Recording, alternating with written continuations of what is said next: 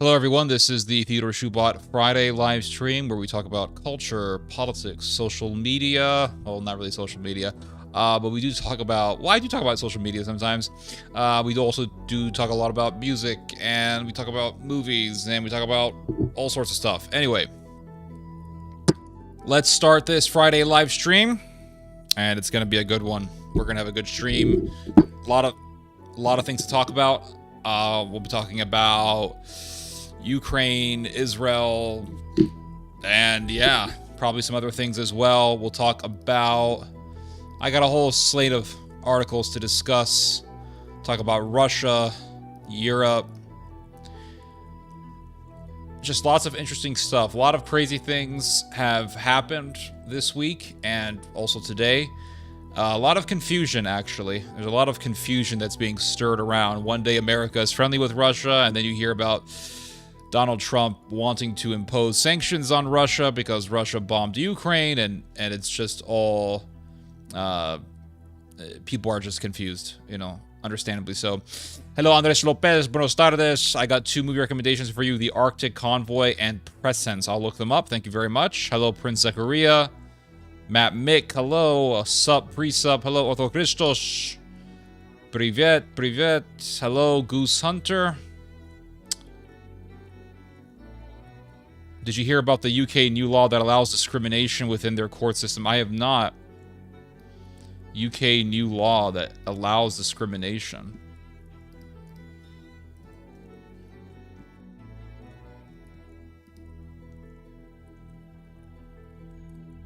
Could you send me that a link on that? Because I'm not seeing anything on UK new law that allows discrimination.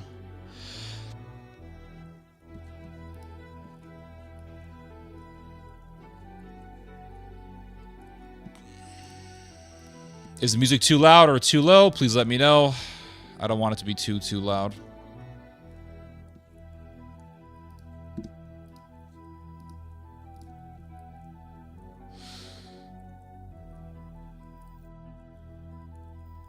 All right, how many people do we have? Let's set something up here. 6 people. 14 people. All right, so let me know if the music is too loud or not loud enough. And let me know if my voice is too loud. Music is perfect. Great. Music is good. Awesome. I want to thank, I don't know if he'll be on the chat today, but I want to thank Sweet Body Fit for sending me this very good, high-quality Earl Grey. And I'm drinking it right now. This is the first time I have consumed it, and it is excellent stuff. Excellent stuff, and I will be testing out the lighter that you sent me. You sent me a lighter, and I did put in the fluid for it, so we're good to go with the lighter. Where is that lighter? Oh, it's over there in the other side of the room. It'll be good. Hello, Bruce Harris. Hello, Kevin. Good evening. Good evening. Happy Friday. And thank you for the Earl Grey. Excellent stuff. I'm drinking it right now.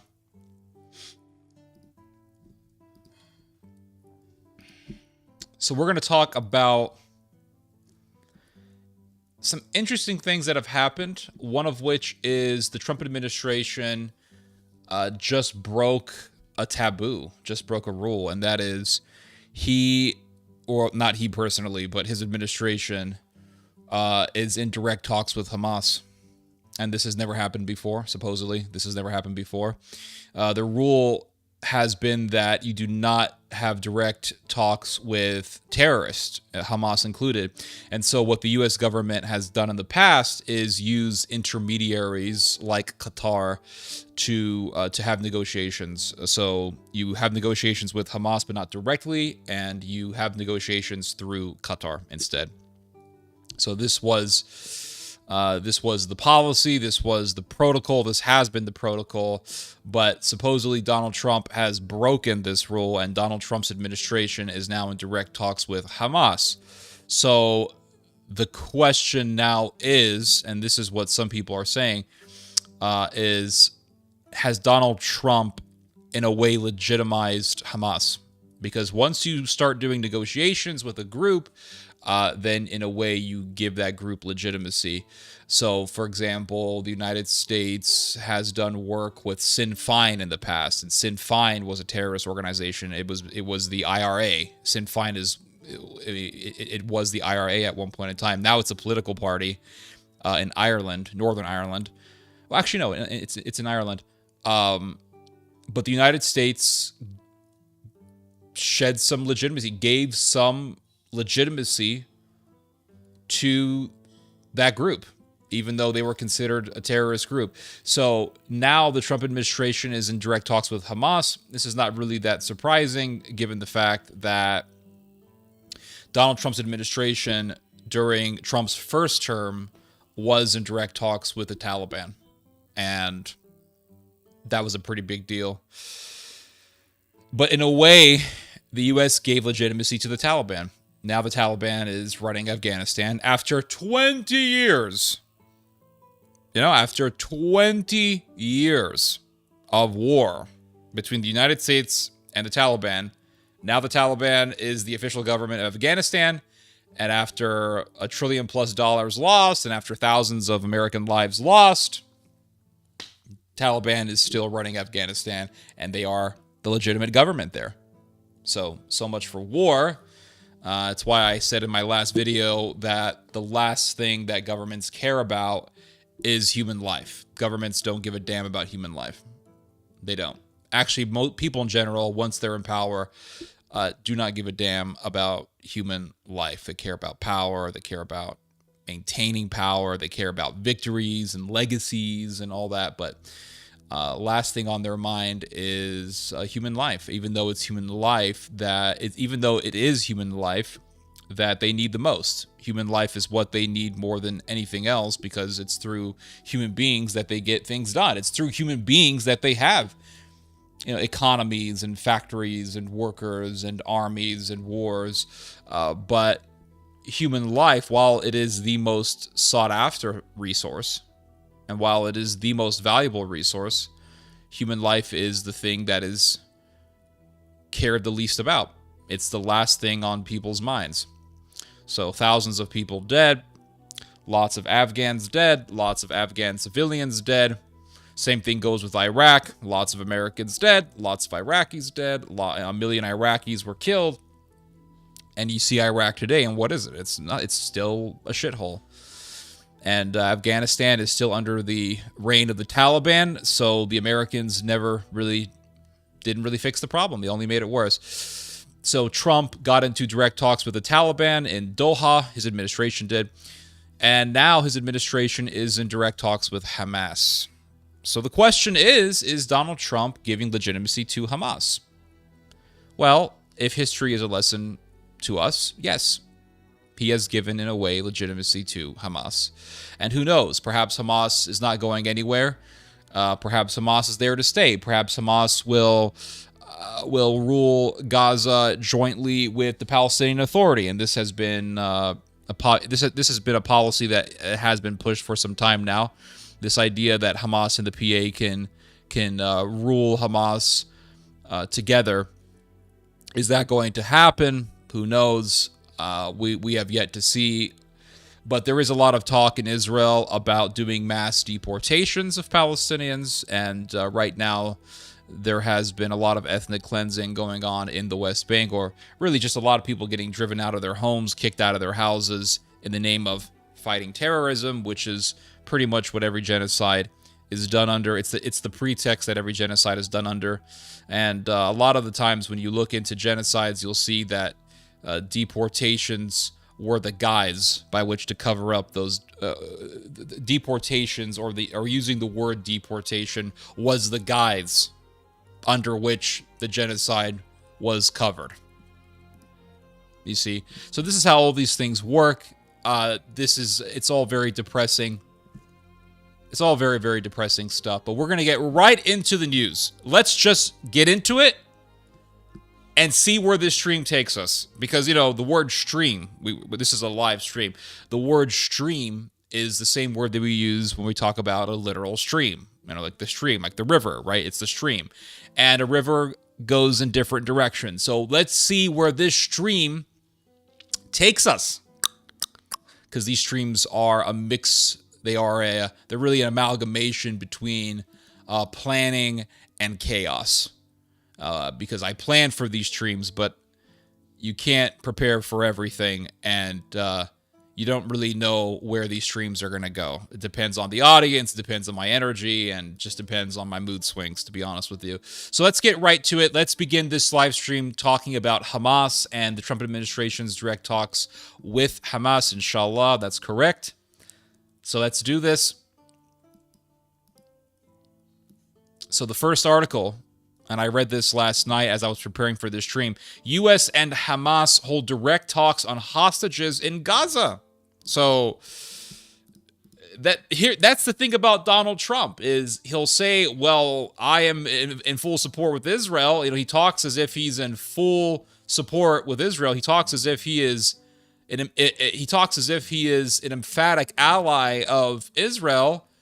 But then you see his administration having direct talks with the enemy of Israel, Hamas. So which one is it? So it says here that the U.S. and Hamas, and whatever happened to the old adage, whatever happened to the old saying of, we don't negotiate with terrorists. Well, here's the Trump administration negotiating with these people right here. Here we go. So it says here that U.S. and Hamas officials have had talks in Qatar about hostages held in the Gaza Strip. According to two Israeli officials, a Western official and a diplomat briefed on the matter, breaking with a long-standing American policy of refusing to directly engage groups that it has designated as terrorists. And there goes the old saying, the old cliche, we don't negotiate with terrorists. Well, how many times has that rule been broken? Too many damn times. But what this shows is that the United States will have talks with the enemies of Israel. The United States is not this 100%, 100% to the death ally of Israel. The United States is not in any sort of alliance of that nature with any country. The United States will throw countries under the bus. To quote Jeffrey Sachs when he was speaking with Piers Morgan recently, the United States will drop countries like hot potatoes. And that is the bottom line. Israel may be at the top of America's list when it comes to America's allies. Israel may be on the top 10 list of America's allies. But that just means that when it comes time to drop more countries like hot potatoes, Israel will be amongst the last of the countries to be dropped by the United States. Ukraine is a losing card, and so America has no interest in holding that hot potato. It's a losing card.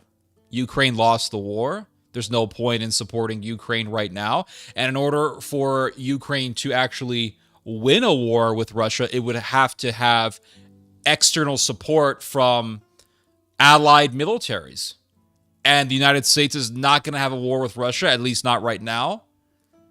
And so it's pointless to drain America's resources to support a country that is losing a war. It is pointless to drain America's resources to support a country that, in order to win against Russia, needs to have the militaries of external countries, of other countries. So it's a losing card, right? There's no point in just maintaining this proxy war unless the United States wants to do boots on the ground. But in that situation, it would be an absolute nightmare. The Europeans continue to be adamant about maintaining this war between Russia and Ukraine, and I believe that eventually this is going to culminate into a Russian-European war.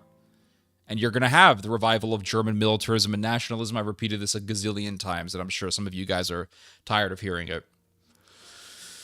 But this article goes on to say President Trump's nominee to be special envoy for hostage affairs, Adam Bowler, participated in the talks this week with Hamas officials.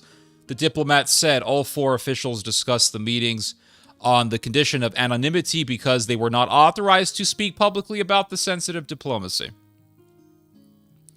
And so it says here that the secret talks, which Axios initially reported, were a significant departure from previous negotiations involving the United States and Hamas, which the State Department has for decades designated as a terrorist group. American officials, like their Israeli counterparts, have generally relied on intermediaries. Most recently, Qatar and Egypt have been the main go-betweens to relay messages to the group rather than sit with Hamas leaders. So, yes, the United States has used Qatar and Egypt as go-betweens to do negotiations with Hamas, but now you have the Trump administration doing direct talks with Hamas. So it is quite a shift from America's protocol. And it says here that the result of the discussions was not immediately clear, but mediators have been seeking to extend the current truce between Israel and Hamas. So it looks like, I could be wrong, you know, when you're doing these sorts of streams, when you're doing these sorts of videos and you're talking about possible scenarios, when you're talking about possible outcomes in geopolitics, when you talk about possible situations, or really anytime you get into the world of making predictions, there's always a chance that you're going to have egg in your face. You know, there's always that risk, and that's a risk that you take. I said that Donald Trump was going to win the 2020 election, and I was 100% certain that Donald Trump was going to win the 2020 election, and it didn't happen. And there were people coming onto my comment section making fun of me, and I remember there was one comment that said, well, there was one comment that was made that was made underneath a video of mine in which I said that Donald Trump was going to win the 2020 election, and the comment said, well, this video aged well. So that there's that. But it looks like the Trump administration does want to make this truce between Gaza and Israel. It looks like it. That's what it looks like from the surface, because it has been bumpy, the ceasefire between Gaza and Israel. It has indeed been bumpy. There have been reports of children dying from the cold. Israel has been blocking aid from entering Gaza. So it hasn't been pretty. But from what I'm reading in the news, and again, I could be being deceived, but it looks like America wants to continue on with the ceasefire to deepen security ties between Israel and Saudi Arabia. I could be wrong, but that's what it looks like. The result of the discussions was not immediately clear, but mediators have been seeking to extend the current truce between Israel and Hamas and to free the remaining hostages in Gaza. About 24 living captives, including Mr. Alexander, and the bodies of at least 35 others are believed to still be held in Gaza, according to Israel. Mr. Trump took to social media to tell Hamas, and this is where the big game talk, right? This is where the big talk comes, the big balls talk comes in. Mr. Trump went on to his social media page, Truth Social, and he declared, to Hamas, release all the hostages now, not later, and immediately return all the dead bodies of the people you murdered, or it is over for you. I am sending Israel everything it needs to finish the job. Not a single Hamas member will be safe if you don't do as I say. And again, there's this big balls talk, and Donald Trump even said, hey, to the people of to the people of Gaza, if you don't stop supporting terrorism, I'm gonna kill you too. I'm gonna allow Israel to kill you too. It's amazing how much the American government talks about helping Israel. It's amazing how much the U.S. government talks about Israel. I think the U.S. government talks more about Israel than any of its 50 states, and I said any of its other. And the reason why I said that, I guess you could say that that's a Freudian slip, but the reason why I said that is because it's almost like Israel is a 51st state. It's our 51st state, because we talk so much about Israel. And when you watch a Trump press conference, it's just Israel, Israel, Israel. You know, it's Israel. It's not about, it's not about California. It's not about Texas. It's not about some actual part of America. It's, Mr. President, what about Israel? Mr. President, what about Israel? Israel, hostages, Hamas, Israel, hostages. And it's like, this is not the only conflict zone in the world. You know, Gaza is not the only conflict zone in the world, but yet it's the conflict zone that we talk more about any other conflict zone. And there's only two conflict zones that we're talking about, and that's Ukraine and Gaza. And the reason for that is because both of these conflict zones are connected to two countries. They're connected to countries that we focus on more than any other country. More than other countries, I'll just put it that way. Because Russia's the big enemy of the US. It's really one of the countries in the world that can succeed without the United States. It has natural resources, so in that regard, it becomes a big rival for the United States.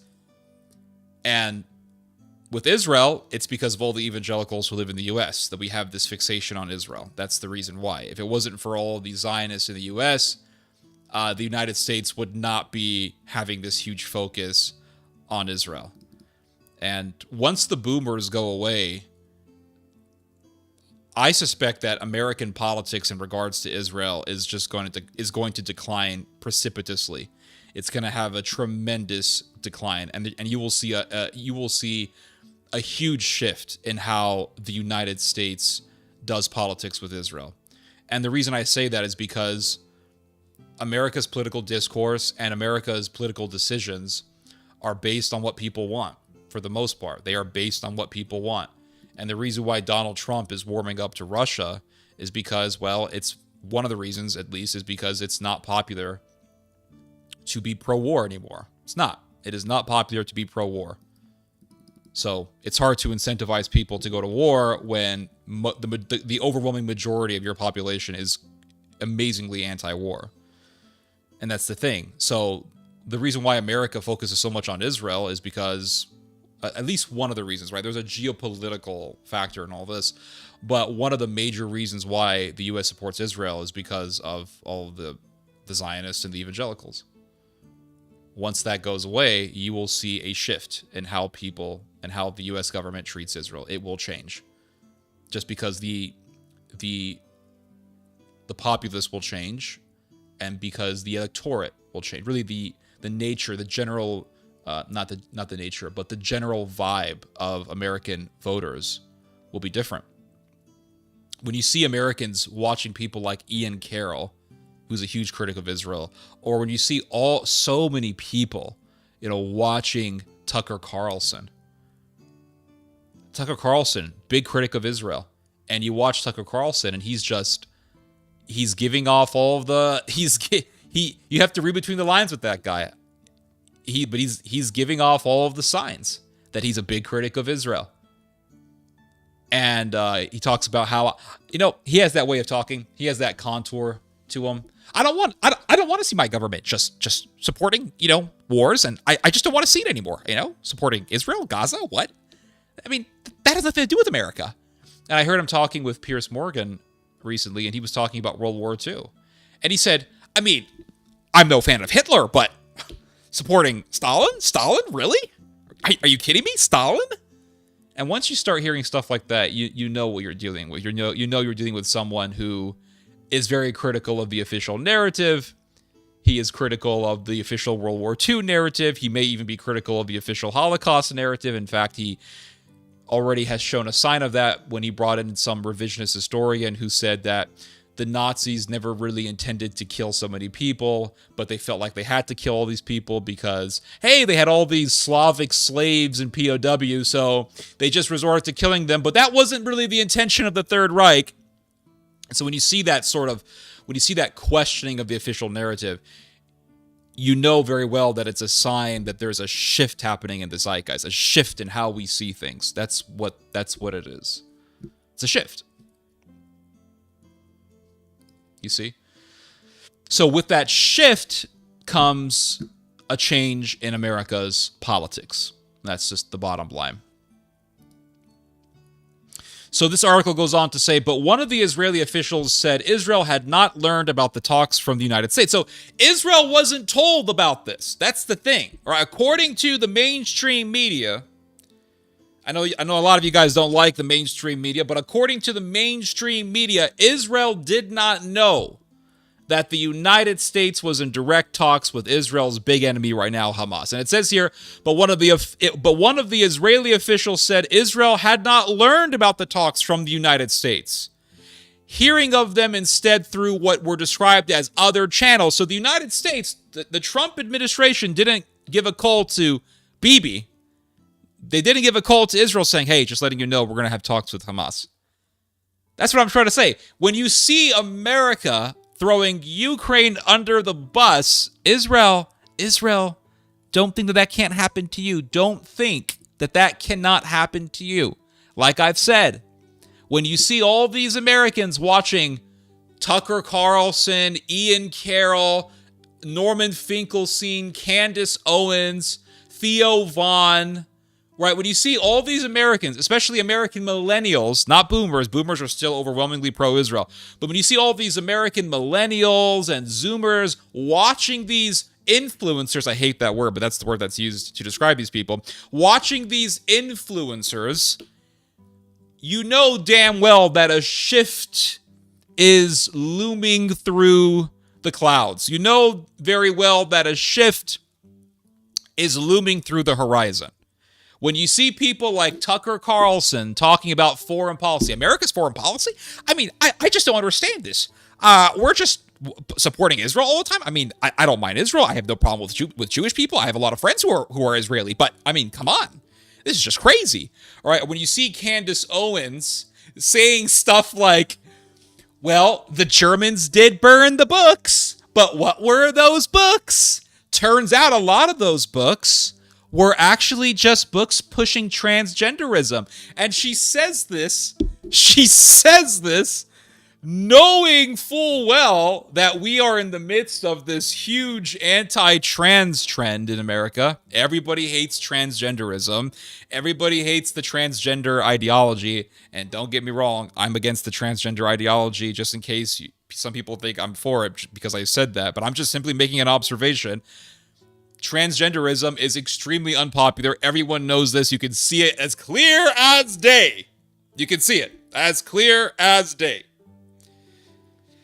But she says this knowing that Americans generally hate the transgender agenda. So she's sowing seeds is what she's doing. So what seeds does that sow? I hate transgenderism. Transgenderism is bad. I don't want men going into women's bathrooms. I don't want men competing in women's sports. But Hitler also was against transgenderism. Hitler burned the trans books. Hitler might be the good guy, and the whole time we were the bad guys, and then you get people to question the narrative. So it's about sowing seeds. It's about sowing seeds. Theo Vaughn does this sort of thing. They all do these sorts of things. And it's not, and Elon Musk also does this sort of thing with the Hitler salute, and before that, he was saying that the ADL hates white people, and it's all about sowing seeds. That's what this is about.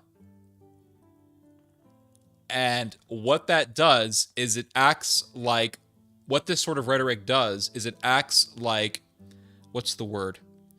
What's the word? They use this word to describe marijuana. Gateway. It becomes a gateway. So you think, well, Nazis hated transgender ideology. They burned trans books. They must be the good guys.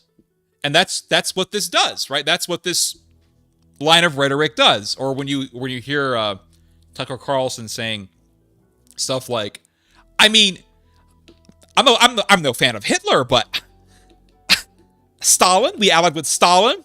So what's that about? That's about what? Questioning the official narrative. So then you start thinking, wait a second, we allied with Stalin. Stalin was bad. Hitler was trying to fight Stalin. Hitler was trying to fight the trans ideology and communism, and Kamala Harris is a communist, and we have communists in America. We're under danger. We're in danger from the very people that Hitler was fighting. Nazis they could have been the good guys. You see, so it's about questioning the narrative just a little bit, just enough to sow seeds into people. And it's actually very dangerous. You have to give people the full story. Am I saying that we should omit facts? No, I'm not. I'm not saying that we should omit facts. But what I am saying is that we have to give the full picture of everything. We should give the full picture of everything. And that goes for any historical event, any historical era. We should give the full picture for everything. Was Stalin bad? Yes. Did the Nazis burn the books of Mr. Hirschfeld?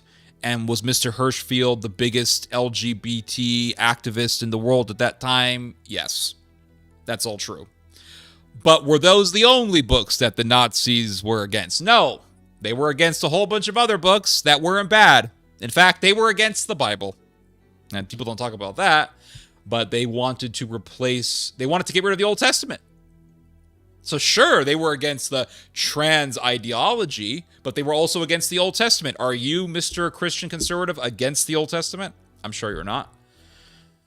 So, yes, they were against the trans movement, but here's the thing. Today, you have people who use the trans movement as a way to justify doing all sorts of bad things or collaborating with all sorts of bad people.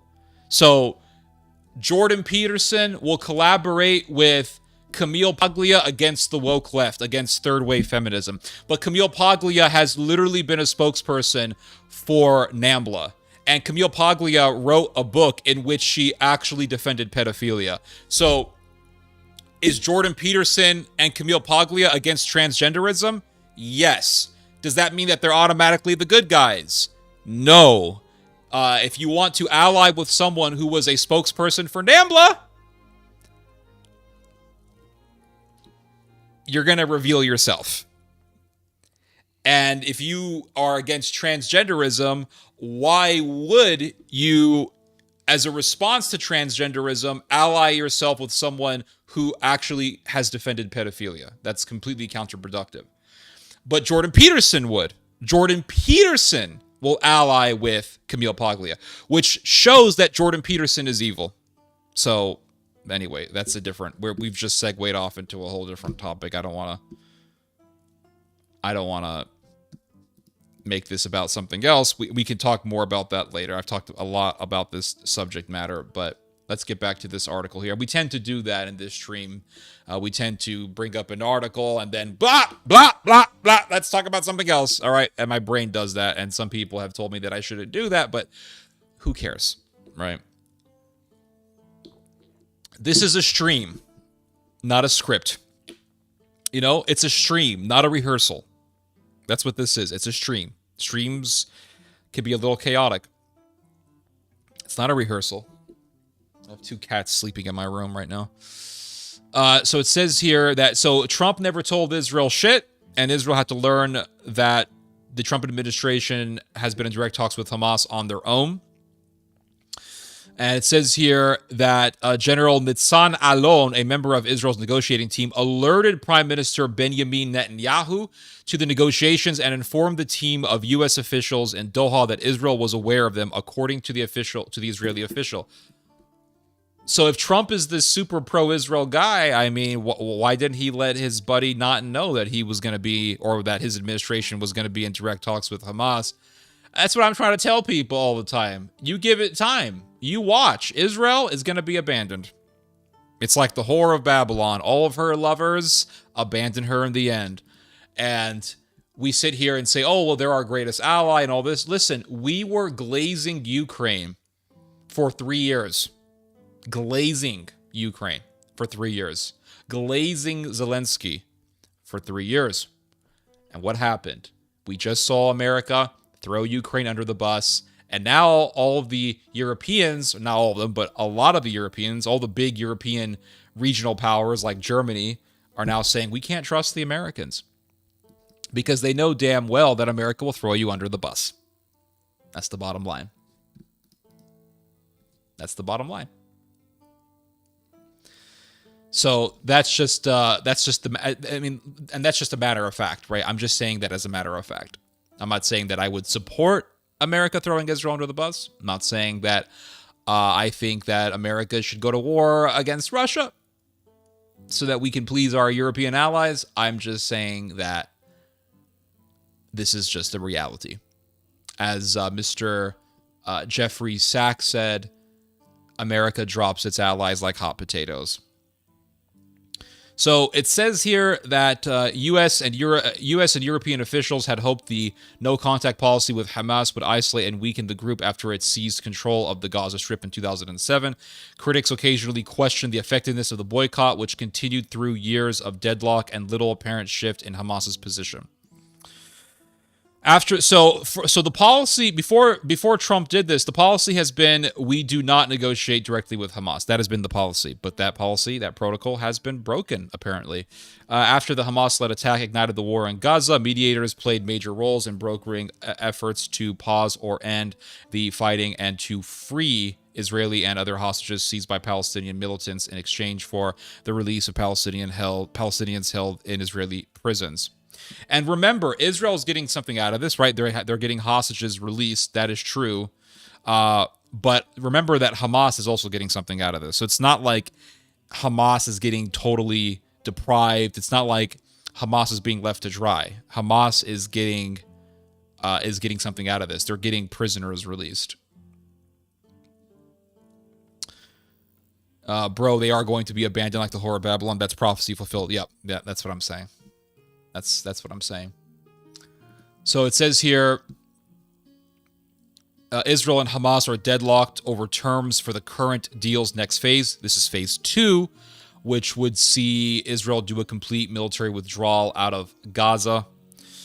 And supposedly phase 2 also involves the dismantling of Hamas. So yeah, the way that they do these ceasefires, and because these ceasefires always involve antithetical interests, it's so difficult to get them done, and it's so difficult to maintain ceasefires. But Hamas doesn't want to dismantle itself. Israel doesn't want to do a complete military withdrawal until Hamas has dismantled itself. So it's a pain in the ass situation. It really is. And it says here that a comprehensive truce that would end the war and free the remaining living hostages. The direct U.S. contact with Hamas sidestepped those stalled talks. So basically, it looks like what happened is Israel and Hamas couldn't agree. They just couldn't really work together. They're always disagreeing. They're in a deadlock. They're in this sort of fork in the road where they can't agree. They can't move on. They can't advance the ceasefire. So it looks like the Trump administration has said, you know what? We're going to get involved directly in this. Israel, we're not even going to let you know that we're going to get involved directly in this. We're just going to do it. Because America wants the deal. Why does America want the deal? Geopolitical reasons. They want to deepen ties between Saudi Arabia and Israel. Hell, perhaps Donald Trump wants to do mass deportations, kick everybody out, and then control Gaza and build a bunch of casinos there. We will see. But from what I am reading, it looks like America wants the ceasefire to happen. It wants the ceasefire to continue. Plus, Trump has a legacy that he wants to guard. He doesn't want people to say, oh, look, there was no peace under him and the war just went on and the genocide of Palestinians went on. He wants to have this legacy that he brought peace to the Middle East. And we have yet to see. This whole thing can go to shit. And I mean, eventually the whole thing's going to go to shit. I don't care what happens. This whole thing is going to go to shit. There will be blood, as I said some weeks ago. There will be blood. And you have too many Israelis, and we'll talk about this in a little bit here. There are too many Israelis saying, kill them all. Right? There's that whole kill them all mentality that we see. And that mentality has been growing by leaps and bounds, and they want to kill all the Palestinians. So I think eventually this whole situation is going to culminate into genocide. And I'm not talking about genocide in the sense of what we saw in Gaza. I'm not talking about what happened in Gaza. I mean a genocide where people are targeted for the purpose of extermination. I'm not talking about what happened in Gaza where Israel would hit a building and then say, oops, sorry, we killed civilians. We were aiming at a terrorist. Those civilians were collateral damage. They died. It's a shame. It's a tragedy. That wasn't our intention. But this is what happens when you have terrorists living amongst you, right? That's been the argument. That's been the narrative of the Israeli government. I'm not talking about that. I'm talking about an actual policy where Israel will comb through the streets of the West Bank, of Gaza, or in some other area, and just kill everybody. or try to kill everybody. That's what I'm talking about. That's what I'm talking. I think eventually that's what's going to happen. And it could happen in just the West Bank. It could happen in the West Bank and Gaza. It could happen in some other place. But I can't predict the future entirely. But I can have I think we can have a rough estimate based on history as to what's going to happen. And based on history, based on looking at the history of genocide, just me, or is it frozen? Let me check. Hold on. Let me check. Hold on.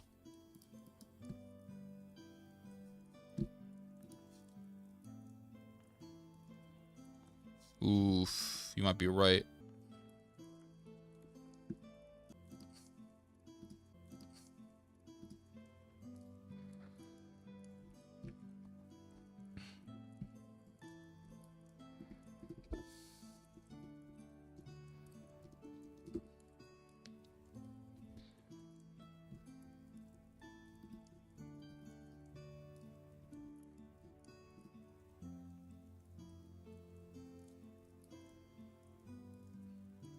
Oh, it's good now? Hold on. I think we're good now. I think we're good.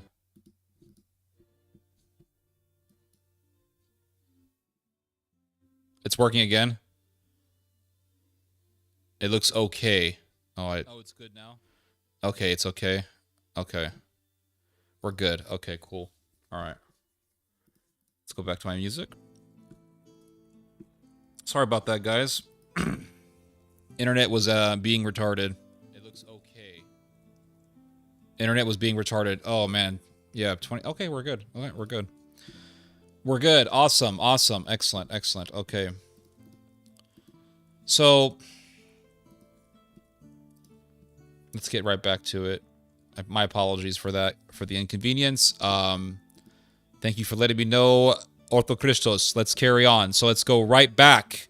Let's go back to the article.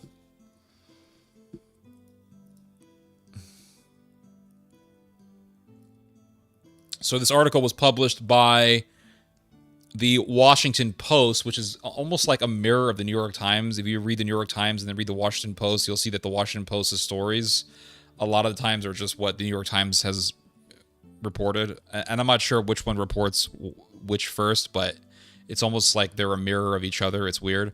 But it says here that Trump administration's direct talks with Hamas break an old taboo. Break an old taboo. It's crazy. So it says here that under the Trump administration, U.S. officials have begun meeting directly with Hamas, breaking a long-standing, although sometimes flexible, U.S. policy against talking with groups Washington has designated as foreign terrorist organizations. The meetings, which come as President Donald Trump pushes to... I keep cutting off. Gotta be kidding me.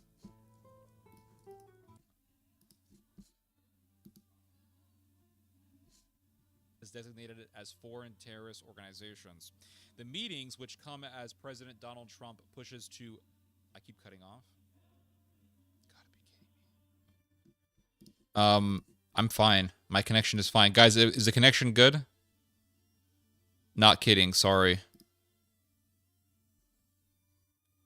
It's Kevin's problem. Yeah, I'm not noticing any issues. Yeah, it's Kevin's problem. Okay. By the way, let me just do something real quick, guys. Let me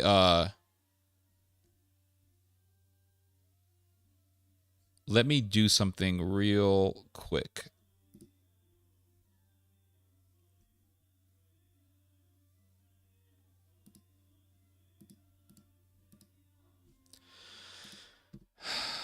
Let me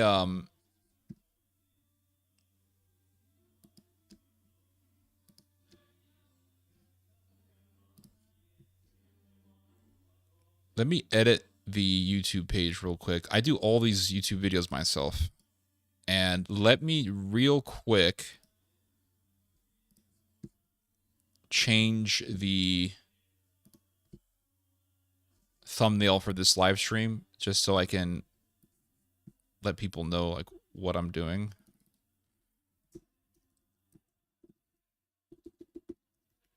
Oh, man.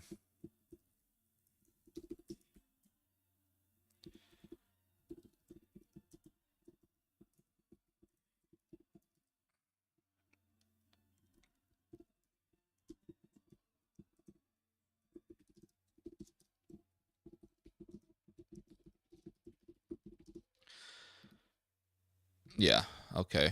I just changed my thumbnail a little bit.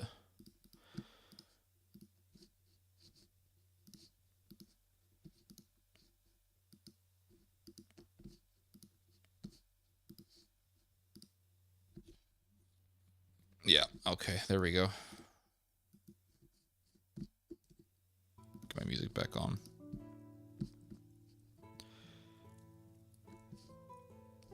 It's not your connection.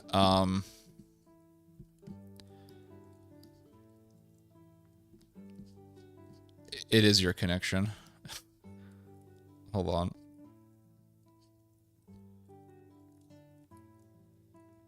It's not your connection. No, it's your connection. My connection is perfectly fine right now, 100%. When Ortho Crystals let me know and I checked it out, yeah, it was my connection. But this time, no, it's your problem.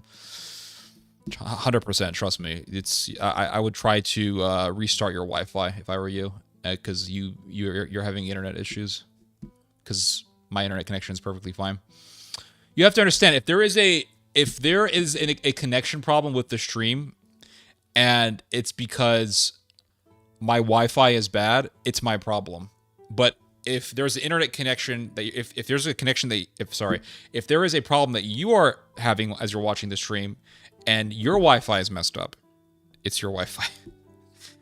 That's just the bottom line. All right, let's go back to this article we've been neglecting. We've been what's the word?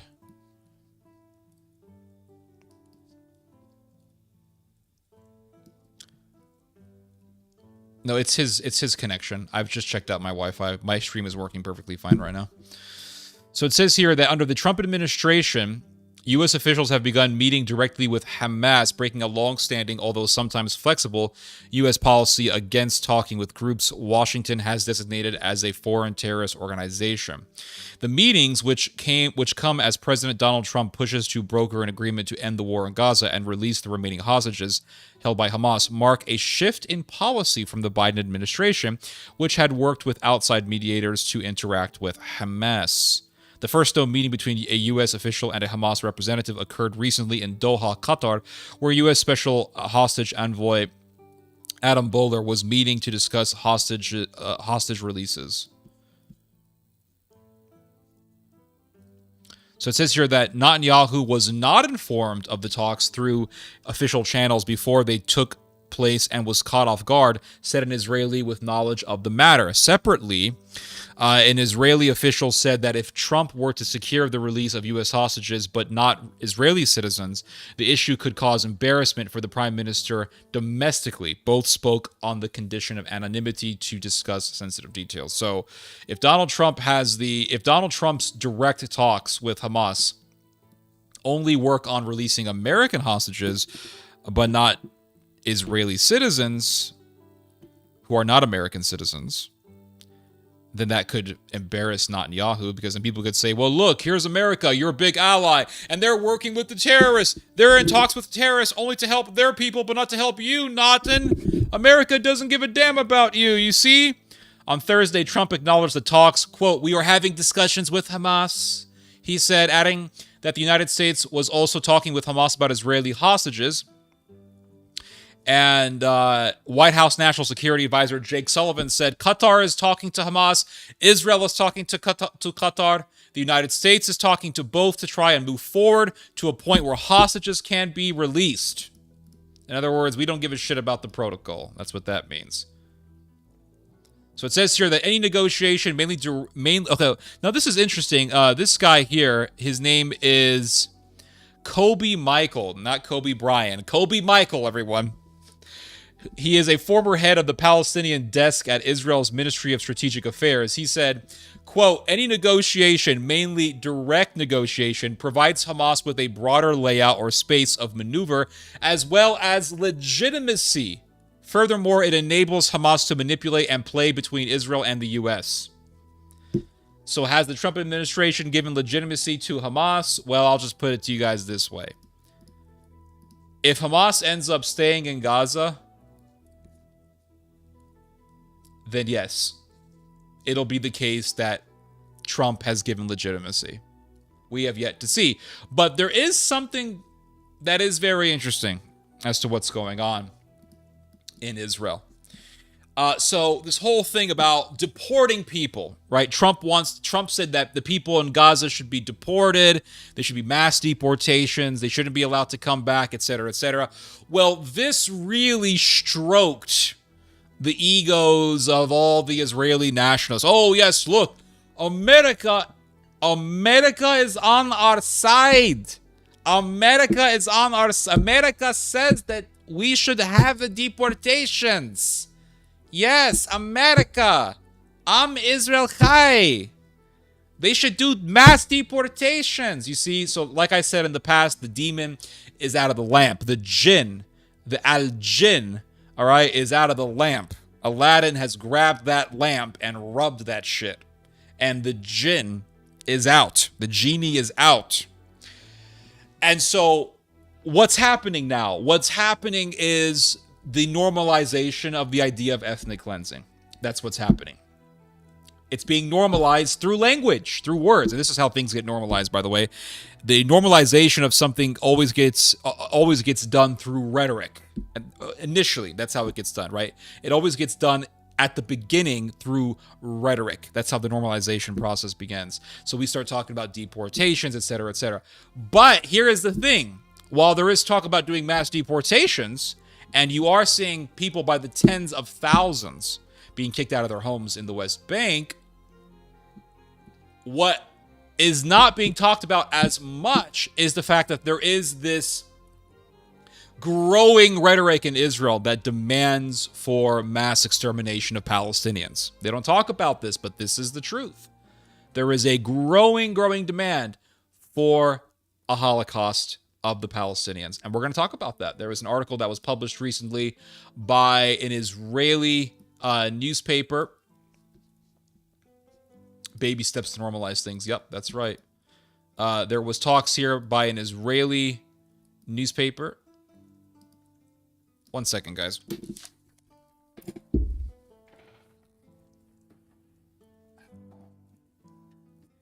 I have a banana peel and a napkin on the banana. We're just going to throw that away because that does not make the stream look good. We don't want to see garbage in the back. No, we do not.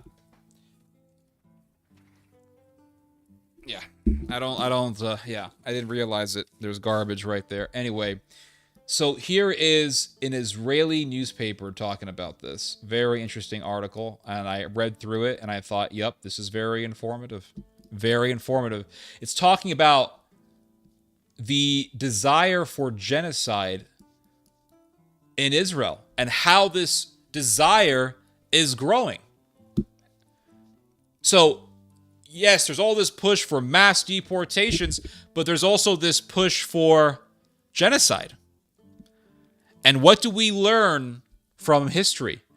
That not every time, but, well, many times actually, genocides are done under the guise of deportations. So, for example, in Namibia, most of the people who were killed in the genocide done by the German government in Namibia were simply driven off. They were driven off, and then they were forced into a condition of what? Starvation. The Armenians were told, and I learned this recently, but before the bloodshed of the Armenian genocide broke out, the Ottoman government said, we're just going to deport you. No killing.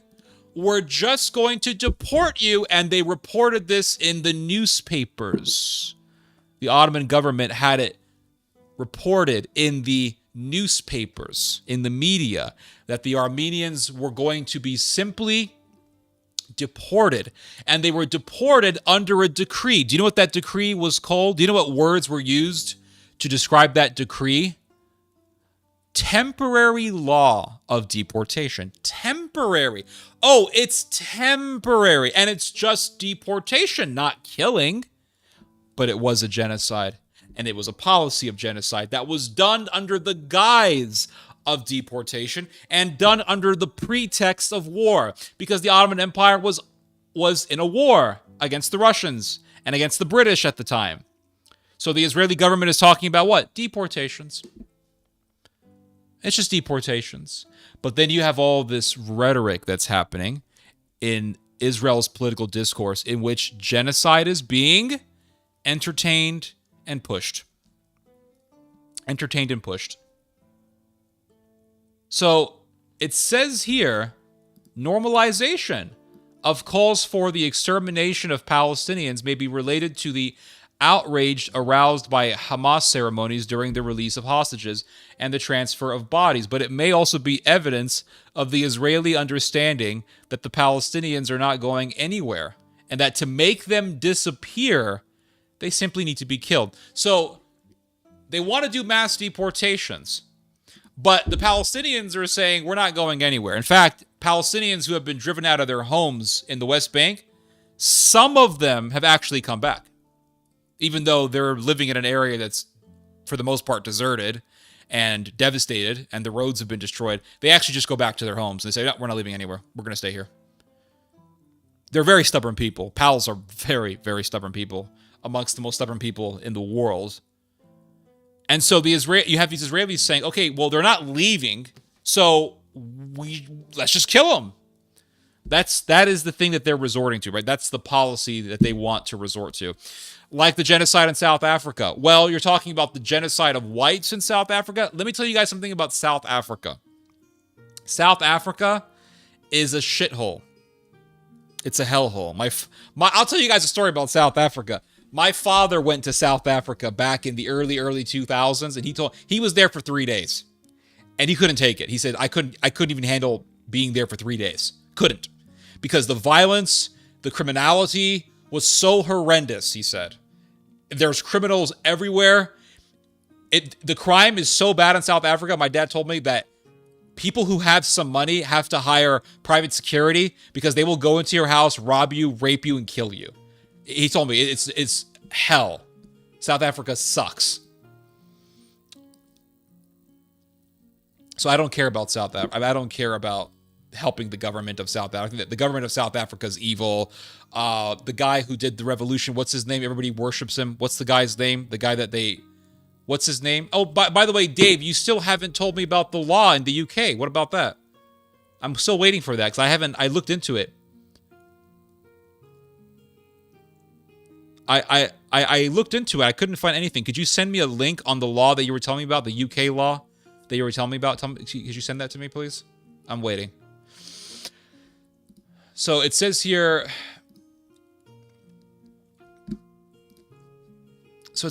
at the end of October 2023, we published here in Local Conversation the full text of the plan formulated by Gila Gamaliel, then the Minister of Intelligence, for the evacuation of the civilian population from Gaza to Sinai.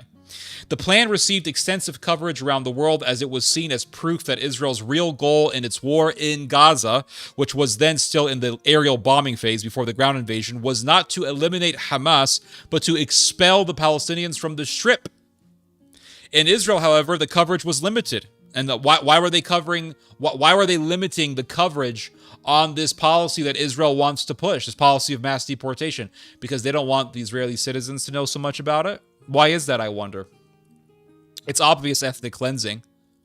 Apparently you have something to hide. What do you have to hide, O Israel? Why do you prevent your people, or why do you try to prevent your people from knowing about this policy of mass deportation? But when Trump came out and said, I want to do mass deportations, the whole Israeli right said, oh, yes, this is great. Amazing. Mandela, that's his name. Yeah, Mandela's evil. Don't like that guy. Oh, yes, this is great.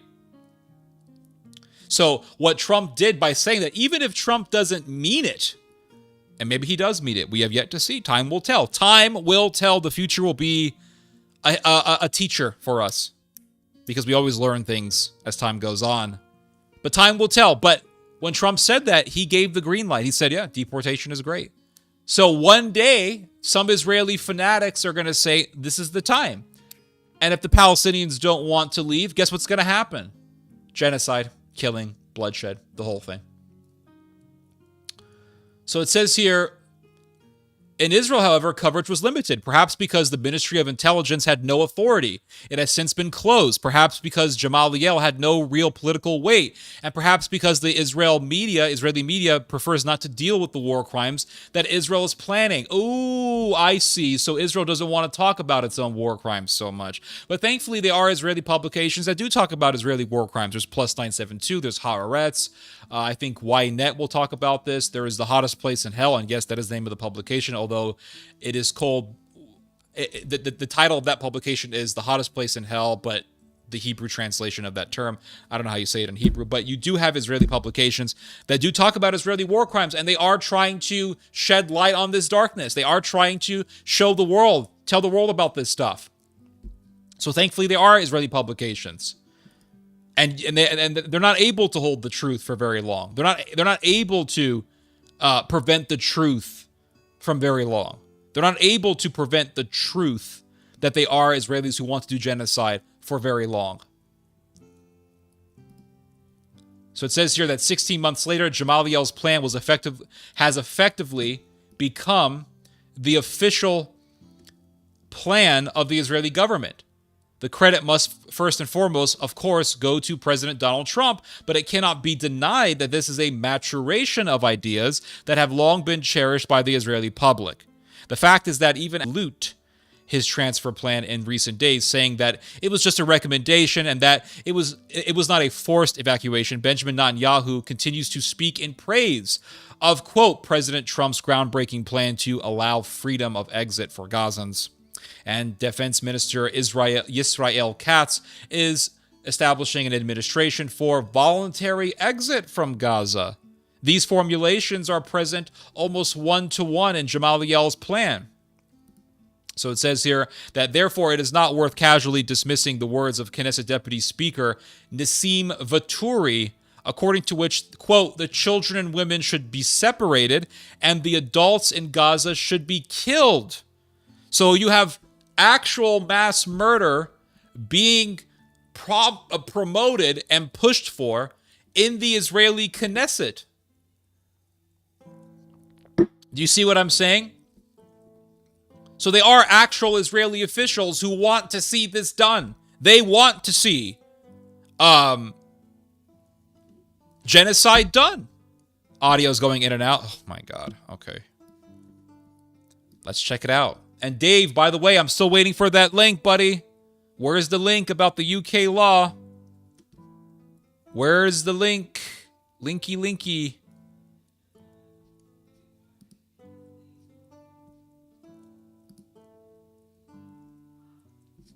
Let me check it out real quick. Hold on. If I don't see audio going in and out, it's going to be, I'm just going to say it's your, connection. By the way, I'm still waiting for that link. Genocide done. Audio's going in and out. Audio's fine. Oh my God. Guys, if you're going to tell me about audio or whatever, can you please just check your connection before you tell me anything, because it just distracts me.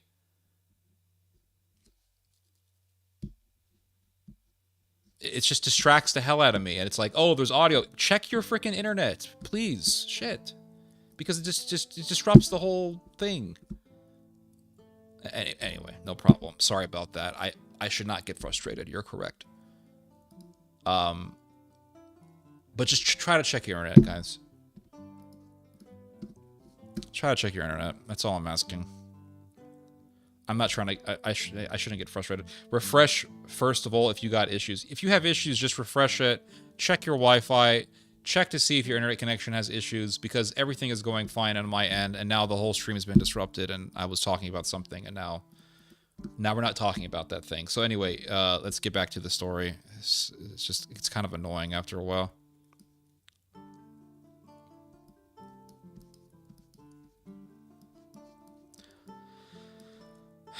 Connection is my connection is literally perfect. And next time someone says that there's issues, I'm going to tell you to first check. I'm going to ask, hey everyone, is your fine? Okay, we're fine, we're good. That means it's good.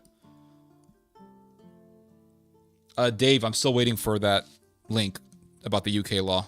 So if you don't give it to me, I don't know. I think you're just trolling me if you don't give me that link, because I don't see anything here about the UK passing a law that is detrimental to democracy. So I'm waiting for the link.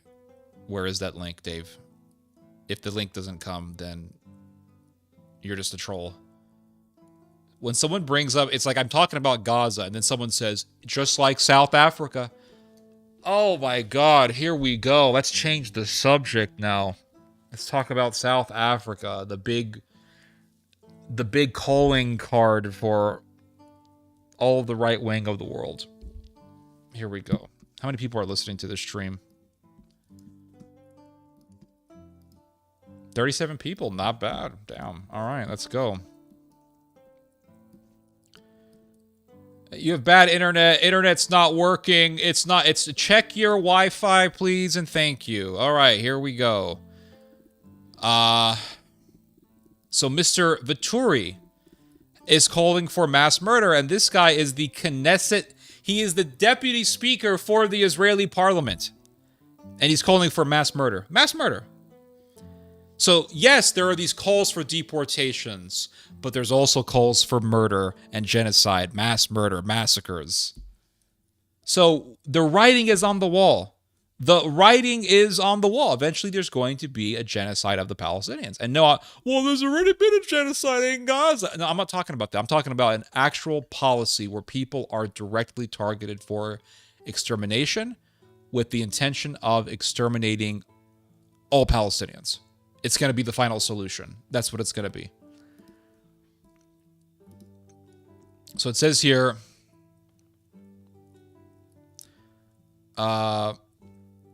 Vatouri may be a more marginal politician than Gamaliel, but he marks a development in the Jewish-Israeli discourse. No more threats of a second Nakba, which took over the right-wing discourse even before October the 7th and entered the mainstream after it. Not just a general's plan of siege and starvation, which was actually implemented by expelling the residents of the northern Gaza Strip and demolishing their homes, and was only stopped because of the ceasefire, but rather a blueprint for annihilation, for a final solution. That's what I'm talking about. A final solution to the problem of Gaza and the Palestinians in general. And that's what happens when you have a situation where there's an occupier and there's an occupied people that don't want to give up. There's an occupied people that don't want to submit. And they do guerrilla tactics or they do terrorism. And this goes on for so long that eventually what happens is radicals will take over the government of the occupier. And will say, this is what we have to do. Extermination. Like I've said, we saw this with Germany's occupation of Poland. We saw this with Germany and the Jews. We saw this with Germany and the Russians. We saw this with Germany and a lot of Germany's here. Germany and Namibia. We saw this with the Ottomans and the Armenians. It's a continuation. And it culminates into what? Mass murder, bloodshed, all of that horror. All of it. And so it says here, Vatouri's words are noteworthy because they come against the backdrop of a normalization of the discourse of annihilation. If Minister Amichai Eliyahu was forced to squirm after saying at the beginning of the war that dropping a nuclear bomb on Gaza was one way to deal with Hamas there, now such statements are being made openly without any attempt to hide or whitewash. And it's right in the open. That's the whole point. Before, they had to hide it. They had to conceal it under certain terminology, conceal it under certain policy. Well, we're not interested in killing civilians. We just want to kill terrorists, etc., etc. But eventually, things are going to escalate to the point where it's going to be an explicit calling for the extermination of an entire people. And so it says here, the examples are many and varied. So here are all these examples of Israeli officials or prominent people in Israel calling for a genocide. And it says here, Attorney Kinneret Brashi, a prominent influential on the right who always bothers to mention that she voted for Meretz in the past, tweeted that, quote, every trace of the murderous mutations in Gaza should be erased from the delivery rooms, so we're talking about newborn babies, to the last elderly person in Gaza, 100% destined to die in Gaza. So that's this woman. She's saying mass murder, mass extermination. That's exactly what I want. That's exactly what I'm looking for, etc., etc. And so it says here, the actor Yiftach Klein, who describes himself as being from the Oslo generation, said in a PR interview with Walla on the occasion of his participation in a new play at the Habima Theater that, quote, I don't believe them, the Palestinians. I don't believe in them, and I don't want to see them alive again. Ever. Let them be sent behind the mountains of darkness. Let them die there. Singer Ofer, can you guys see this? Let me just make sure. Singer Ofer Levy said in an interview on Avi Shoshan's podcast on the Ma'arev website that if he were a soldier in the army, there would be no more prisoners. I would kill them all and also burn them, bring gasoline, give the order to pour it out and light it. Burn everything down to the last one, including everyone. So burn everyone, kill everyone. This is like what the Turks did in Smyrna when the Turks had a war and the Greeks tried to take territory from the Ottomans, and the Ottomans said nope, and the Ottomans defeated the Greeks, and the Ottomans said, okay, well, all the Greeks in Smyrna, you guys are having a bunch of soldiers in your midst, so we're going to now exterminate the city, kill all the fighting age males. I'll give a chance for the women and children to escape. This is pretty much what Kemal Ataturk said. That he said, well, I'll give some opportunity for people to escape.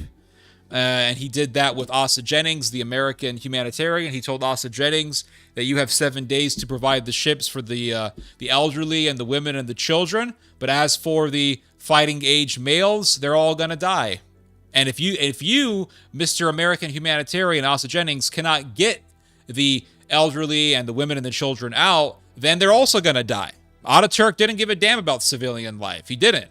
He gave a chance for humanitarians to help the civilians, but he just gave them 7 days. And if they were not able, if they weren't able to save civilian life, Ataturk would have had those people killed. Ataturk's soldiers would have killed those people without hesitation. So this is what we're dealing with here. We are dealing with a spirit of genocide. It's a genocidal, mass murdering spirit. Ortho Christos says, wow, and these psychopathic crazies have a mainstream platform. Yes, that's the whole point. They're not just people on forums or on blogs, but these are people who are prominent in the government. So what is the writing on the wall?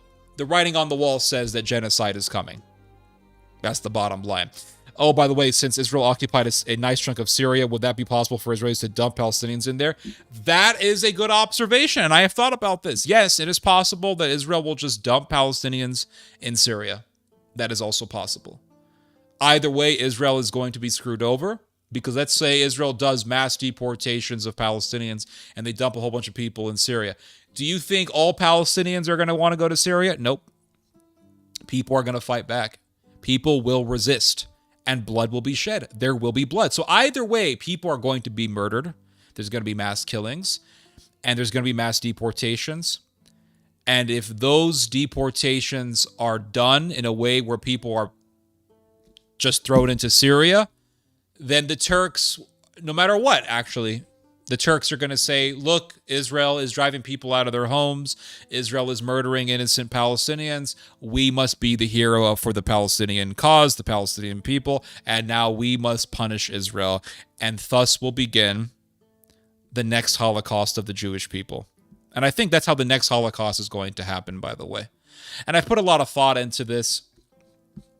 And I'll talk more about this if there's nothing else to read in this article. So here is another Oh, yeah, here's another part of the article that is the last part of the article. It says here, although ethnic cleansing has become a method of action, the expulsion of 40,000 Palestinians from refugee camps in the northern West Bank and Yisrael Katz's declaration that he will not allow them to return are further proof of this. So far, it has failed. Israel destroyed Gaza, but the Palestinians did not leave it. The Palestinians who were forced to leave their homes in Janid, Nor Shams, or Tulkarm are not abandoning the West Bank either. The discourse of extermination is first and foremost the result of rage and frustration, not a plan of action. But the statements of Vittori, Barashi, Yiftach, Klein, and many others are preparing the psychological grounds for moves that until October the 7th, no one dared to speak about out loud, and that is dangerous, very dangerous. So in other words, before October the 7th, there were people who wanted genocide, but they kept themselves quiet. They kept themselves, they didn't speak their minds about such things, expressing such desires. But now that the cat is out of the bag, the jinn has escaped the lamp, now people are talking about genocide out in the open. They're expressing their desires for genocide out in the open. It's right out in the open. So what's happening? Right? What's happening is the priming of Israeli society to embrace the idea of genocide. And I believe that this is how the next Holocaust is going to happen. So let's go down memory lane for a little bit here. So the Bolsheviks were killing people. The Bolsheviks killed a lot of people. You can look this up. It's called dekulakization. So back in the Soviet Union, there were when the Bolsheviks had first taken over Russia, there was a group of people called the kulaks. The kulaks were people who were small landowners. Now, they were not the ultra rich. They were not super wealthy. They were not part of the elites, but they were small landowners. And so on these lands that these kulaks controlled, there were peasants, right? They were the peasants. And the kulaks were accused of abusing the peasants, hoarding food from the peasants, and they were held, or they were really deemed, I should say, as an enemy of the people, an enemy of the peasant class. So the Bolsheviks came out and said, well, the way that we help the peasant class is to kill the small landowners. And there was a genocide of small landowners in Russia. This is called dekulakization. And the kulaks were butchered by the hundreds of thousands. It was really, really horrific. It was a genocide, straight up. It was a class genocide. It was not the genocide of people. It was not a genocide of people based on race or religion. It was a genocide of people based on their class. And one of the policies of the Bolsheviks was, in order to understand if a man is guilty, all you need to do is ask him what his class is. And if he tells you that he's a kulak, automatically he is guilty and worthy of death. This was the policy of the Bolsheviks. So the Bolsheviks were mass murderers. They were just evil, demonic people. I hate the Bolsheviks. And I've read enough about them to know that they were just monsters and evil. So the Nazis come along and they do what the devil does best. They prosecute.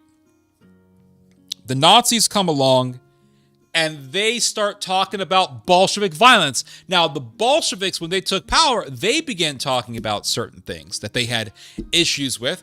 They started talking about grievances that they had. Their grievances was the abuse of the poor. That was their grievance. The peasants are being abused. The kulaks, they're abusers, they're evil. That was their supposed grievance. So they said, well, we have to come up with a solution. And the solution was what? Mass murder. The Germans came along and they said, look at what the Bolsheviks are doing. The Bolsheviks are mass murderers.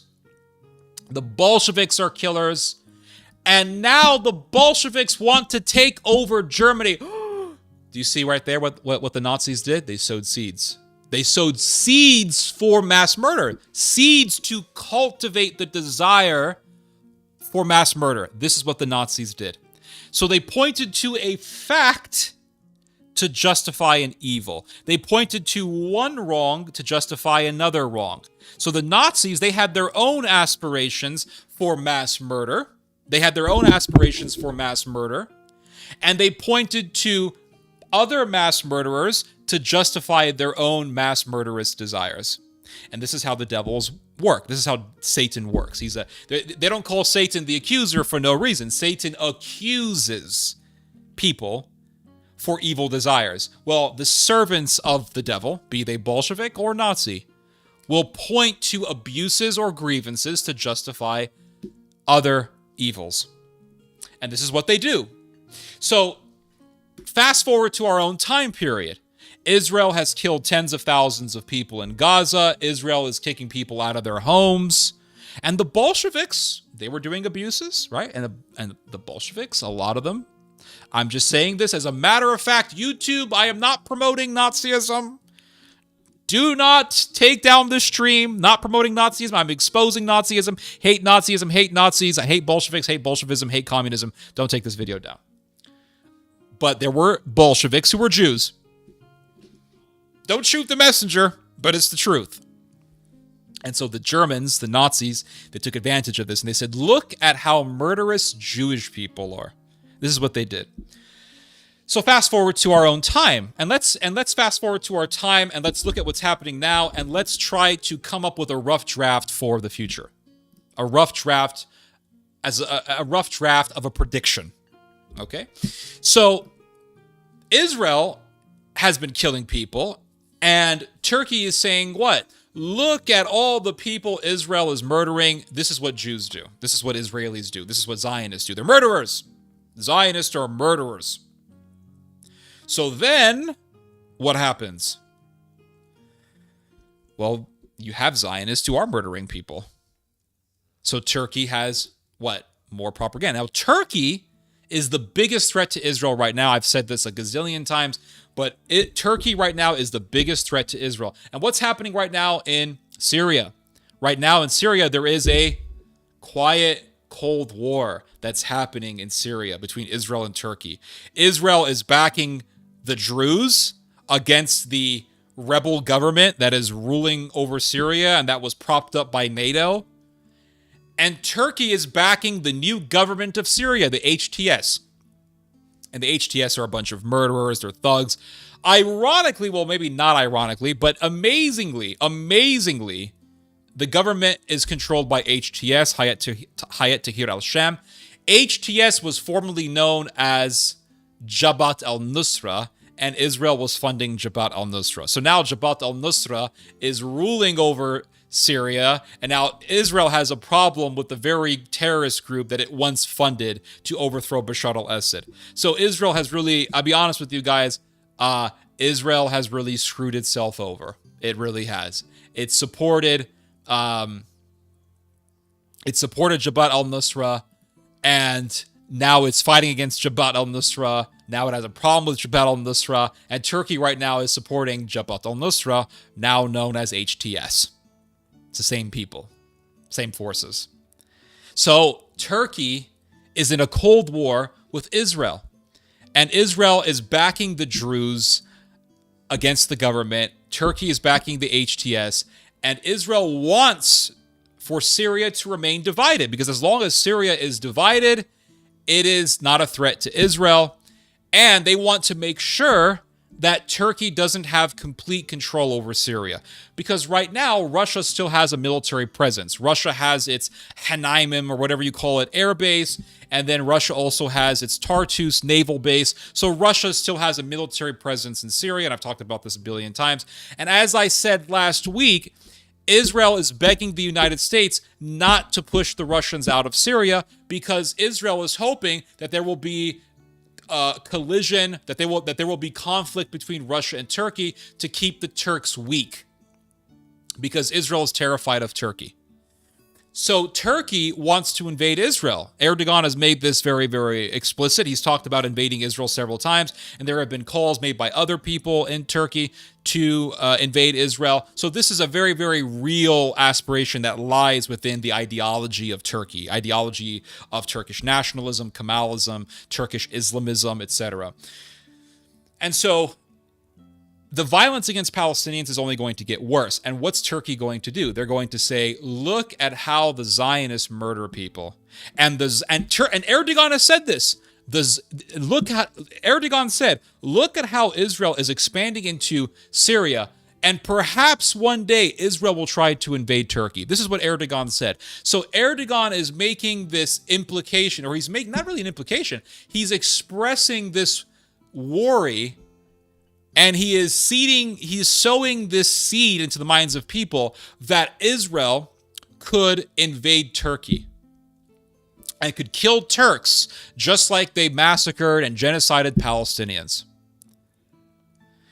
And a lot of Israelis want to do genocide on the Palestinians. They do. They want to genocide the Palestinians. They want to throw all the Palestinians. They want to purge the West Bank and Gaza of all Palestinians so that Israel can expand itself and they could build more settlements and they could have Jewish living space, Jewish Lebensraum. And believe it or not, there was an article that was published weeks ago by the Times of Israel calling for Israel to have more Lebensraum. And the article actually used the word Lebensraum, which is a Nazi term.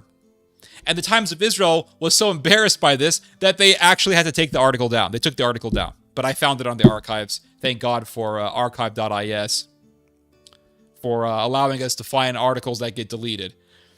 So you have all these calls for genocide against the Palestinians. So what's going to happen?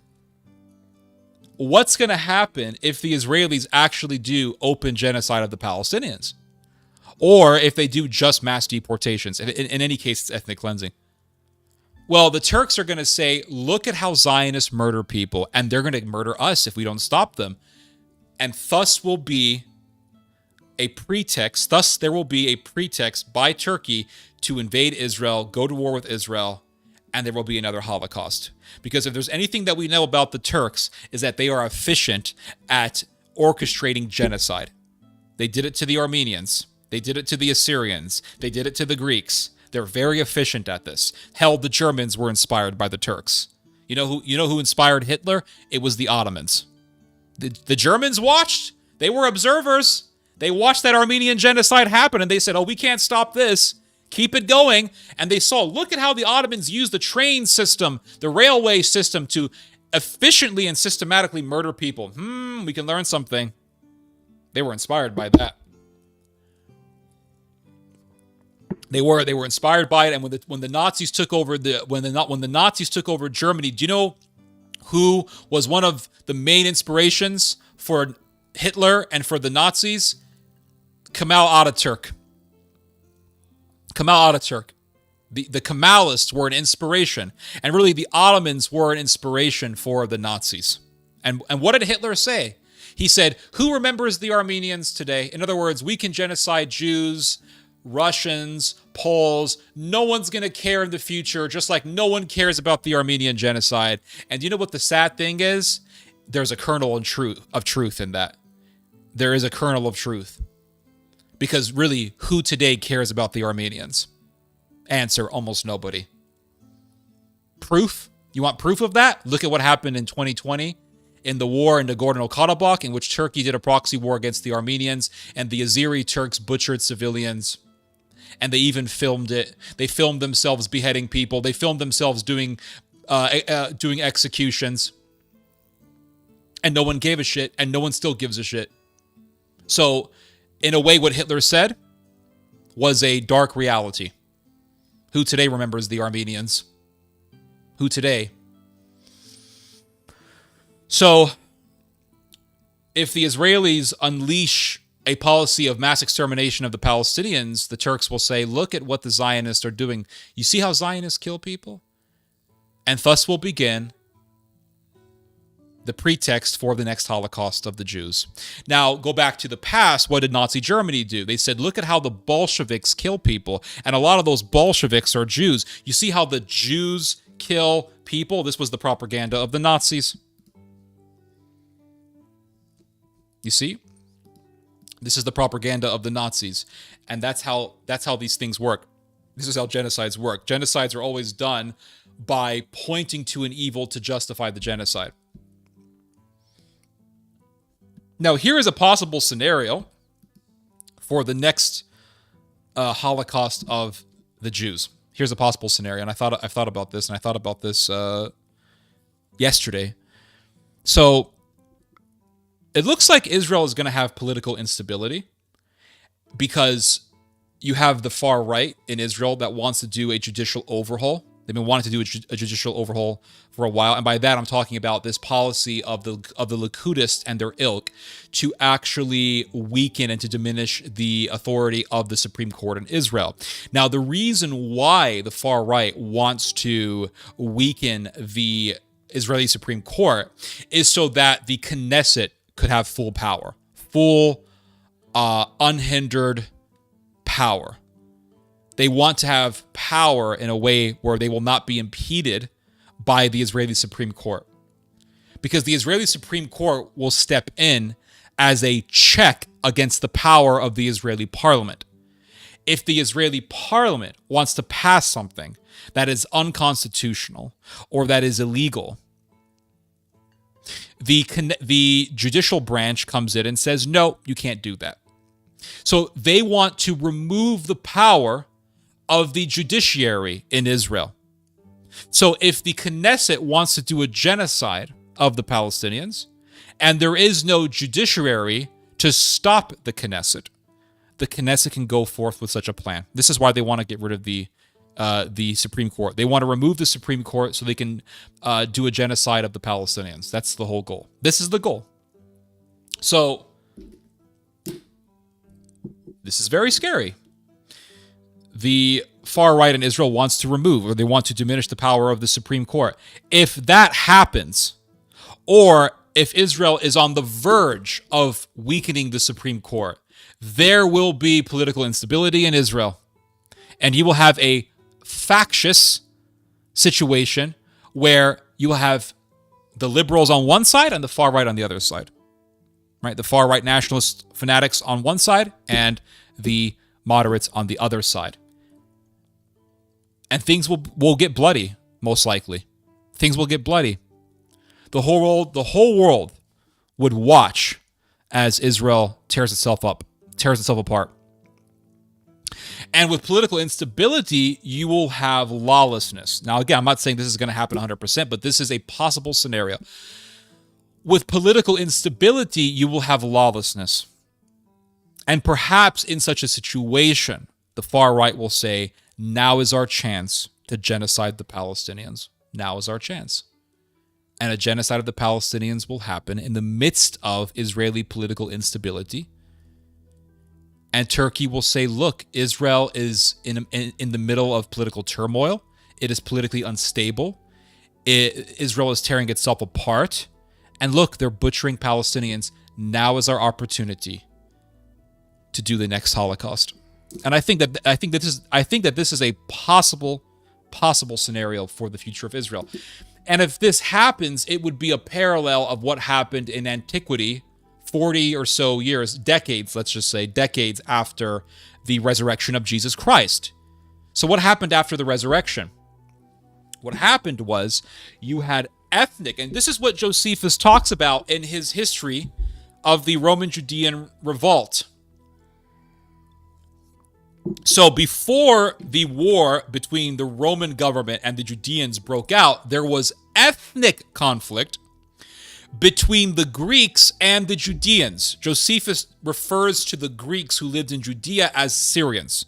So when you read Josephus's history on the Roman-Judean War, he will say, and there was violence between the Judeans and the Syrians. But by Syrians, he's talking about the Greeks, and this is because of the Seleucid Empire, or the Seleucid power, which was in Syria, but it was actually a Greek power in the Middle East. So you had all this ethnic conflict between the ethnic Greeks and the Jews in Judea. And a lot of this had to do with religious differences. The Greeks were obviously pagans. The Judeans, they were Jews. Their religion was Judaism. And they would do things to provoke the Jews. So, for example, I think Josephus has a story in his history in which a Roman soldier, I think, he barbecued some pork in front of the temple or something like that. There was one case, I think, of a Roman soldier mooning the Jews. I mean, stuff like that was happening, right? There were clear provocations that were done. And then there were a lot of cases, according to Josephus, of Greeks actually ambushing Jews, robbing them and killing them. And there was a lot of that was going on. So you had these caravans. And the problem was that there were people in the Roman government in Judea who hated the Jews, and they actually didn't really do anything to stop this violence. So the Judeans began to say, well, if the Greeks are robbing our people and killing our people, we're going to do the same thing to their people. And you had Jewish criminals, Judean marauders or thieves, who began to ambush, murder, and rob Greeks on the roads. And this went back and forth, kind of like the Lebanese Civil War, wherein you had Christians stopping Muslims on the roads, slitting their throats, and then Muslims began to do things to Maronite Christians, and then it just spiraled out of control into a civil war. Well, this is pretty much what happened in the beginning stages of the conflict. And then eventually what happened was the Jewish religious establishment began to say things like, well, we don't want to allow foreigners to have sacrifices in the temple. And there was the head of the temple, his name was Ananias, or Hananiah. And Ananias made a decree, no foreigners will be allowed to have a sacrifice in the temple, and that would include the Caesar himself. Now, every year, the Judeans would do a sacrifice in the temple on behalf of the Caesar. So the Caesar got wind of this, and he said, okay, they don't want to do a sacrifice for me. That's a declaration of war. They have just declared their disloyalty towards me. We're going to go to war. That's that. And a war broke out. Now, when the war broke out, there were Judeans who were moderates who had absolutely zero interest in doing a war with the Romans. And then there were Judeans who were fanatics who wanted to have war with Rome. The fanatic Judeans began to butcher the moderate Judeans because they said, okay, you moderate Judean, you don't want to join me in my war against Rome. I'm going to kill you. Because you are not a true Jew, you are not a good Jew, you are not a loyal Jew. So there were literally entire massacres that were done in which Jews were butchering other Jews. And Josephus gets into a lot of detail on this. I would highly recommend that everyone read Josephus's Wars.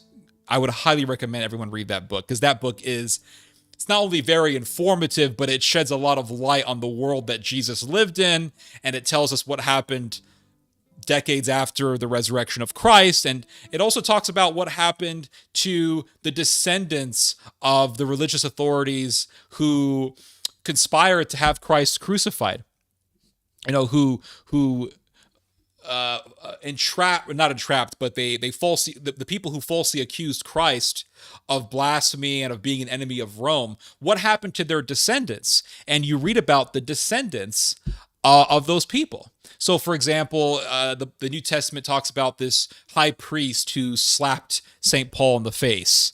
Well, his son is mentioned in Josephus, and he himself is mentioned in Josephus's history on the Roman-Judean War, or Hanan, the guy who had Christ tried in the Sanhedrin. What happened to his son? His son is mentioned in the Roman-Judean War as someone who was one of the earlier rebel leaders against the Roman government. So it's like part two of what happened. Part two of what happened in the New Testament. It's really, really interesting. It's definitely a part of the lore of Christianity. So if you really want to get deep into the lore of Christianity, you got to read Josephus's history on the Roman-Judean War. Very, very fascinating read.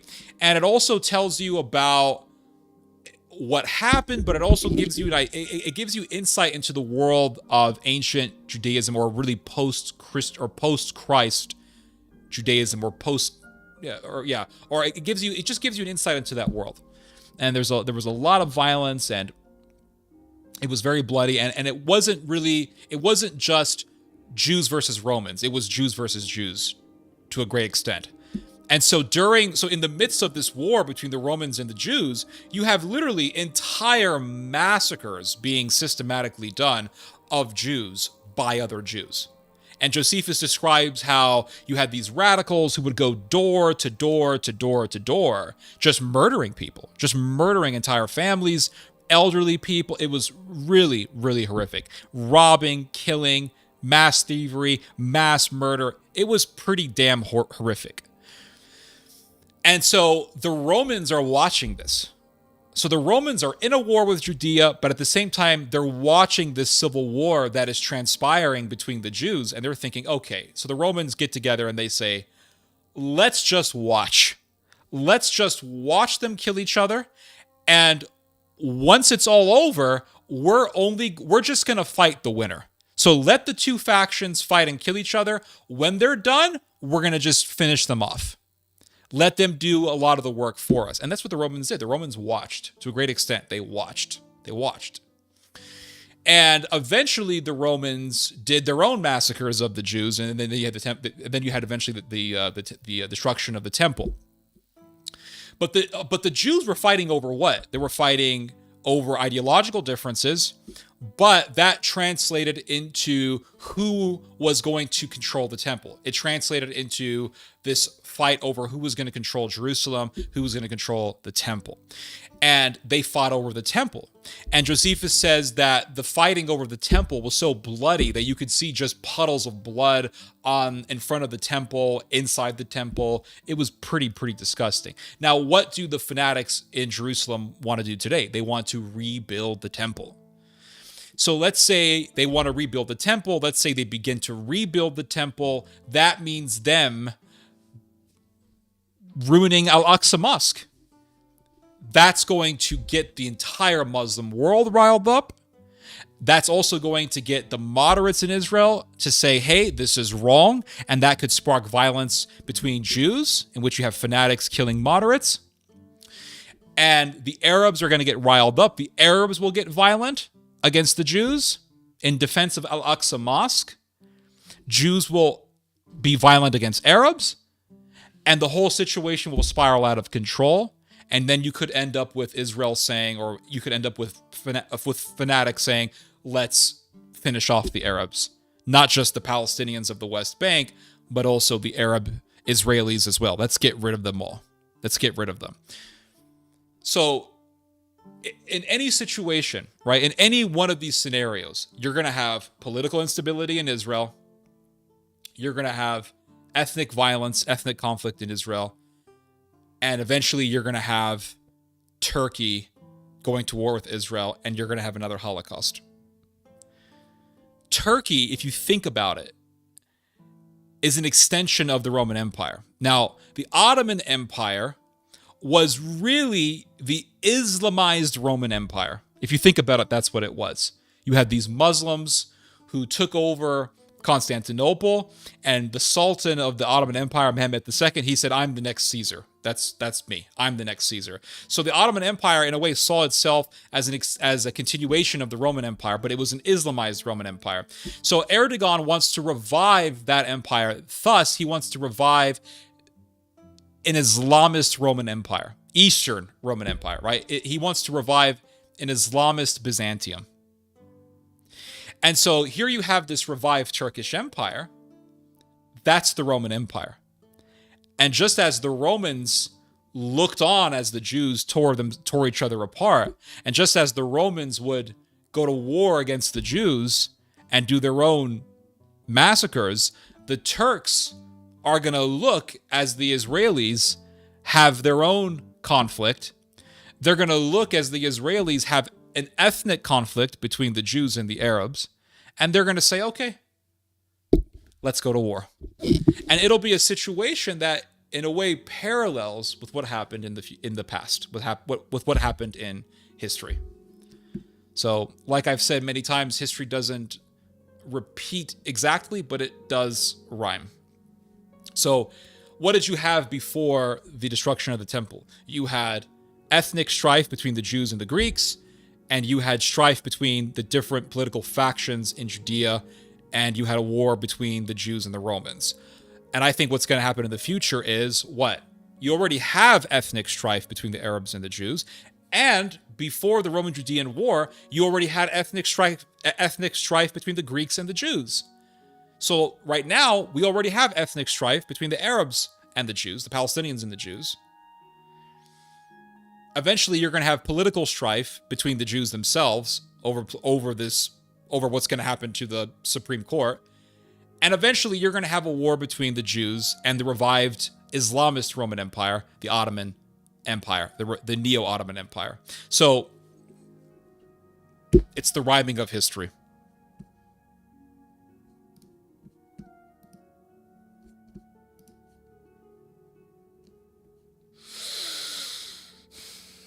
Let's see here. I'm surprised that my grandfather, who was born in 1914, survived all the mess for the first... Yeah, it's insane, right? What happened in Russia when the Bolsheviks took over. Gonna have a couple of beers with my neighbor. All right, have fun. They want to revive the Sanhedrin. That's correct. That's right. And Mr. Privet doesn't care about the Armenians. All right. I'm not really surprised by that. When the Bolsheviks took over. All right. Let's get back to the stream here. So we've talked about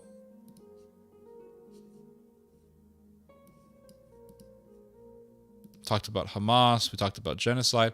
So let's talk about European militarism. This is a big thing that's been going on. It's been going on for years and years, this whole revival of European militarism. So let's talk about this.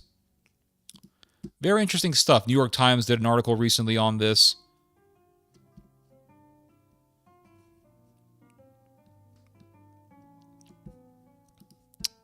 Let's see here. Washington Post also did an article on this. And the New York Times has done a couple of articles, a number of articles on this, I should say.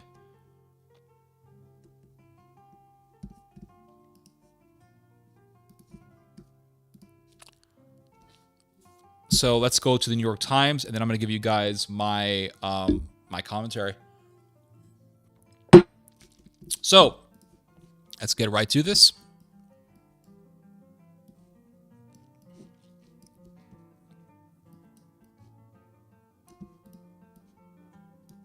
So this is from the New York Times. It says here... Oh, yeah, we read this. Hold on. This is the Hamas one. Let's get rid of this one.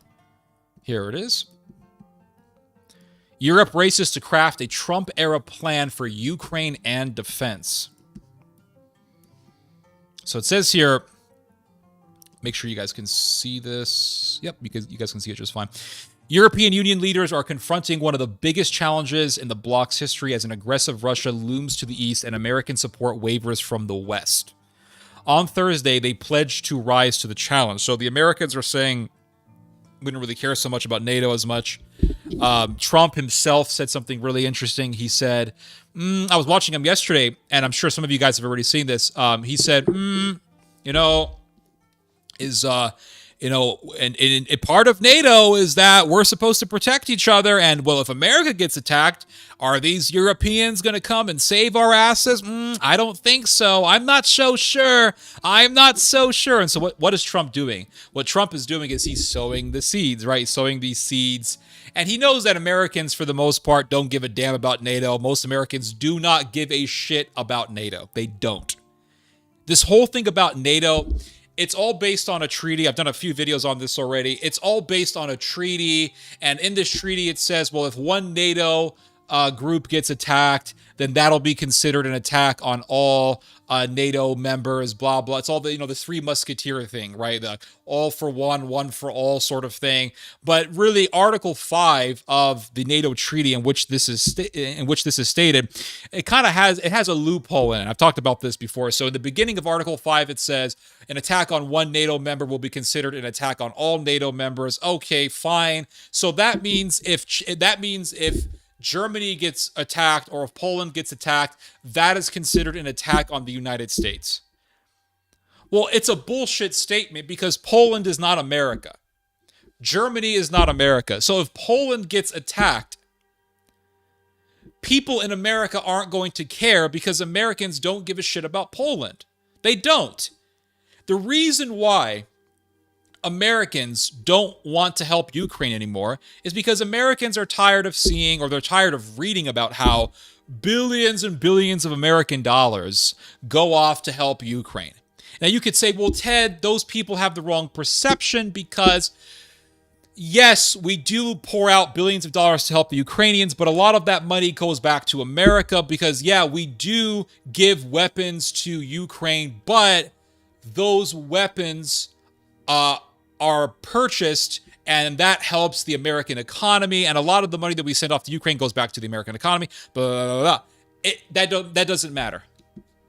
It really doesn't matter. It doesn't. I was watching a debate between Piers Morgan, it was on the Piers Morgan show, but you had some NATO military guy, I think he was a former military leader within NATO or something like that, and then there was some pro-NATO dude, and then you had Andrew Wilson, who's this Eastern Orthodox guy, and then there was that Jewish guy, what's his name? Dave Smith. Dave Smith was there, and they were talking about Ukraine and all this stuff, and one of the NATOist guys said, oh, well, all the help for Ukraine, it actually helps the U.S. economy. And Andrew Wilson, I think it was Andrew Wilson who said this, he said, one of those people who are critical of NATO said, I don't give a damn if it helps the American economy. I still don't want to help Ukraine. I don't want to be involved in a war that has nothing to do with the U.S. So, yes, America is part of NATO. Yes, America created NATO. Yes, NATO is a part of the American, or really is the American empire in Europe. But the majority of Americans don't give a shit about any of that stuff. They don't. And the reason why they don't care about Ukraine is the same exact reason why they don't give a damn about Poland. It's not America. So the first part of Article 5, where it says if one party member gets attacked, it'll be considered an attack on all party members. It sounds very nice. It sounds very noble and valorous and theatrical, but at the end of the day, it means nothing. Treaties are only as strong as the care that people have for them. And if people don't care about treaties, then those treaties just die out. It's just bottom line. Those treaties just die. Treaties get broken all the time. They do. They get broken all the time. People don't give a shit about them. And so what happens, right? Well, are we going to help Ukraine? But Ukraine is losing. Well, why is Ukraine losing? We've given we paid $100 billion for them. Why are they still losing? Well, they need more help, but we keep giving more help. They're just going to keep losing. More Ukrainians are just going to die. So what's the point? Well, they need more help. We'll just keep throwing money at it until it works. That's not how things work.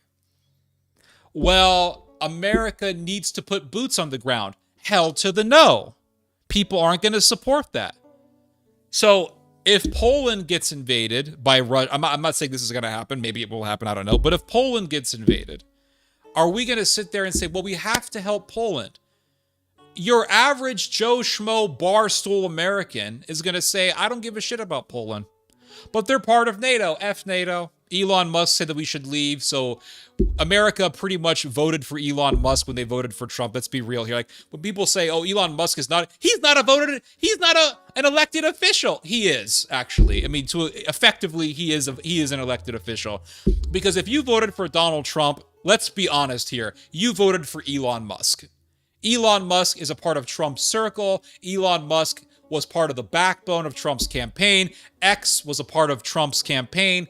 X is a part of Trump's whole ideological sphere. When you voted for Donald Trump, you knew damn well you were voting for Elon Musk to be in the government. People loved Doge. They loved the meme revolving around Doge. Now, who knows? Elon Musk might get kicked out of the Trump administration because supposedly there's all sorts of acrimonious discussion that's happened between Trump and Musk and Marco Rubio. But we have yet to see what's going to happen with that. But, the whole thing with NATO, I think that, I don't know. Populations determine policy. The bottom line. Population determines policy. There's a reason why the United States allowed Pearl Harbor to happen. Because they wanted the American people to be interested in war. There is a reason why the U.S. allowed 9/11 to happen. Because they wanted people to be interested in going to war. So people determine policy. But at the end of the day, the power of the people is on the top of everything. People say, oh no, it's the elites, it's the this, it's the that. Elites funded wokeism. Everybody hates wokeism. Elites have funded mass migration. Everybody hates mass migration. The power of the people at the end of the day is supreme. Target, the store, had all this woke shit every year. They had pride flags every year. They had pride shit all on their floor and their stores every year. And then last year I walked into a Target in the middle of Pride Month. I fucking hate using that term, but that's what they call it. I went into the Target and guess what? I didn't see any pride shit. I saw one little pride flag. It was pretty obscure. You had to really look for it to see it. But other than that, there was nothing else there. It just wasn't there. So people at the end of the day determine things. And if people don't want to go to war, you could try to force them to go to war. Sure, you could do mass arrests. That's not what's gonna help you. You want people who are willing to go to war. That's how you have effective armies. You can't make an effective army out of slaves. You can't. It's like that scene from 300 where I hate the movie, but there's a line in the film that's really true. It's when Leonidas tells this Persian guy, you have a lot of slaves, but you have no warriors. And it's very true. And, Che Guevara talked about this. Che Guevara, as much of a scoundrel as he was, I mean, Che Guevara was a true believer in his cause. He was. And Che Guevara, he wrote a whole thing about the purpose of morale and military. And he said that effective military strategy is an amalgamation between excellent tactics and spirit. And he said you could have decent tactics, right? You could have weapons, you can have all the guns you want, but if you don't have spirit, if you don't have zeal for the battle, it's not going to work. It's all going to fall apart. People are going to run away. People are going to surrender. They're going to retreat. They're going to have, the whole flight or fight instinct. Well, people are going to go into flight mode. If people don't believe in a cause, it just doesn't work. It just falls apart. It's like when China went to war with Japan. Sure, China had a bigger army than Japan. Sure, there were a lot of Chinese people in the military. Sure, people were expecting that China was going to beat Japan. I'm talking about the first Sino-Japanese War, not the second Sino-Japanese War. But at the end of the day, the Japanese won. Why? Because, yes, the Japanese did have Western military technology, but the Japanese had something. They had something more than what the Chinese had. They had more spirit than the Chinese because the Japanese had that samurai spirit.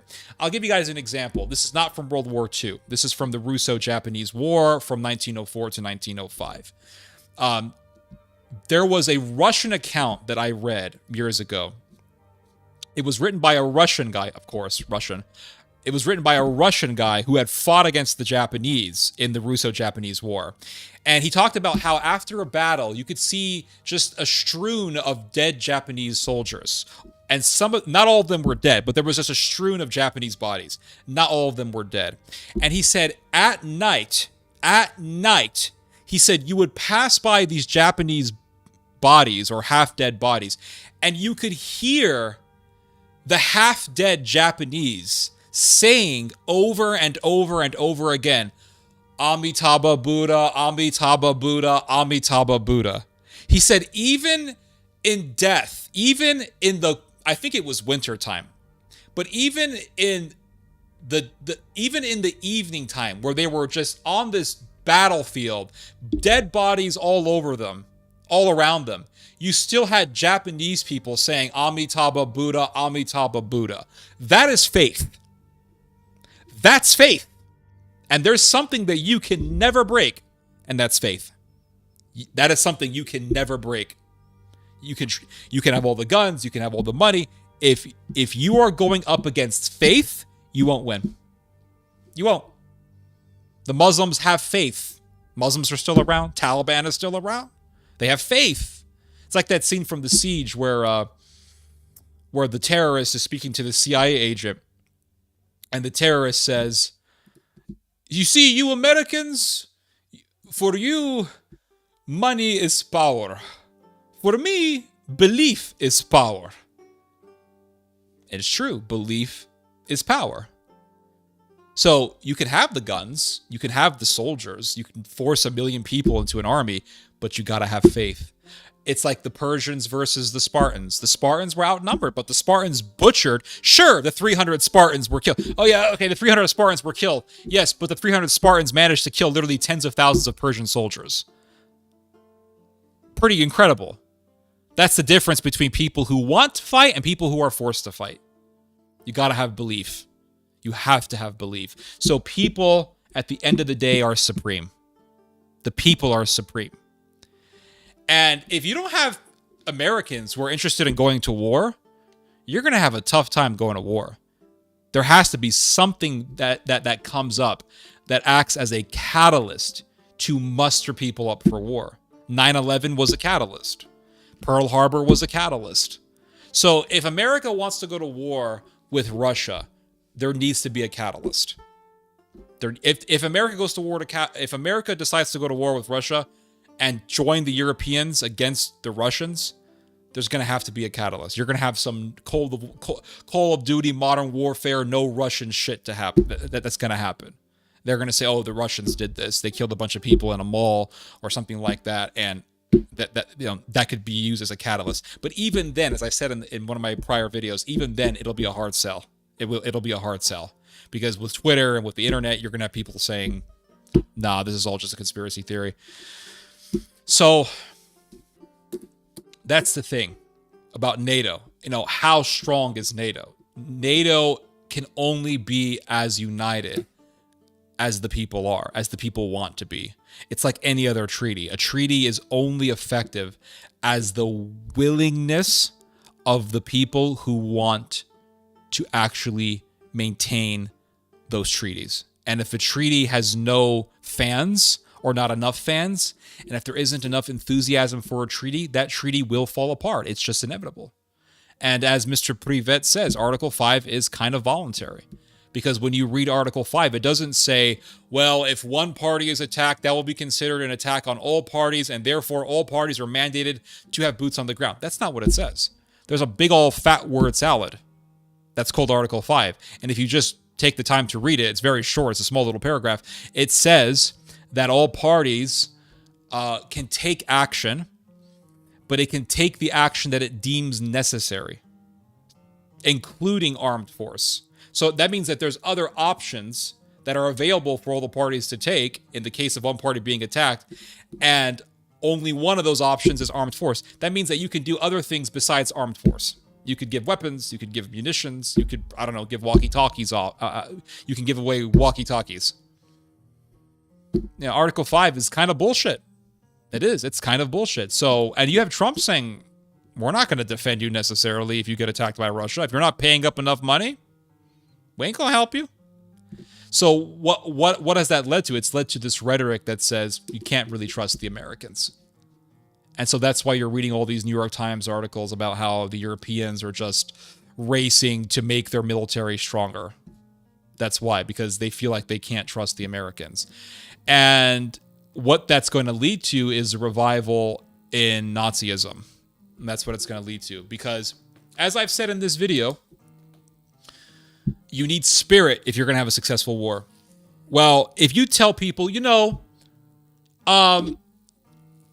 going to go to war. Why? Well, because Russia. Russia's not invading us. Oh, yeah. Okay. Well, we're going to go to war. Why? To defend democracy. Fuck democracy. Democracy is losing its steam anyway, and democracy is losing its popularity, and so people don't really give a shit about democracy as much as they used to, and democracy is kind of bullshit because people vote for bullshit, and for the most part, people don't really know what's good for them anyway, so what the hell is democracy but just allowing the mob to choose something that may actually be detrimental for them? So what cause does the modern world have to offer, right? What cause does the modern world have to fight for? Nothing. There is no cause. We're just slaves for some country's GDP at the end of the day. I mean, that's really what it is. You wake up, you look at your phone, you look at some apps, You watch, you scroll, you destroy your brain's syntax by scrolling for hours every day. I mean, what cause is there? There's no cause to fight for. Christianity. Yeah, how many people are actually Christian? And if you try to, I don't know, if you try to make some sort of a Christian nationalist movement, let's be real here, you're going to have a bunch of Nazis joining your movement anyway. Because every time I've tried to work with Christian nationalists, I always end up talking to some Nazis, and you're going to end up talking to some awkward-ass neckbeards. So there's nothing there. So what do you have? Nation, race, soil, blood. That's what you have. And it's that type of a cause that can resonate with both Christian people and non-Christian people in the West. You can get so-called Christians and tell them you're going to fight for your land and your nation, and they'll join you. And we're going to fight against for the good cause, and we're going to fight against this cause, against the forces of evil, and they'll join you. You can get people who are neo-pagans, and you could say, we're going to fight for blood and soil. Absolutely, sign me up, because pagans love that shit. They're more into that shit than anyone. And then you can even get people who are secular and say, we're going to fight for our country. And they'll say, yep, absolutely, because we don't want the Russians to invade us. So what cause does the modern world have to bring? The modern world that we currently have right now has no cause. So we're going to have to bring something back from the past. We're going to have to revive that old nationalism. And that's what's going to happen.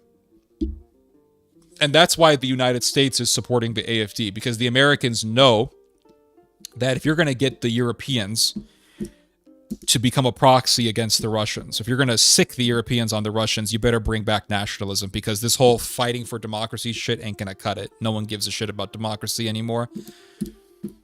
They don't. I mean, Donald Trump could become a dictator and more than half of the country would support him. Let's be real here. People in Israel love Netanyahu, and that guy's kind of like a de facto dictator. And hell, I mean, you have people in Israel literally calling for the destruction of its Supreme Court so that they can allow the Israeli parliament to have full control. That's not democracy. So that's what we're talking about. And then you have this nationalist movement in Germany, and you have this ultra-nationalist party in Germany that's now the second biggest party in Germany. And this the most popular leader of the AFD, Bjorn Holke, has said that he wants to not only revive nationalism, but he wants to actually enforce nationalism. And they love this guy. So I'm not seeing a lot of people enthusiastic about democracy. I'm seeing a lot of people who don't care about democracy. So, we're going to go fight for democracy. You're not going to rile the troops up with that. You got to give them something that's outside of themselves. You have to give them something metaphysical. Nation, blood, soil, race. Not only that, you want to get men riled up to go to war? Here's what you do. You get an AI image of a beautiful blonde woman named Tilda. And you say you have to fight for Tilda. And you get all the horny, blue-balled men losing their minds. Oh, yes, we're going to fight for Tilda. Where's Tilda? Tilda doesn't exist. You know, I've seen this meme online that's just so funny to me. Every time I see it, I just laugh. Externally and internally, I just have to laugh. It's this meme I've seen. It's spread around X/Twitter, and it has a picture of a blonde woman. You know, a good-looking blonde woman. And the guy posting the photo says on top of the photo, this photo should make you fight like hell against the enemies of the white race or nationalism and all that. And I'm thinking, okay, that's what's gonna do it. You get a picture of Tilda from Sweden, and you say, if you don't rile up, I mean, the Russians are gonna rape Tilda. I mean, they raped German. Didn't they rape German women after World War II? So you better save Tilda. And if we don't establish some nationalism, the left's going to take over, and they're going to bring in a whole boatload of Africans, and the Africans are going to have their way with Tilda. So we better do something, guys. You see, and then you get everyone riled up, and it's a very effective marketing strategy. YouTube, I'm not supporting this. I'm not supporting this marketing strategy. I'm simply making observations. This is how a lot of people are going to work. This is how a lot of people work. Tilda will cheat on you.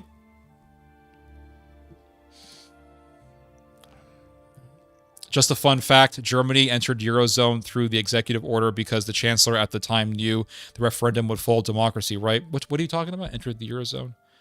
Yeah. Okay, you're talking about Germany entering the EU. Gotcha. Get Hulk Hogan to sing I'm Real American. Yeah, that's not going to work anymore.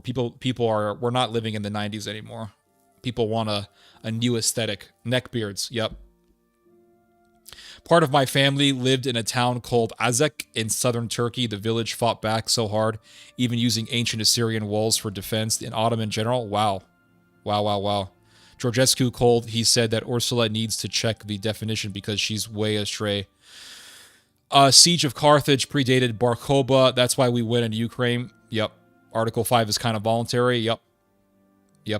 Absolutely. Democracy is the secular replacement of religion. Yeah, but the thing is that it falls apart because democracy has nothing really to believe in outside of yourself.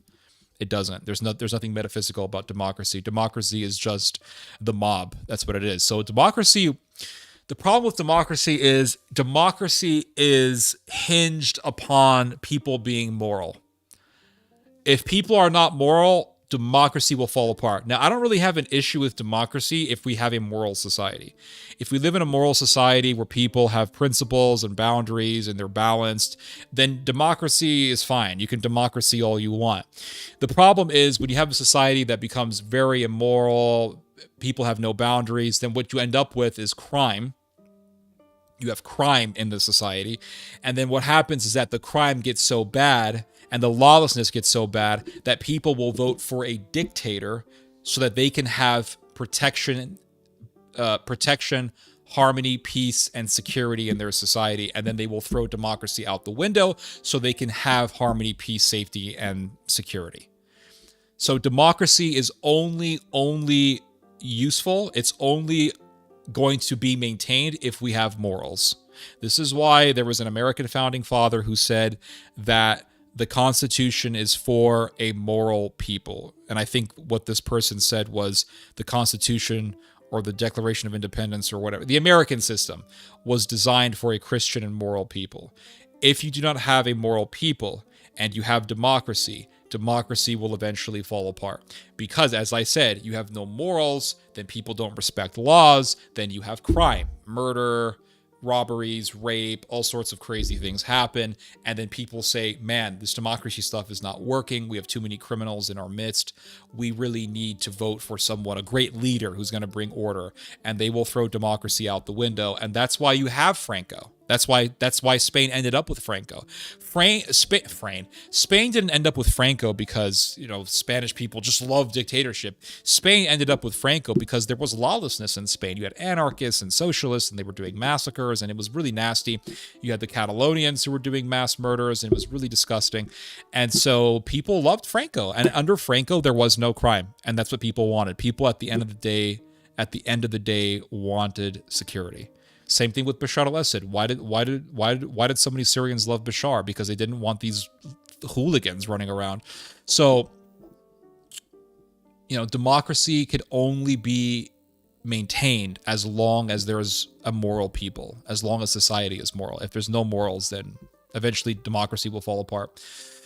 Our modern culture imitates the ranters and shakers of the 15th century England, crime, blasphemy, sexual immorality, etc. Nothing worth fighting for. And a good education, not ideological programming disguised as an education. So yeah, there's that.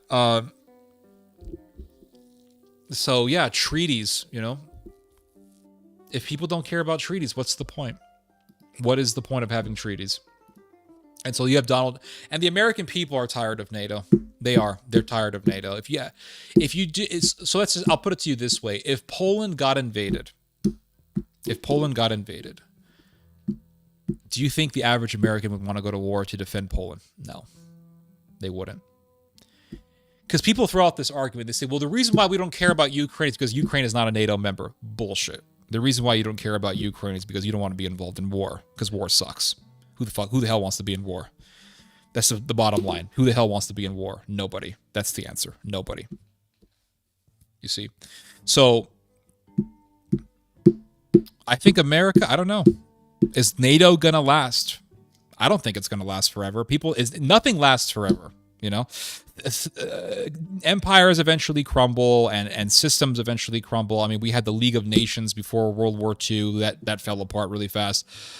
Even before World War II, Japan and the United States had agreements. They did. And what happened to those agreements when they fell apart? Korea and the United States had an agreement in which the Americans agreed to defend Korea's territorial integrity through diplomacy.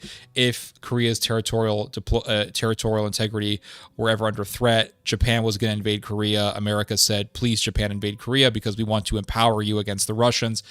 And that treaty was thrown out the window. So, you know, the EU...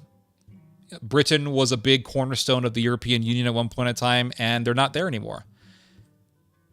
And that shocked people. So nothing lasts forever. And I think, again, I could be wrong. I could be found with egg in my face, but I think eventually NATO is just going to fall apart. That's what I think. I think it's going to fall apart. I'm going to say it. Democracy of free-thinking men that prove themselves. I don't know exactly what you're talking about. Are you talking about the founding fathers? I'm not sure exactly what you're referring to. So let's go back to this article here. We're talking about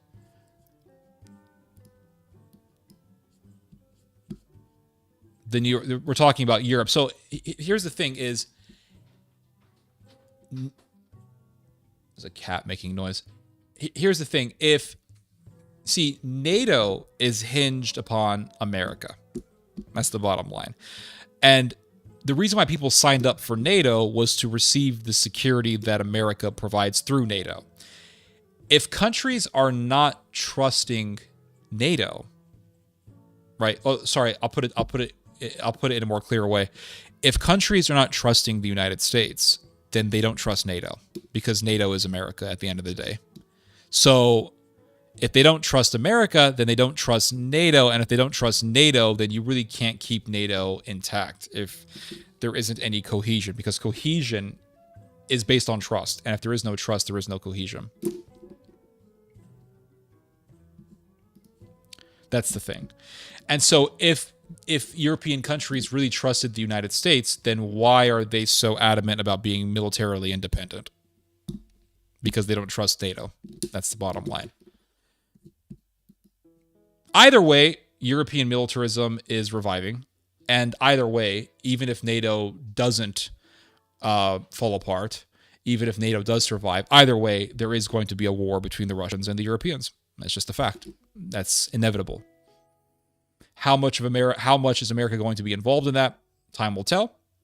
And I think, as I said in one of my last videos, America is going to have to make a choice. Is it going to join the Europeans, the militarist Europeans who want war with Russia, or is it going to join the Russians? Or is it not going to do anything? Because doing nothing is another choice. Nazis tried to remove that inner voice of conscience that tells us war is awful. That's right. Yeah, they were all about that, destroying your conscience that tells you that you're doing something wrong. They were all about that. Searing one's conscience. You know, it's amazing that the Republican Party, they have this thing called the Bohemian Grove. I'm not sure if they still do this, but Alex Jones blew the lid on this years ago.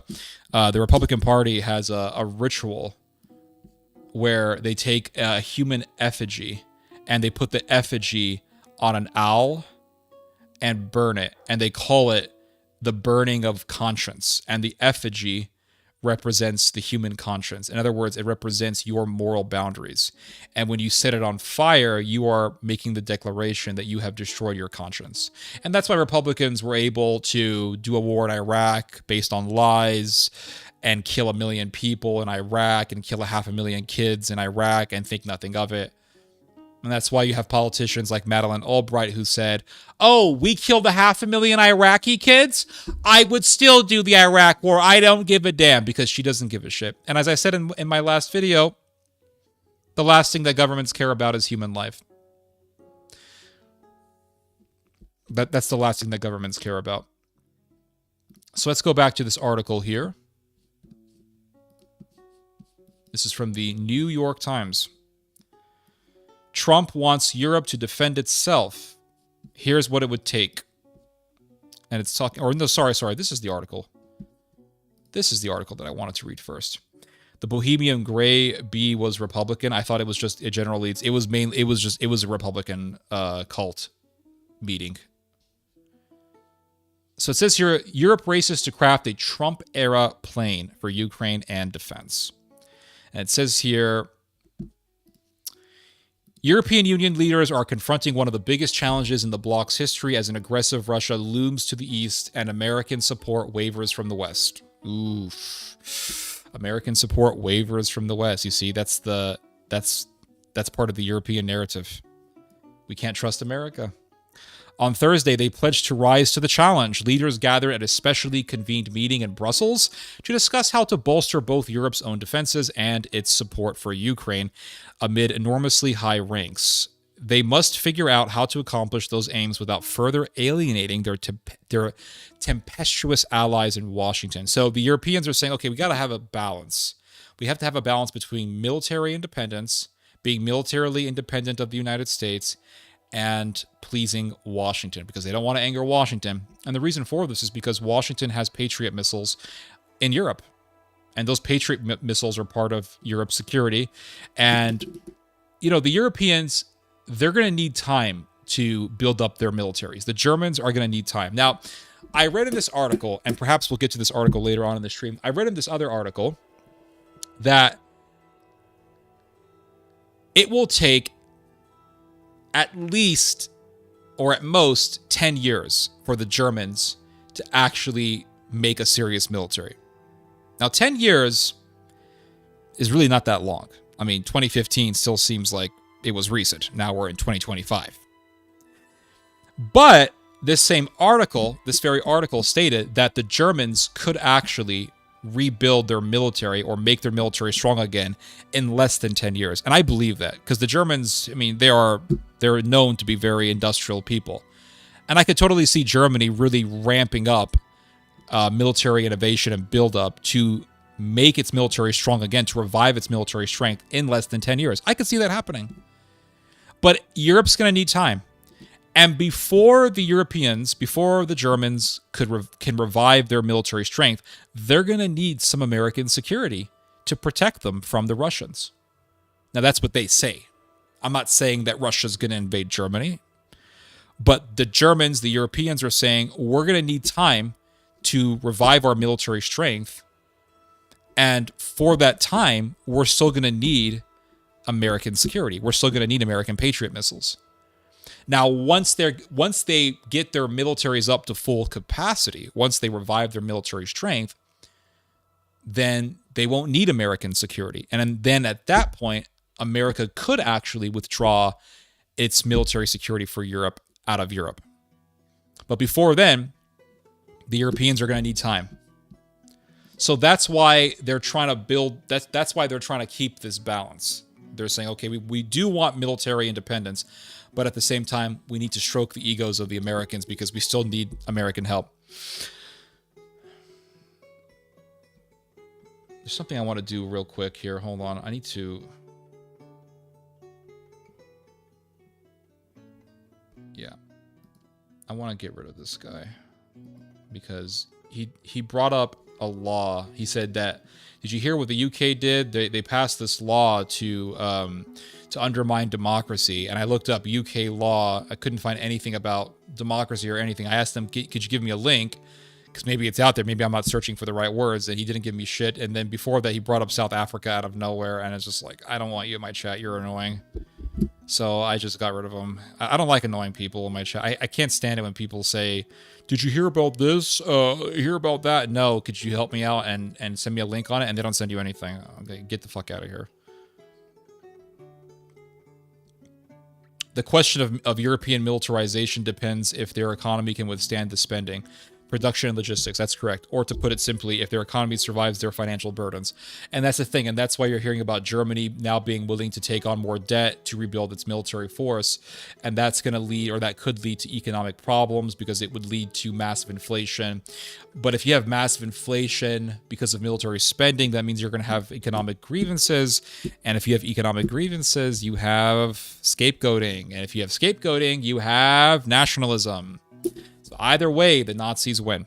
Either way you look at this whole situation, the Nazis win. If you have problems with migrants and you have economic problems, you're going to have nationalism. If you have economic grievances and the migrants are still there, you're going to have nationalism. This is the greatest period to be a nationalist since the 1930s.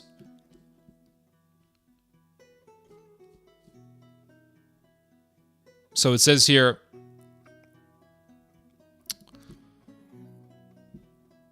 European Union leaders are... Okay, sorry, I already read this. At the same time, they are struggling to keep a united front even among their own member countries. Hungary did not sign onto a statement released Thursday affirming unwavering support for Ukraine. Officials expressed a new sense of urgency as they promised to push for a strong peace deal for Ukraine and a more independent future for European defense. And you see, that's the goal right there, to be militarily independent, because they want to bring back the Reich. They want to bring back German power. Europe faces a clear and present danger, Ursula von der Leyen, the head of the EU executive arm, said as she walked into the gathering on Thursday alongside President Volodymyr Zelensky of Ukraine, calling this a watershed moment. Roberta Metsola, president of the European Parliament, was even blunter. Quote, "It's about damn time," she said. "We are ready to put, finally, our money where our mouth is." They want to bring back that militarism. They're very enthusiastic. And if the Europeans trust the Americans so much, why did Macron start talking about spreading his nuclear umbrella in Europe? Why are the French talking about putting and installing their nuclear weapons in other European countries? Why? Because they don't trust the Americans. Because they want to be militarily independent. They want to create their own nuclear security umbrella. That's the reason why. That is the reason why. That's the bottom line. We are entering a new world. As I said in the past, you can't beat the vibes. You can't beat the zeitgeist. We are entering a new world. We're entering a new shift in which European militarism is being revived. Leaders discussed options to finance a ramp-up in European military spending, including a novel plan that would offer 150 billion euros, about 160 billion USD, in loans to fund investments in military defense, anti-drone systems, and other crucial defense technologies. And also, the Europeans are talking about spending $800 billion to revive their militaries. The overarching goal was to make the continent better armed to deal with Russia without as much backup from the Atlantic, and by the Atlantic, they're talking about the Americans. The Atlantic. America. European nations also reviewed what a peace plan for Ukraine might look like as they contemplate how they can support it both financially and possible with troops, a proposition Russia flatly rejected once again on Thursday. That was yesterday. The 26 countries also signed onto the statement of support for Ukraine the 26 countries who signed onto the statement of Ukraine for... oh my God, what's wrong with my brain? I'm turning retarded, guys. I'm sorry. The 26 countries who signed onto the statement of support for Ukraine pledged regular and predictable financial steps at a time when the United States has taken a sharp turn toward Russia. So this is very interesting here. So there's one part here of this statement that I really want to focus on. And that is this part. European nations also reviewed what a peace plan for Ukraine might look like as they contemplate how they can support it, both financially and possibly with troops, a proposition Russia flatly rejects. Okay, so this is a very interesting predicament that Russia is in. Sorry, Russia, but really the Europeans. The Europeans, you see, they want to deploy troops into Ukraine. This is why Keir Starmer came up with this whole coalition of the willing bullshit. And this is why you see Keir Starmer and France and Germany, they're talking about deploying troops to Ukraine. And that's why you see the Germans saying, well, we're not going to say that we're not going to send troops into Ukraine and all this stuff. And that the whole idea of sending troops into Ukraine is not off the table and yada, yada, yada. And so, what's all that stuff about? what that's about is reviving European militarism. But here's the problem. The Russians have made it very clear that a European military deployment into Ukraine will be seen as an act of war. It will be seen as an act of war. So if you have soldiers in Ukraine and they're NATO soldiers, the Russians are going to say it's an act of war. Now the Europeans are saying, well, they won't. These soldiers will not be under a NATO flag.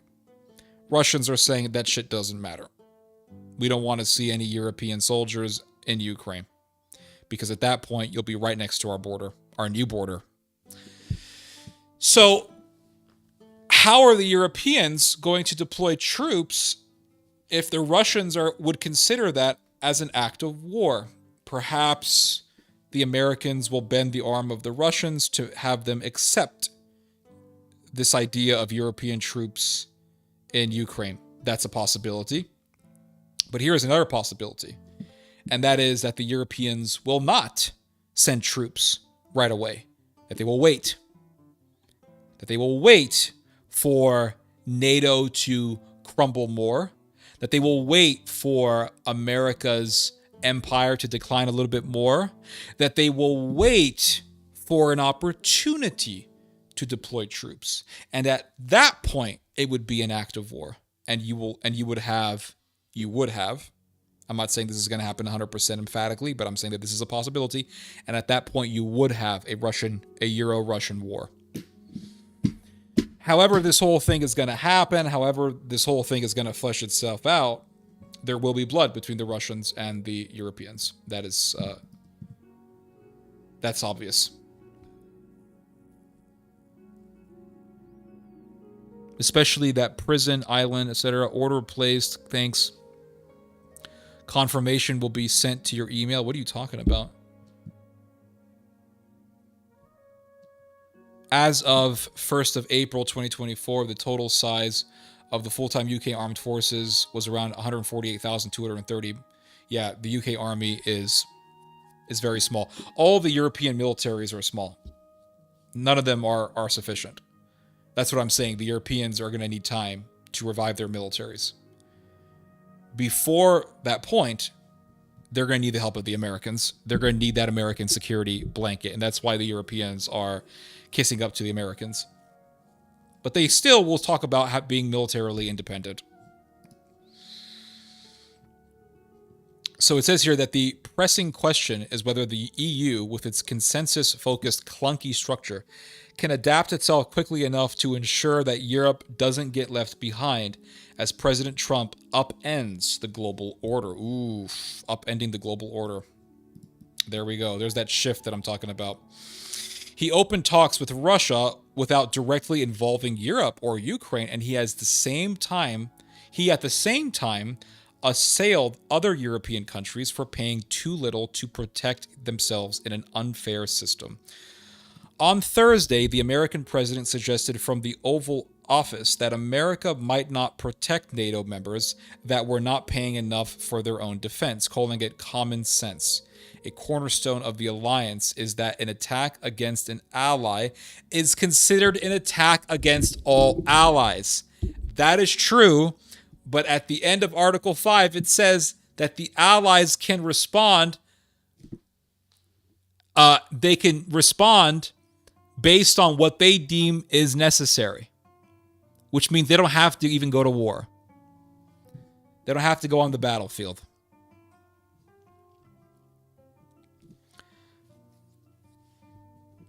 You see? It says here that America's shift has left Europe contemplating how to better back up Ukraine. On Wednesday, the French President Emmanuel Macron said he would talk with European allies about the possibility of using France's nuclear deterrence to protect the continent in the wake of threats from Russia. So again, you have the Europeans talking about creating their own nuclear security umbrella that would be what? Independent of the Americans. So you're seeing this chasm developing between the Americans and the Europeans. Britain and France have indicated an openness to sending troops as a peacekeeping force if a deal is reached, and Prime Minister Keir Starmer of Britain has called for support from a coalition of the willing. Russia, though, has rebuffed the idea of European peacekeeping forces in Ukraine.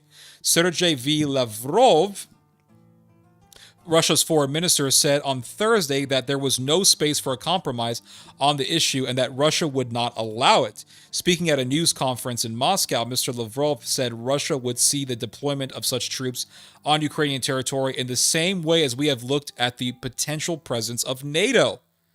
We would not just observe such actions, nor is it clear yet how the European Union would fit into such a coalition, an issue that was up for discussion on the sidelines of the event on Thursday. So I don't know how the Europeans are going to be able to actually send troops into Ukraine without sparking a war. And perhaps what Trump has said will happen. Trump has said, well, we're going to put our American companies in Ukraine, and there's going to be thousands upon thousands of American employees there, and that'll be more of a defense against a Russian attack than any European army would, because if Russians attack American employees, then the US would get involved. So the time will tell what's going to happen ultimately. So let's see. Let's say you have American employees in Ukraine, and let's say there's an attack on the American employees, right? For all we know, the whole thing could be a giant false flag attack. It could be like the Gulf of Tonkin type situation. And the Americans say, oh my God, 5,000 American employees were killed or whatever, yada, yada, yada. We have to go to war. And that could happen, right? That could happen. Or another thing that could happen is Russia doesn't attack, or there is no false flag attack by the United States, and the Europeans conspire something, and they say, well, our militaries are strong enough. Time to do Operation Barbarossa Part 2. That's another possibility. The whole thing will flesh itself out. The only thing we can do is read the news, look at history, and come up with a rough draft of a prediction. European Union countries are still contemplating further financial contributions to Ukraine, and they are planning to rapidly push forward measures to rearm Europe, including the 150 billion euro loan program Ms. von der Leyen has proposed. Other initiatives include making EU budget rules more flexible to enable countries to invest more without breaching tough deficit limits, and expanding what the European Investment Bank's lending rules so that it can push money into a So in other words, they want to allow for European militaries to get more bank loans to fund their militaries. So they're going to increase the debt to make their military stronger, and and the conversation about ramping up defense will continue almost immediately. And Ms. von der Leyen said, "Today, history is being written. The urgency is real." And there is that shift that I was telling you guys about. That shift. That return to history that I'm telling you guys about. That's what I'm talking to you guys about. This shift that's happening in society. And there are more articles that I want to go through.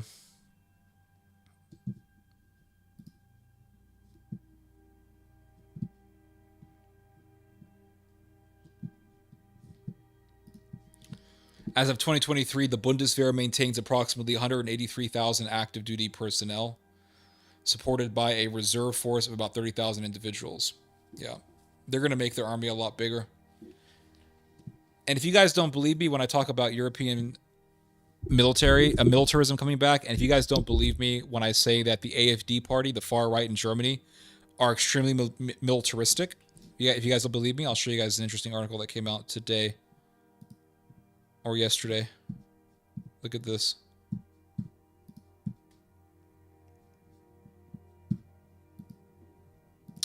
Where is it?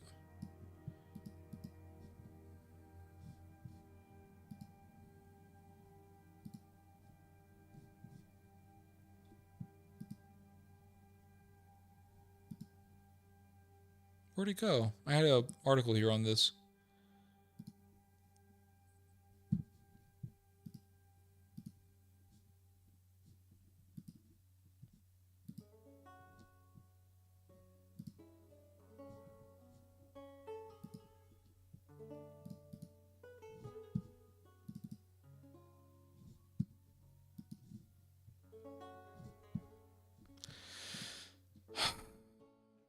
I guess I accidentally deleted it. Hold on, let me go look for it real quick. Let me find it again in my history.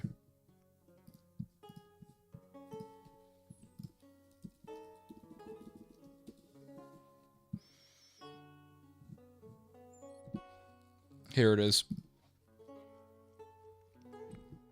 If you guys don't believe me when I tell you that the German far right is radically militaristic, look at this article that came out just, I want to say today or yesterday. Or today, actually. It came out today. From Der Spiegel. AfD politicians demand nuclear weapons for Germany.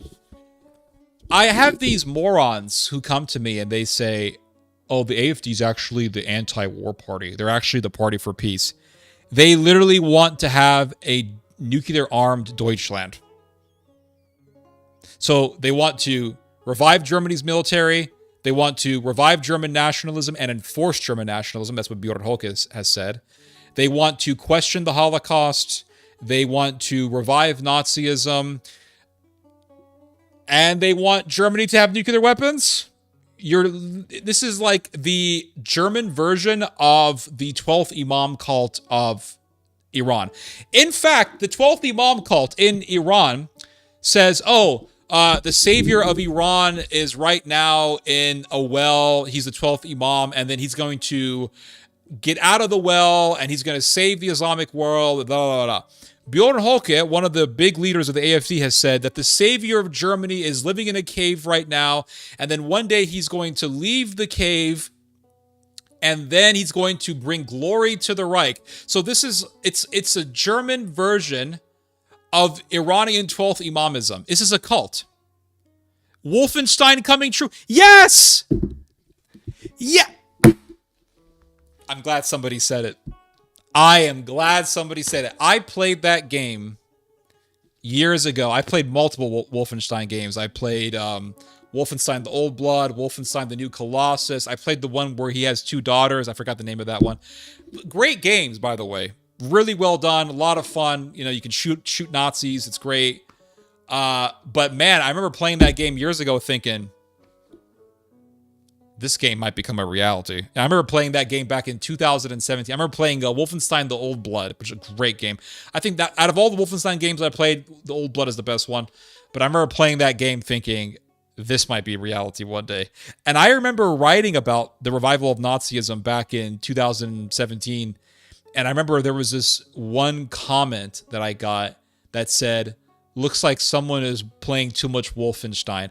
Well, bitch, that game might end up becoming a freaking reality.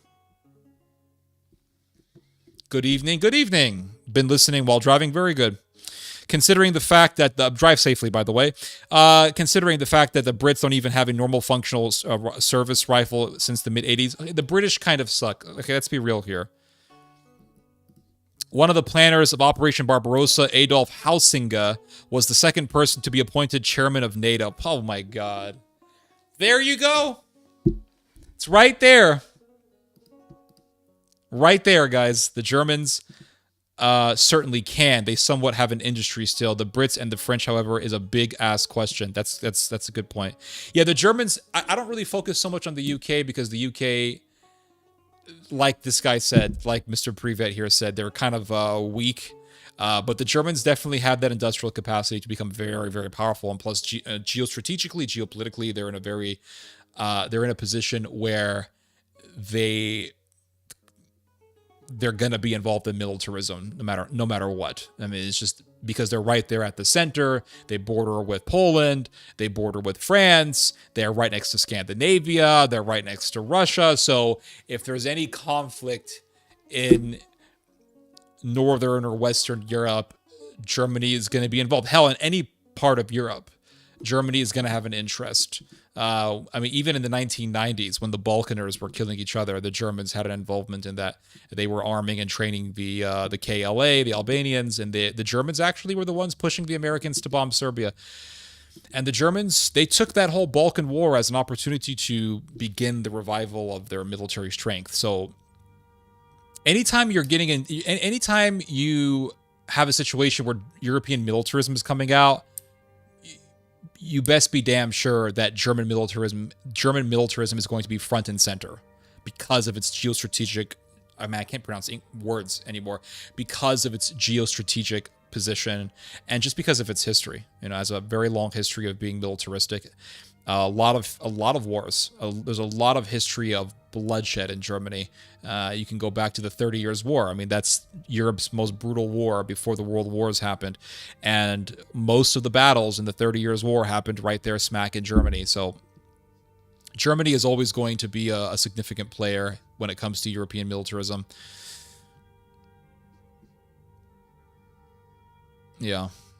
So let's look at this article. AfD plans nuclear weapons for Deutschland. Pretty crazy. Pretty damn crazy, guys. The Nazis want nukes. They're Nazis! Bjorn Holke said that the savior of Germany is living in a cave and he will soon awaken and he will bring glory to the Reich. And Bjorn Holke said everything for Deutschland, all things for Deutschland. He used to write articles praising the Third Reich. He has said we need to have a 180-degree shift in how we see the Holocaust. AfD members have questioned the Holocaust. They have praised Hitler in the past. They're Nazis. And so the Nazis are saying we want nukes. Well, you know, the fox wants to enter the henhouse. Should we be surprised? And you have Elon Musk saying that the only hope for the henhouse is the fox.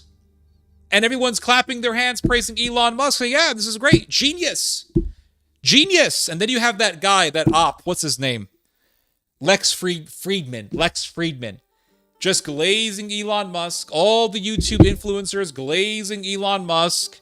And they have to glaze Elon Musk because Elon Musk is so popular that if you criticize Elon Musk, you know what's going to happen to you? You're going to lose subscribers. How do I know that you're going to lose subscribers?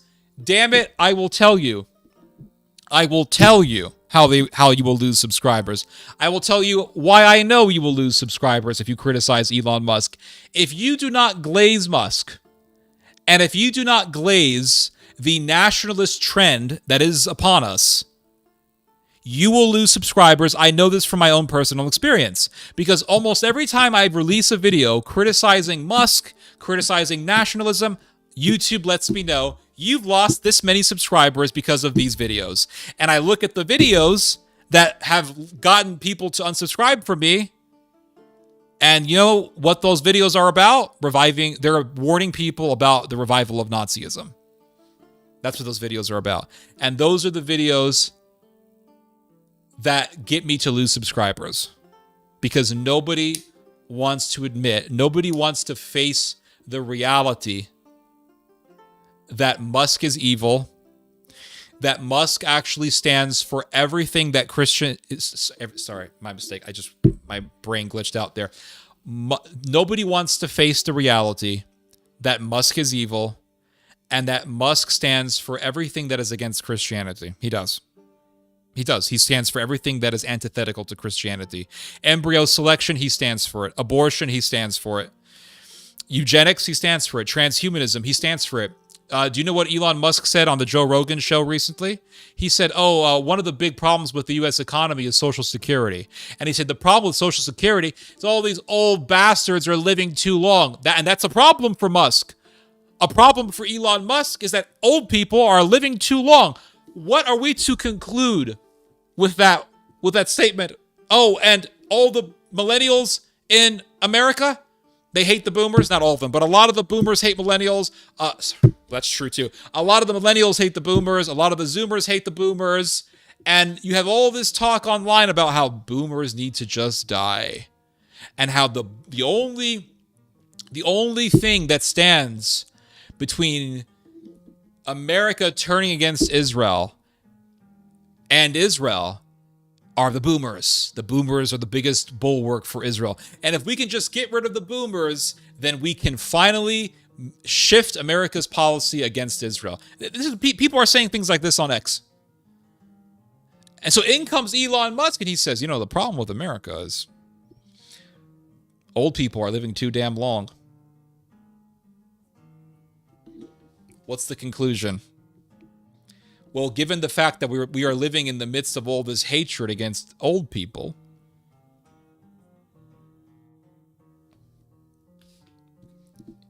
you know exactly the conclusion that will be made from that. Perhaps he was joking. He wasn't joking. He wasn't joking. People think that the bad thing is okay as long as their side is doing it. There you go. Grace hit the nail right on the head. People think that the bad thing is okay as long as it's their side doing it.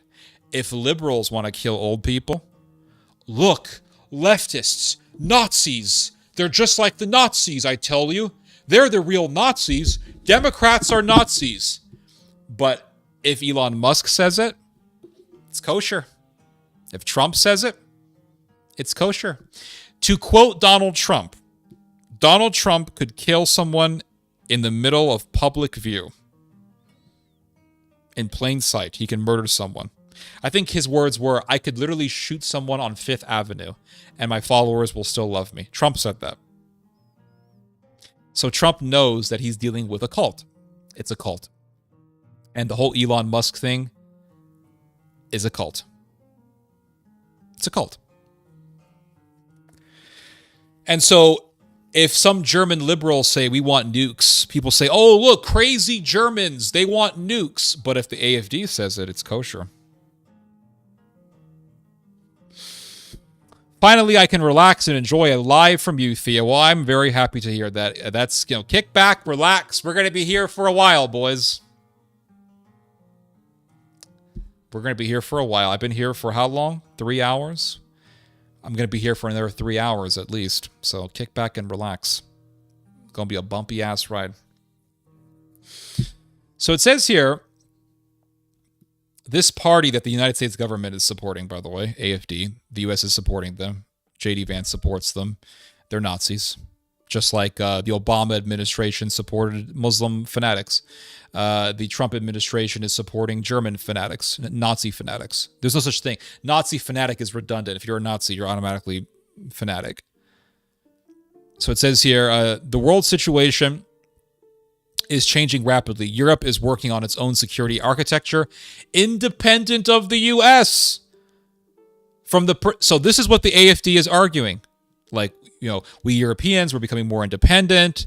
We're becoming more independent of the United States. It's time for us to get nukes. It's time for us Germans, damn it, to get nukes. Who the fuck is Germany gonna nuke? Who are you gonna nuke? We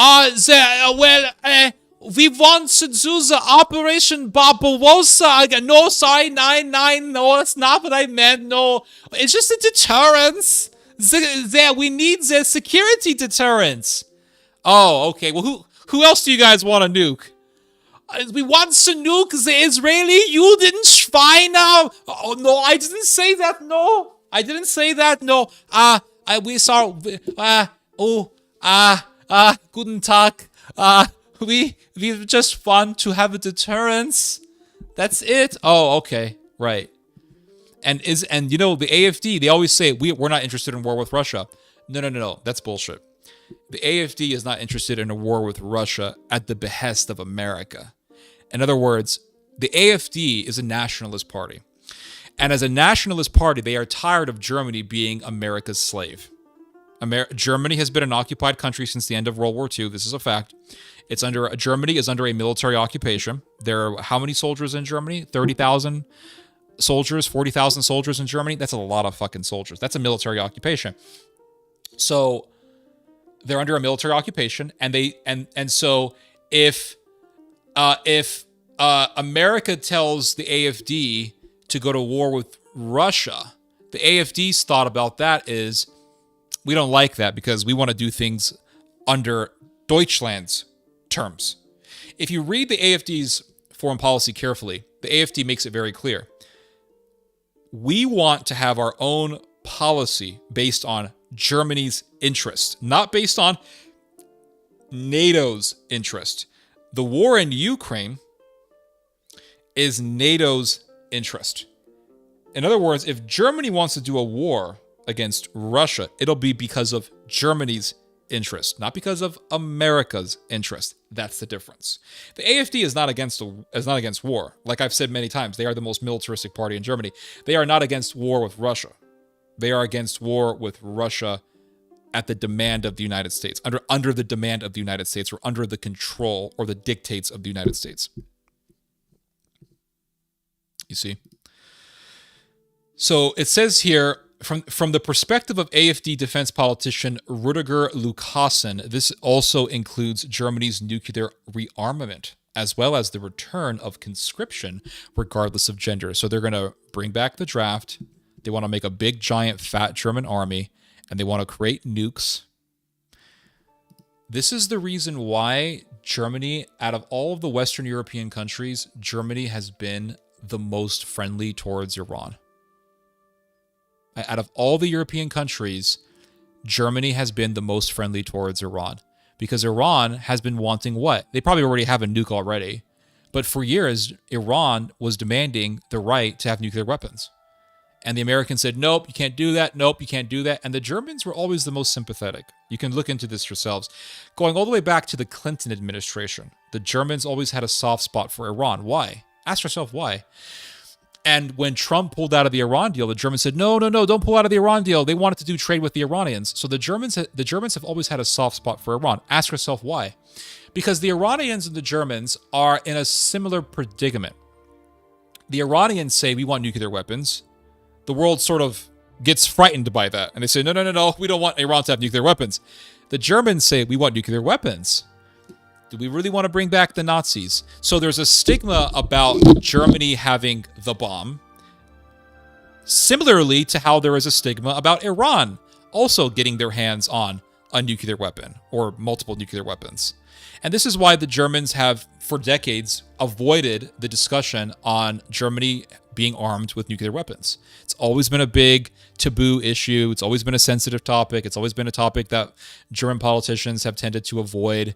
But once in a while, you'll have some German think tanker, some German ideologue coming out saying Germany should have nuclear weapons. And that discussion about Germany becoming a nuclearly armed power is becoming more and more popular. And it's very interesting. Back in 2008, the American Congress, the U.S. Congress, issued a statement saying that Germany is a de facto nuclear power already. And by that, what it was saying was the fact that Germany can build a nuclear weapon in a matter of months, or multiple nuclear weapons in a matter of months, really shows that it's a de facto nuclear country. Now, if you look at that 2008 statement from the American Congress, it makes a really telling and I think a very important observation that should be paid attention to. And that is that, and this is what the Congress stated back in 2008, and that is that if the Germans get the perception that the Americans do not care about their defense, they will pursue the possession of nuclear weapons. They will pursue arming themselves with nuclear weapons and really the production of nuclear weapons. And so what perception do the Germans have? Or at least what perception are the Germans pretending to have? The perception that they have is that the Americans don't care about their security. And what did the American Congress warn back in 2008? That if the Germans ever perceive that the Americans don't care about Germany's security, that the Germans will begin to pursue being armed with nuclear weapons. So America knows this, and I think people in the U.S. government know about the dangers of allowing the Germans to remilitarize themselves. They know. They just know. Even Trump knows. Back in 2023, Trump did an interview with some Zoomer podcast, and he said, well, you know, it's very dangerous to allow Germany to rearm itself. Look at World War I and World War II. So why in the hell are you, Donald Trump, and you, Vance, and you, Elon Musk, pursuing or pushing Germany to rearm itself, to make itself more militarily powerful, to revive its military strength? And why are you, Elon Musk, saying that Germany needs to have more autonomy? The reality is that if the Germans get a sense that they have to be autonomous, they will actually pursue nuclear armament. And that's the danger we're in. My nauseating fear is that America allies with Turkey and wars against Russia. That's a possibility. You know, it'd be like a Crimean War type situation. So it says here the world situation is changing rapidly. Europe is working on its own security architecture, independent of the United States, blah, blah, blah. And so this is what Mr. Rüdiger Lukassen has to say. He's an AfD leader. He says, Deutschland needs its own nuclear weapons and compulsory military service also for women. Yeah, even the Freuding, however you say women in German, Freuden or whatever. Yeah, they need to be in the military. To achieve this, the basic law must be changed as quickly as possible. So they're going to make a big fat German military. If they get full power, they will make a big fat-ass German military. They will revive nationalism. They will enforce nationalism. And it's going to become a cult of personality. A cult of Germany will be revived. I'm telling you guys, the future is going to surprise you more than you'd like to think. You're going to wake up one day and you're going to read on your phone about how, look, German nationalism is back again. Frau. Mein Frau. Is Frau women? I don't know how to say women in German. He is not saying that Russian President Vladimir Putin wants to attack Germany. Oh, no, he's not saying that at all. That's exactly what he's saying. Stress Lukassen. I'm not saying that Russia's going to attack us. I'm just saying that we need the nuke. We need the nuclear bomb. Why do you need a nuclear bomb for if you don't fear Russia? You see the contradiction? When Westerners say things like, I'm not saying, that's what they're saying. So if they say, I'm not saying this, that this, keyword this, is what they're saying. I'm not saying that Hitler is great. I'm just saying that the Nazis did some good shit. Okay, you're saying Hitler is great. And the reason why they say, I'm not saying, is because they want you to think that you're not saying what they're actually saying. Fräulein. So he says here, he is not saying that Russian previously defense policy spokesman for the AfD parliamentary group in the Bundestag, quote, but it is an option. Therefore, if the US nuclear umbrella is missing, Europe must act on its own. Germany must itself become capable of nuclear deterrence within the framework of European strategic autonomy and a system of collective security with its own security and command structure. So that's the Reich. You're talking about bringing back the Reich, because if you guys get what you want, you will have the most powerful military in Europe, and not only that, you will also have European auxiliaries, you will have nuclear bombs, you will literally be a giant German military machine, a giant German militarist compound, powerhouse in the center of Europe with all of your European auxiliaries, with your nuclear bombs. It'll be scary. It'll be serious. It'll be like a ginormous military base, and Germany will become a military economy. And if these people are not interested in a war with Russia, then who in the hell are they interested in a war with? Are you going to bomb Poland? Are you going to drop a nuke on what? On Krakow? Warsaw? You're going to bomb Warsaw like you did in the past? Professor Julian Huxley, biologist and second general of UNESCO. Yeah, he was a big eugenist. Proposed exploding atomic bombs above the polar regions to raise the temperature of the Arctic Ocean. Why? Then they could reach the resources under the ice. Oh, I see. That guy was a freaking lunatic.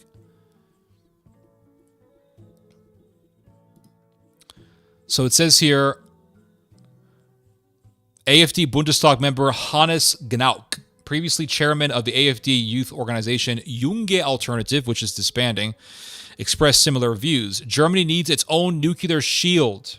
The news portal quoted him as saying, a strategic partnership with Russia, for example, in trade or energy supply is necessary.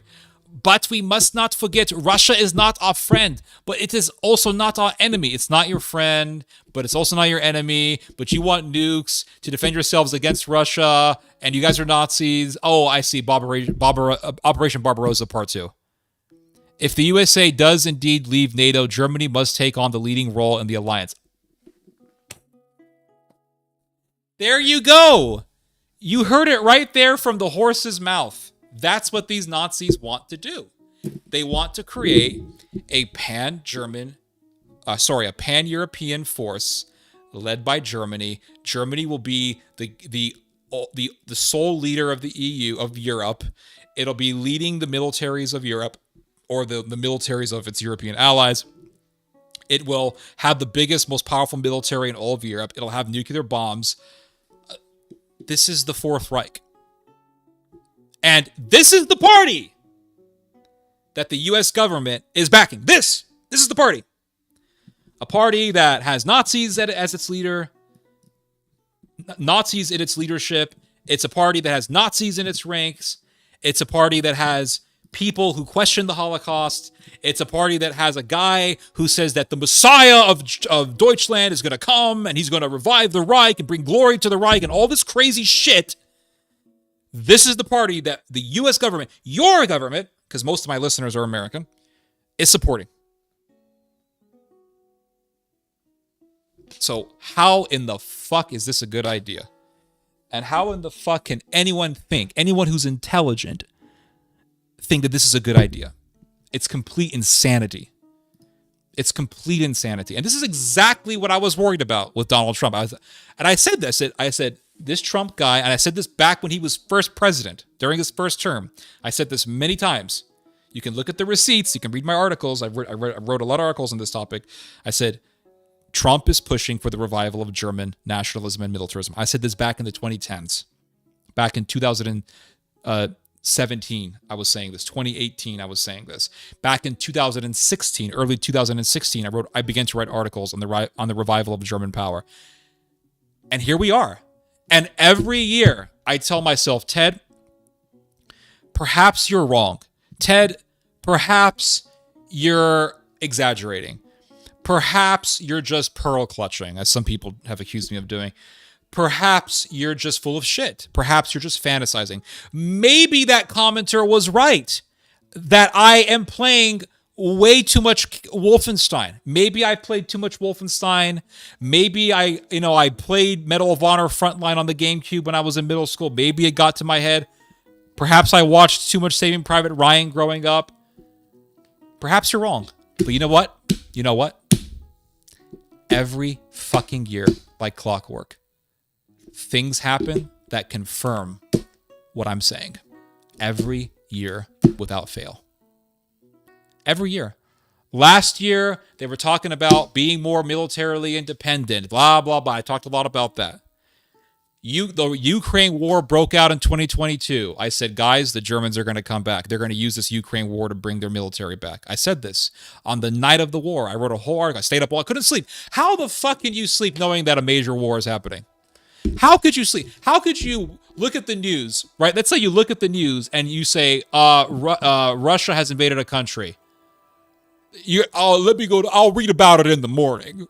I'll write about it in the morning. Fuck that. I was doing videos. I was like, get the camera on, Ted. We're going to do videos. Did videos. Got the article up. Pumped up a bunch of caffeine. Get your iced tea. Get your caffeine. Get your black coffee. We going to be up all night. And I stayed up all night. Wrote a whole article. And I said, this is what's going to happen. And I was so far, what I said in that article is correct. I said the Germans are going to use this war to bring back their military. And it's happening. I said the same shit back in 2017. I said the Germans are using the Russians as a pretext to revive their military. I've said this many times. When Britain voted to leave the EU, I couldn't sleep. I just couldn't sleep. I didn't say, I'm going to wake up in the morning. I'll write about this. No. I said, look, this is history. We're literally watching the breakdown of the European Union. Britain has voted to leave the European Union. That happened back in 2016. That happened. I got myself a big old glass of iced tea, guzzled that shit down and said, let's get to writing. And I pounded that keyboard for hours. And when the sun rose up, the article was done. And I said in the article, I said, you watch. I said, the Germans are going to rise up and they're going to say, because the British left, we got to get our military back up. This is what I wrote. And in 2017, Angela Merkel said, because of Brexit, we can't trust the British. We got to get our military back up. And I remember seeing that in the news thinking, but every year I have this little inner doubt. I said, Ted, maybe you're full of shit. Maybe the commenters are right. Maybe you're just a pearl-clutching, preachy weirdo who played too much Wolfenstein. Maybe you played too much Medal of Honor. But every year, some shit happens that confirms that I've been right. That so far, I am right. And I wasn't planning on watching Trump's inauguration. I wasn't. I said, I'm just going to lay my ass down on my bed. I'm not going to do shit. And I saw the video. Fucking Elon Musk does the Nazi salute. And I said, there you go. It's like, it doesn't stop. It's not like I'm sitting here making shit up. You know, like, this is what I hate about the right-wing influencers online. Like, they keep calling us Nazis, and then they'll tell me, these righties will tell me, right-wingers on the internet will tell me, you just keep all this Nazi stuff. This is Nazi stuff. Dude, stop acting like fucking Nazis. And then I'll stop. Just stop. Like, fucking shit. Like, don't do this. Then I won't bring it up. Don't talk about how you gotta change Germany's view on the Holocaust. Stop questioning the Holocaust. Stop, you have this AfD leader, I forgot her name, but she said, oh, Hitler, I miss him so much, I wish he would come back, he could save Germany. Don't say shit like that. Bjorn Holke says, oh, the Messiah of Germany is coming, he will bring glory to the Reich, hoo ha hoo. That's some Nazi shit. Stop doing Nazi shit. I won't bring up Nazis. I'll go back to the old days of just talking about Muslims. Oh, why are you bashing Israel? I don't know. Stop killing people. Stop talking about how much you want to kill the Palestinians and you want to do genocide and Jews are superior to goys, and stop talking that shit. Then we won't bring it up. It's that simple. That's the thing. People express their fanaticism, and then they get mad when people talk about their fanaticism, and they say, oh, you're calling us Nazis. Dude, oh my God, holy shit, dude. I swear, so many of these big YouTubers, these big influencers on YouTube, I swear they're all fucking psyops.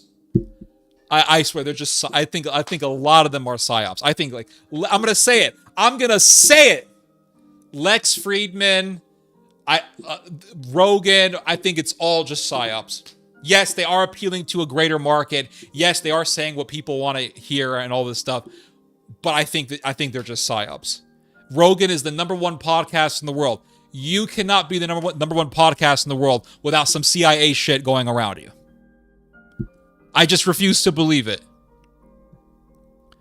I refuse to believe it. And I was watching, there's this new guy that popped up recently. He does one video, he gets hundreds of thousands of views. What does he call himself? Something Smith, Walters, what's he called? What's his name? I was listening to this guy. I don't like, his name is something Smith. Hold on.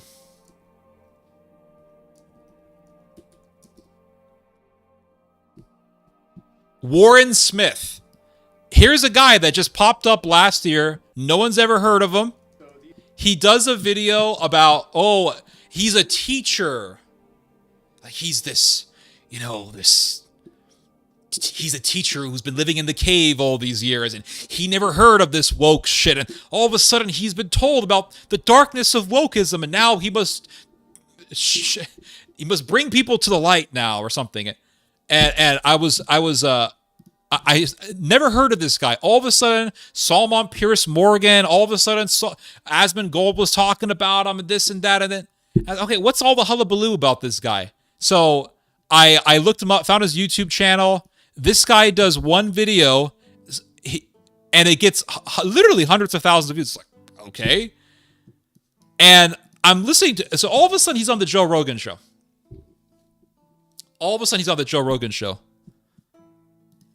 And Warren, whatever his name is, Warren Smith, he's on the Joe Rogan show, and he's talking about the Musk salute, right? The salute that will be heard for decades to come.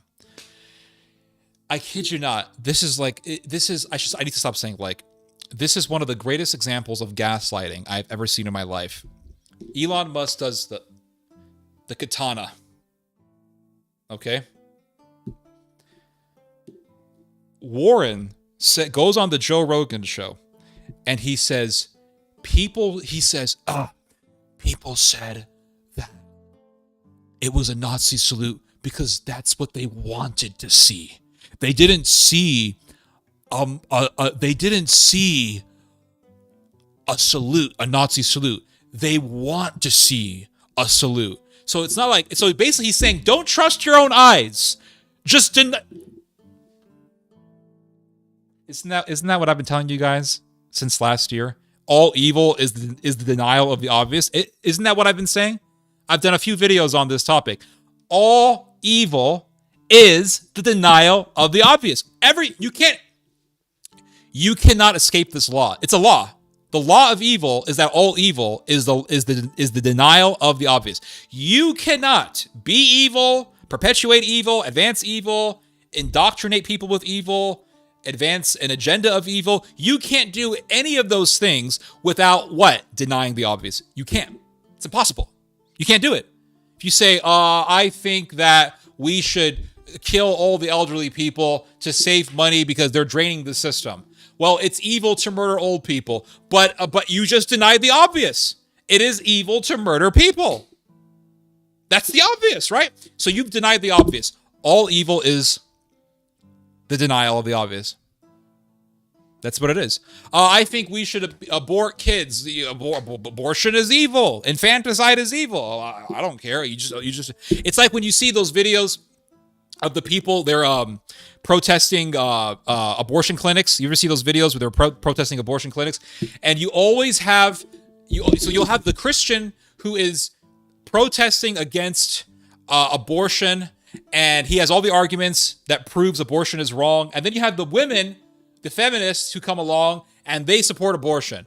And usually these women, they come along and they're very aggressive and they're just crazy looking. And they come over and they say, well, what's wrong with abortion? It's not a human being. And then the Christian guy will say, it is a human being. If it's not a human being, then what the fuck is it? It has human DNA, human cells. It's all human biology. It's the result of a human sperm and a human egg coming together, forming one human cell. All the DNA in that human being is right there in that singular cell in that moment. A fucking flash of light sparks the moment the egg and the sperm come together. What's that about? What is it? It's I don't know. It's I don't care. It's not human. Okay, so you're denying the obvious. All evil is the denial of the obvious. It's impossible. You cannot be evil without denying the obvious. You can't. You just can't. I think homosexuality is normal. How is it normal? How is it natural? Well, it just is. Well, have you ever heard of a human being being spawned through two men packing fudge? No, but okay, so it's not natural. That's simple. It's that simple. It's not complicated stuff. So this guy, Warren, he goes to all of a sudden he's on the Joe Rogan show. No one ever heard of this guy until sometime last year. He's on the Joe Rogan show. Well, you didn't see a Nazi salute. You wanted to see it. Motherfucker, nobody wanted to see that. You think I wanted to see a Nazi salute? What kind of sick person are you that you think people actually want to see that? Well, normal people want to see that. I don't want to see that. If I hate Nazism, why in the hell do I want to see a Nazi salute? That makes no sense. It's just the evil. I'm tired of the bad faith. I'm tired of the bad faith, guys. It's exhausting after a while. It really is. It's exhausting. There comes a point where you just say, I can't take it anymore. I can't take it. The lying, the dishonest. It's not even, it's stupidity. That's not stupidity.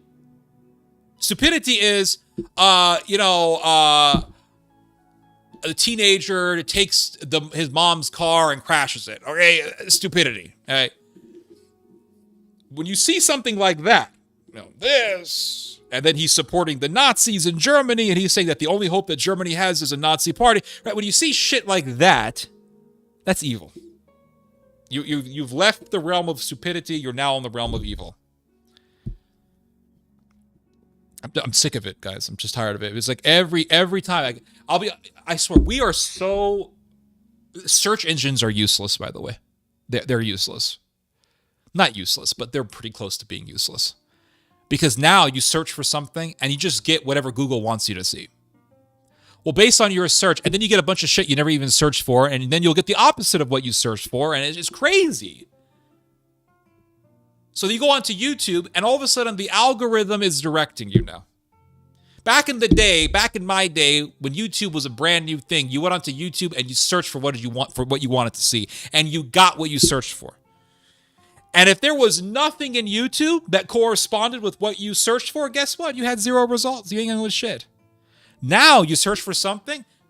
Even though we don't have anything for you, here's a bunch of videos for you to watch. Oh, and it's what the algorithm wants you to see.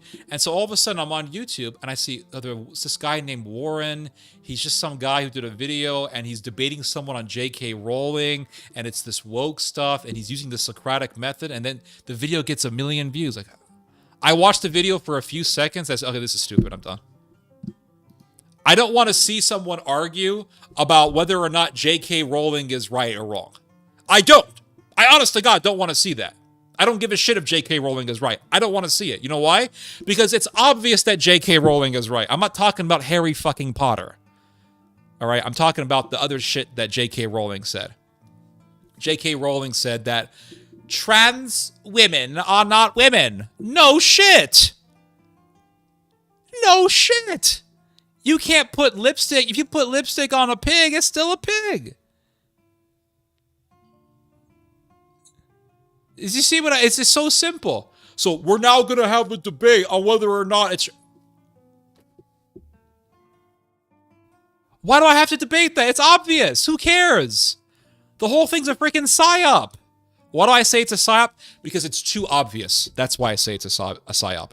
It's too obvious. It is obviously true that J.K. Rowling is right.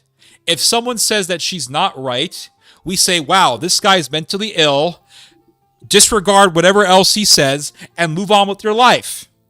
No. We have to have YouTube videos and debates and make a whole industry around it and write books on the subject and this and that and this and the other. When we know for a fact that almost 100% of the population rejects wokeism anyway. So what's all the hullabaloo about wokeism if most people reject it? The market has spoken. The market says no to wokeism. So what's the point? I'll tell you what the fucking point is. I should stop saying the F word. I'm sorry, guys. But I'm going to tell you what the point is. The point is to use the existence of wokeism as a justification for other evils. That's it right there. That's the reason. Now, I don't have a white paper that says, oh, this is the reason, and the documents got leaked out, and I don't have that. I can't prove to you that this is an actual conspiracy. But I notice a pattern. And if there is one thing good if there is one thing that the human brain is really good at, it's recognizing patterns. We're really good at doing it. Human beings, we're masters at recognizing patterns. We do it instinctively. We don't even have to try. We just do it. And one thing that I've noticed is that when you look at the woke movement,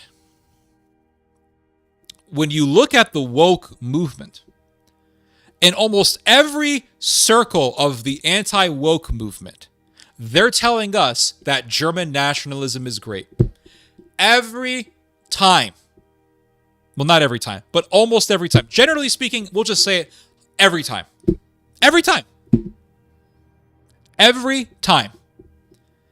I go to these YouTube channels, right? And I'll look at them once in a while just to get a sense what this movement is saying.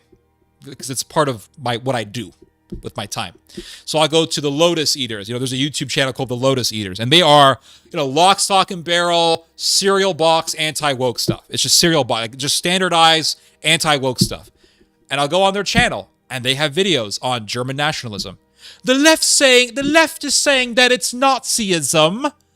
It's not, where's the... I was watching them last year. kid you. I was watching them last year. Lotus, right? They're British. Benjamin, what's his name? The guy who he calls himself Sargon of Akkad. Owen Benjamin, I think his name is. Is his name Owen Benjamin? I forgot his name. His last name is Benjamin. The Sargon of Akkad guy. He's on there. He's on there, right? He'll get on their little the Lotus Eater podcast. And I remember I was watching the Lotus Eaters. I want to say last year or the year before last year. And they were talking about German nationalism. And they were saying, the left is saying they're Nazis. Where are the salutes? Where's the salutes? I don't see the salutes. And then Elon fucking Musk does the salute. All of a sudden, it's not a salute. All of a sudden, it's a delusion. It's an optical illusion. And you only wanted to see the salute, but there was no salute. Bjorn Holke says, the savior of Germany is coming from a cave. He will bring glory to the Reich. But they're not Nazis. No. They're not Nazis. And that's the anti-woke crowd. The anti-woke crowd doesn't necessarily come out and seek Heil. What the anti-woke crowd does is enabling. That's what the anti-woke crowd does, is it enables. So what it does is it doesn't say, yeah, Sieg Heiling is great, Nazism is great. It doesn't do that. What it does is it tells you that there is no Nazi problem. Just like how the mainstream media was saying Ukraine doesn't have a Nazi problem. Oh, that's bullshit, right? They do the same thing. The anti-woke people. There's no Nazi. No. That's not true. And every time you look at Jordan Peterson, the Lotus Eaters, Warren Smith, Elon Musk, all these people, Joe Rogan, all these people, what do they all have to say about the salute? What do they have to say about the AFD? It's great. It's wonderful. German nationalism, that's great. They're what I call enablers. So that's why I say the anti-woke movement is a psyop. That's why. It's a psyop. It's just there to get you all riled up. Oh, God, the evil leftists, they're so bad. And I don't like the leftists, don't get me wrong, but it's there to get you all riled up. And there's nothing wrong with exposing the woke. If you want to expose the woke left, expose them all you want. God be with you. The problem is that God is not with these people. The devil is with them. Because they say, oh, the woke is bad. Okay, fine. But then here's the alternative. Here's the solution. And they give you AFD. They give you Nazi salutes. They give you... That's the problem, do you see? That's why I say the whole thing's just a giant psyop. That's why I say it's just a giant-ass psyop. I'll read your guys' comments here. So you got a whole bunch of comments here. Theo, an honest question. Do you, in a sense, admire Hitler as a person without the ideology, coming from nothing and becoming the leader he became? No, I don't. I don't admire Adolf Hitler. Here's the thing about Hitler, and this can be said about any leader who gains supreme power. The leader is a reflection of the people that he serves. That's the bottom line. So people voted for Hitler because that's what people wanted. In other words, the market had spoken at that point. It's a market. The ideology, the popularity for certain ideas, it works just like an economy. That's why they call it the economy of ideas, the marketplace of ideas, because it works no differently than an economy. If you try to sell your house for $1 million, but nobody wants to buy the damn thing, so what happens? You have to reduce the price to $500,000, right? And then somebody buys your house. The market has spoken.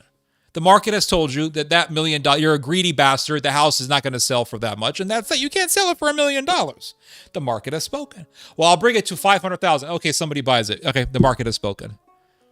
Well, you really have to admire the man. He sold the house and made $500,000. I don't have to admire shit. All I know is the market has spoken. That's it.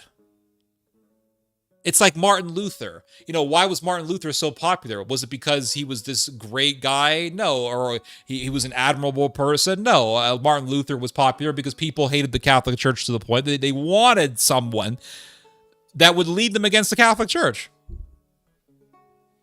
Simple as that. The market has spoken. That's it. Hitler was a product of his time. Was he a good speaker? Yes, he was. That's one thing I can't take away from Hitler. He was a great orator, great speaker. But if he spoke in favor of centrist politics, nobody would have ever voted for him. The fact is that he ran as a fanatic, and he ran preaching fanaticism and ultranationalism. And so people voted for him because that's what the market demanded at that time. Anyway, I hope that answers your question. I think Germany and Turkey makes more sense against Russia. Yeah, I don't think Germany and Iran will work out if Russia is involved with Iran. Well, I mean, listen, like I've said many times, the future is going to shock you. And if Germany Germany and Turkey, they did that back in World War I. And listen, here's the thing about Turkey and World War I and World War II. The only reason why Turkey did not join the Axis is because Turkey was still neutered from World War I. That's it. That is it. That is the only reason why. If Turkey managed to revive its power before the outbreak of World War II, Turkey would have joined Adolf Hitler. So in World War I, you had a German-Turkish alliance. Turkey was neutered. Turkey could not recover before the outbreak of World War II. So Turkey was not a member of the Axis.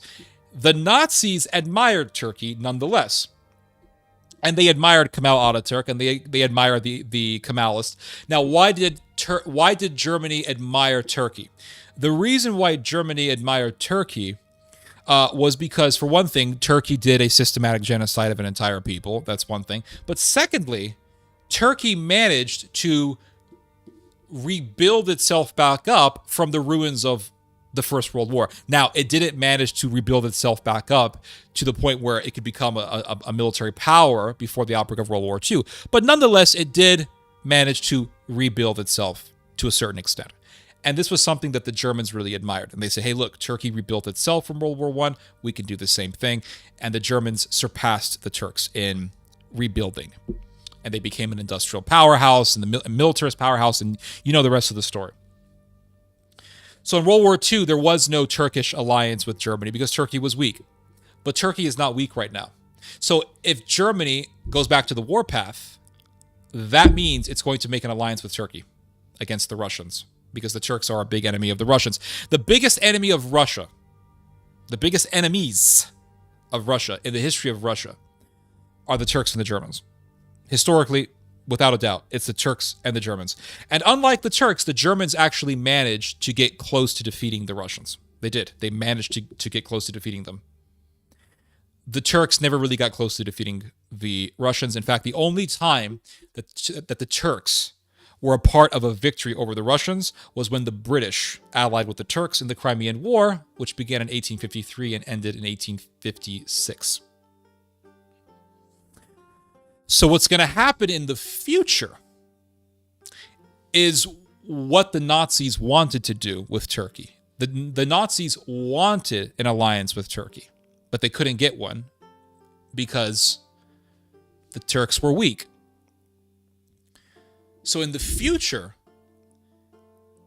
you're going to have what the Nazis couldn't have, and that is a German-Turkish axis.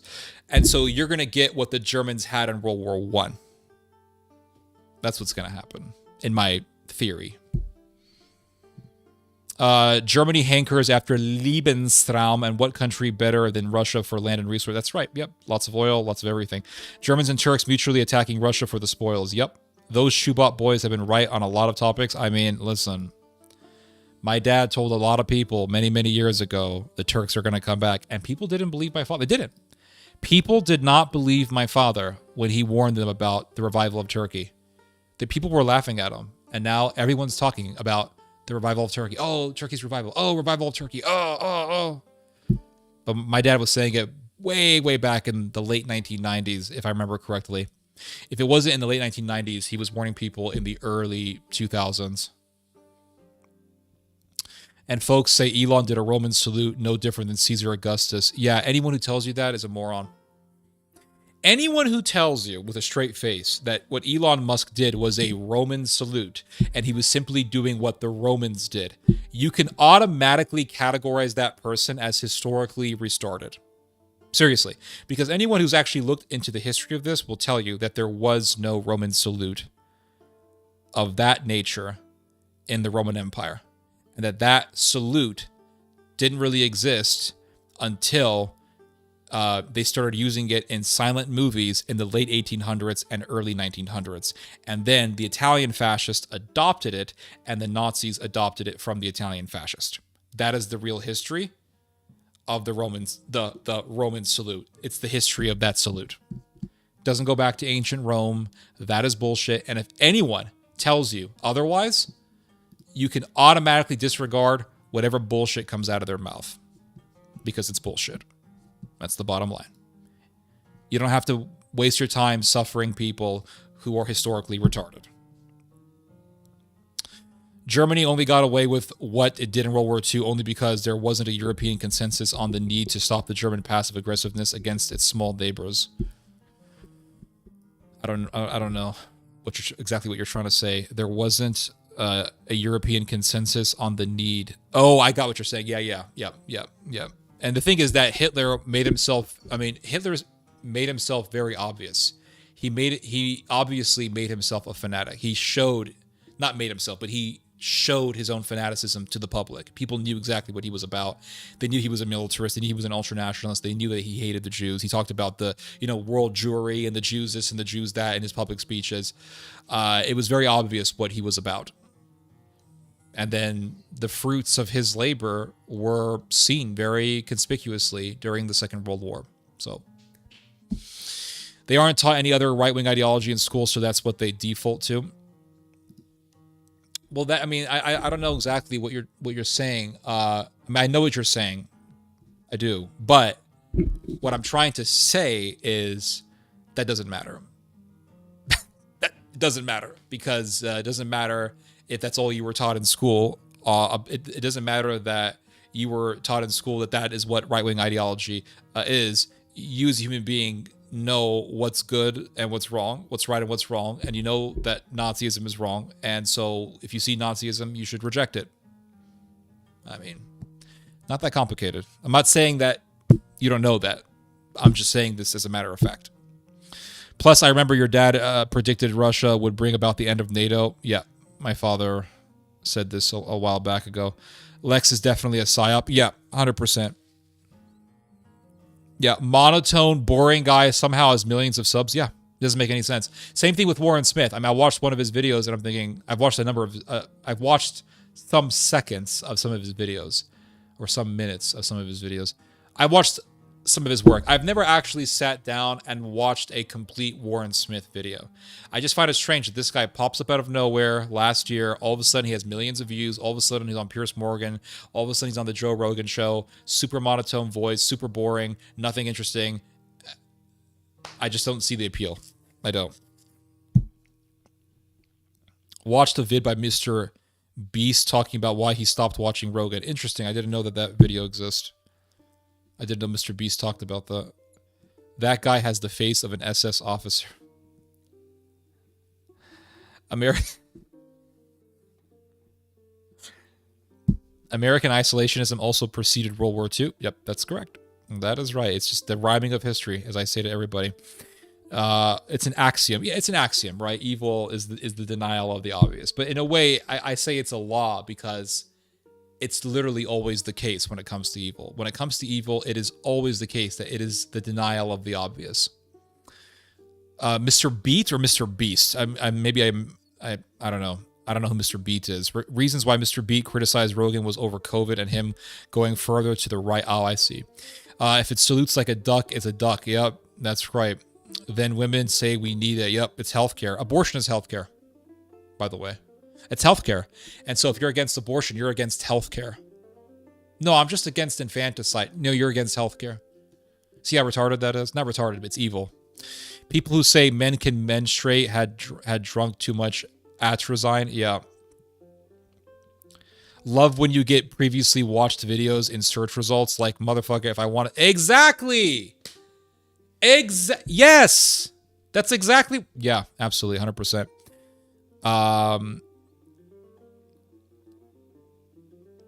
People keep saying the F word. Keep saying the F word. It does make the stream more interesting. Love every time he says it. All I can think about is that video about the many uses of the F word. Yeah, you are pretty close in this thought. They may be the vibe shifters and enablers, but they don't provide the solutions an average person is thinking of. Therefore, the radical. That's a very good way to. That's a very good observation, and that's a very efficient way to present what's happening here. Yes. Yes. So they point to the problem. They say, here's this woke is, oh my God, woke. What's the solution? Radicalism. And there it is right there. There it is. That's it right there.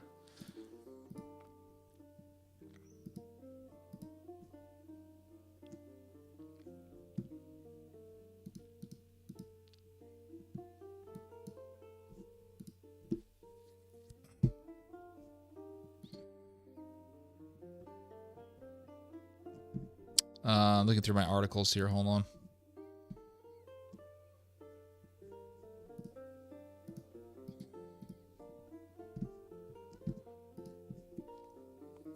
And also, for those of you who want to learn more about the role of Turkey in all this, because we talked about a German-Turkish alliance, let's check out this article that came out recently. When did this article come out? Let's see here. Hold on. Came out today. So here's an article that came out today. It was published by an Israeli publication called Aura.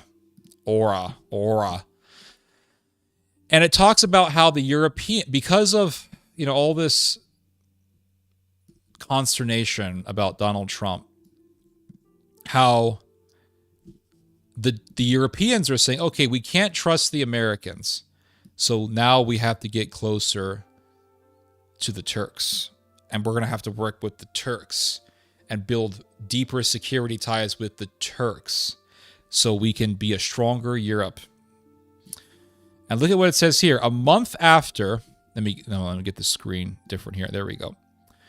A month after Donald Trump's return to the White House, several world leaders are already showing up and enjoying his political approach, including Turkish President Recep Tayyip Erdogan. The Turkish army, the largest in the region, and Turkey's defense industry, in which Ankara has invested heavily in recent years, are now seen by Europeans as essential assets for strengthening their military power. So in other words, well, we can't trust the Americans, we can't rely on the Americans, but we can rely on Turkey, and Turkey is basically a part of Europe, and they have a big fat military, so we got to deepen our security ties with Turkey. This is what I'm talking about. The revival of the Turco-German alliance that we saw back in World War I. It says here, as a result, within a few weeks, Turkey became a vital partner for European countries. The change in Europe's attitude towards Turkey is reflected in bilateral visits and statements that emphasize the opening of a new chapter in Turkey-Europe relations. And remember what I told you guys. What was it? I want to say about a month or so ago, or 2 months ago. Remember, I told you guys the Europeans are celebrating the fact that Turkey runs Syria. And remember what happened not too long after Turkey took over most of Syria? All of a sudden, the French sent a delegation to Syria. All of a sudden, the Germans sent a delegation to Syria. All of a sudden, you see all these Europeans going to Syria to work with the Turks. And they're celebrating the fact that Turkey controls Syria and is now reviving its empire in the Middle East. What is that about? That's about the Europeans deepening their ties with the Turks. That's the bottom line. Turkish army is 1.8 billion strong. They can mobilize worldwide, and you're talking about the whole Muslim world, yeah. Well, Turkey is going to mobilize the Muslim world. Now, obviously, not all Muslims are going to be in on it, so they don't have a 1.8 billion man army, but they got a ton of people. But yes, they will mobilize the Muslim world. They are going to use the whole Palestinian situation as the rallying point. They're going to unite the Muslim world under the Turkish flag as against the Israelis, and they're going to do so in the name of protecting the Palestinians. So what's going to unite the Muslim world is the Palestinian cause. That's it. That is the most unifying factor in the entire Islamic world. Israelis start butchering Palestinians, the whole Muslim world goes up in arms.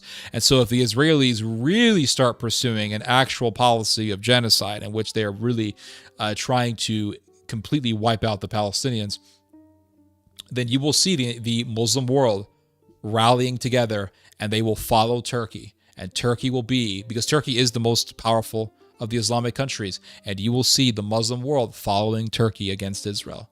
And Muslims from as far as Indonesia will go to fight Israel. It's going to be very, very crazy. It's going to be surreal. Absolutely surreal.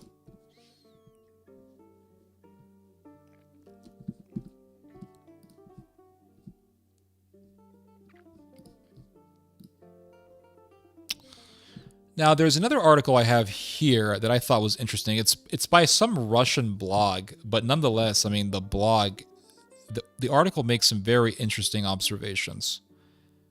But it talks about the revival of Nazism and how Germany is really going back to its Nazi ways. Now, the name of this website is called Russian People's Line: Orthodoxy, Autocracy, Nationality. Now, this is a Russian website. It's originally in Russian. I used Google Translate to make it into English, but it's an interesting article nonetheless. It makes some interesting observations. And it says here, Germany begins the path of Hitler's NSDAP or Gorbachev's perestroika. And it says here, on Wednesday, March 5th, the CDU/CSU and the SPD agreed on unprecedented $500 billion loans, 500 billion, I'm guessing euro loans, for weapons and infrastructure. So the Germans are really amping up they're going to really start amping up their military spending. And it says here, and yesterday, this plan was approved by trade unions and big business, writes the well-known Germanist columnist for Russiskaya Gazeta Timofey Leonidovich Borisov and his Telegram channel. And so some interesting observations have been made in this article. It says here, Germany is stepping onto thin ice, which is leading it along a completely uncharted path. Nobody in Germany knows the final destination. And this is the biggest restructuring of the German economy since the end of World War II. So the German government is about to embark on major military spending. And what this article is saying is that it's going to lead to economic problems such as inflation. And so the article concludes that the Germans are going down the path of really just the NSDAP, which is the Nazi party. So it says here, we are talking about unprecedented amounts and the largest debt in the history of Germany. Loans for military equipment will have to be repaid sooner or later, primarily from the federal budget. So other budget items will have to be cut. For comparison, during the 3.5 years of war with Russia and Ukraine, Germany spent 44 billion euros. This placed a heavy burden on the country's economy. Spending even such a sum, spread over several years, has already had a noticeable impact on the German standard of living. Inflation became noticeable. Utility prices rose. Unemployment increased. Now we are talking about $500 billion. So in other words, Germany spent 44 billion euros to help Ukraine, and that has made a dent. That has caused problems, economic problems for Germany. So now imagine Germany spending $500 billion. It's going to be huge. Or $500 billion, my mistake. $500 billion. Half a trillion, not a half a billion. I said half a billion. Half a trillion. And like I've said, if you have economic problems, doesn't matter. The nationalists always win. If you have economic problems, nationalism comes. If you have economic problems plus problems with immigration, nationalism definitely comes. So this guy says, what is this? This is the very same thin ice that Germany has not yet stepped on. Timofey Borisov noted. Germany has lived within its means for decades. So Germany's had a policy for decades in which it has lived within its means. So it says here that Germany has lived within its means for decades. The debt and credit balances were good. I already wrote today that the German, by his internal psychotype, is an accountant and a miser. A miser is someone who saves money. And then suddenly it was necessary to learn to live in conditions of financial risks and an unbalanced economy. And you see it, right? You see these big German companies like Krupp Steel, Volkswagen. They're talking about doing massive layoffs, and they're facing massive layoffs that are going to be happening in the future, and they're going to be happening in upcoming years. You're going to have these massive layoffs, and it says here, Employers Association President Rainer Dolger made it clear that this meant raising the retirement age, cutting pension and health benefits, with the aim of permanently reducing Social Security contributions to 40%. So this massive military spending policy is going to lead to some serious economic woes in Deutschland. And it says here, who is capable of resisting such a policy? Basically, these are ordinary Germans, the political scientist believes. But now the media will start to intimidate them with tenfold force about an aggressive Russia, which is ready to come to Germany again, eat babies, and rape German women. What did I tell you about using women as propaganda? They said, if you don't come, they're going to rape your women. So this guy is saying, this Russian dude is saying that the German government is going to start utilizing this type of propaganda to justify German militarism. And there will be enough naive Germans who will believe this lie. Absolutely. Because people still have not woken up to the reality that governments don't give a shit about human life. This is what my last video was about. The last concern that governments have is human life. Human life is the most expensive thing, really. Human life is the most necessary thing. Human life is what is needed to do wars, to maintain economies, to build countries, to maintain countries. But it is human life that is cared the least about. This is the great irony of human existence, right? This is the great tragedy of human existence. And that's what I said in my last video. And people still believe in the nationalist propaganda that they are given. And if you have this resurgence in that, well, you already have a resurgence in nationalism in Germany. But if you have this major revival in militarism in Germany, and they start saying, well, we have to fight the Russians, we got to do it for the cause or whatever, people will do it. Just like they did back in World War I and in World War II.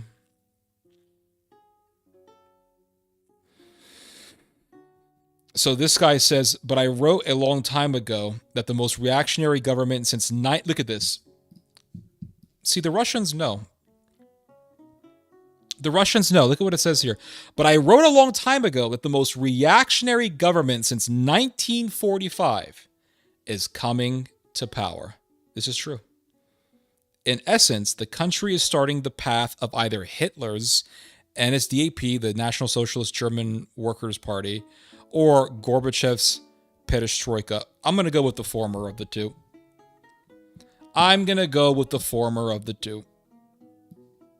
Bottom line.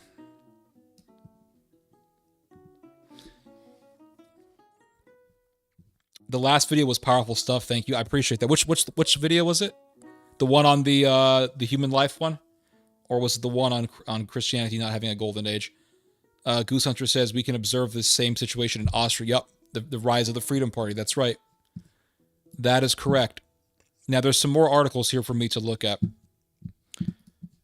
But if you write comments, I'll read the comments. I'll always try to read your guys' comments. That's a very important thing for me to read your guys' comments because it brings about a discussion. You know, that's the whole thing about these streams. I do the pre-recorded videos and I do the videos that are just excerpts from my live streams. I do those throughout the week. And those are way more difficult to do than live streams. 100%. Live streaming is way, way easier. People say, oh, I stream every day and this and that. Streaming is way easier than doing pre-recorded videos. It's true. But I have another article here for you.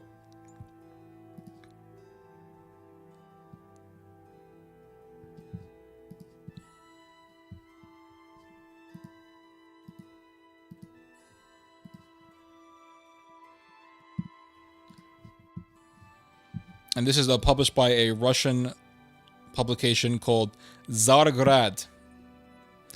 And they have some interesting articles that they publish from time to time. And look what it says here. Militarization of Europe is part of Trump's plan. 100%, I agree. Have you ever thought about writing a book about the history of Christianity or Christendom? My friend. I've already done that. And if you would like, I can send you a free PDF. If you would like. But it's called Christianity is at War. It's not entirely a history on Christendom, although it does get a lot into that. But it's a history on Christian militancy and how the whole ideology of Christian militancy was formed and how it's based on actual Christianity. And it's a really good book. I mean, I think it's good. I spent about 5 years of my life on it. Yeah, here, send me an email. I'll give you my my public email. Hold on a second.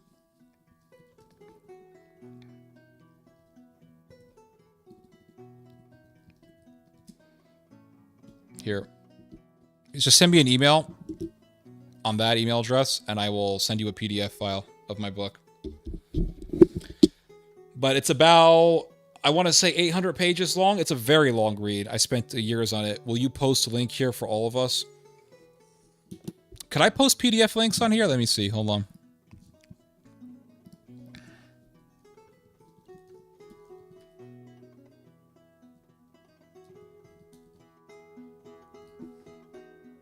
No, I don't have the PDF with me. I don't have the PDF on this computer. Let me see if I can have it here. Hold on.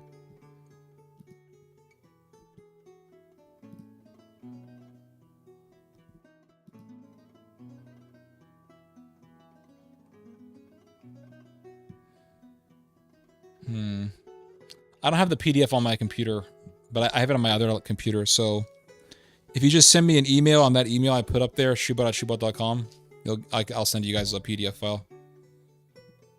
Okay, great, Gypsy Bird. Yeah, if you write it, if you write me, I'll send you one.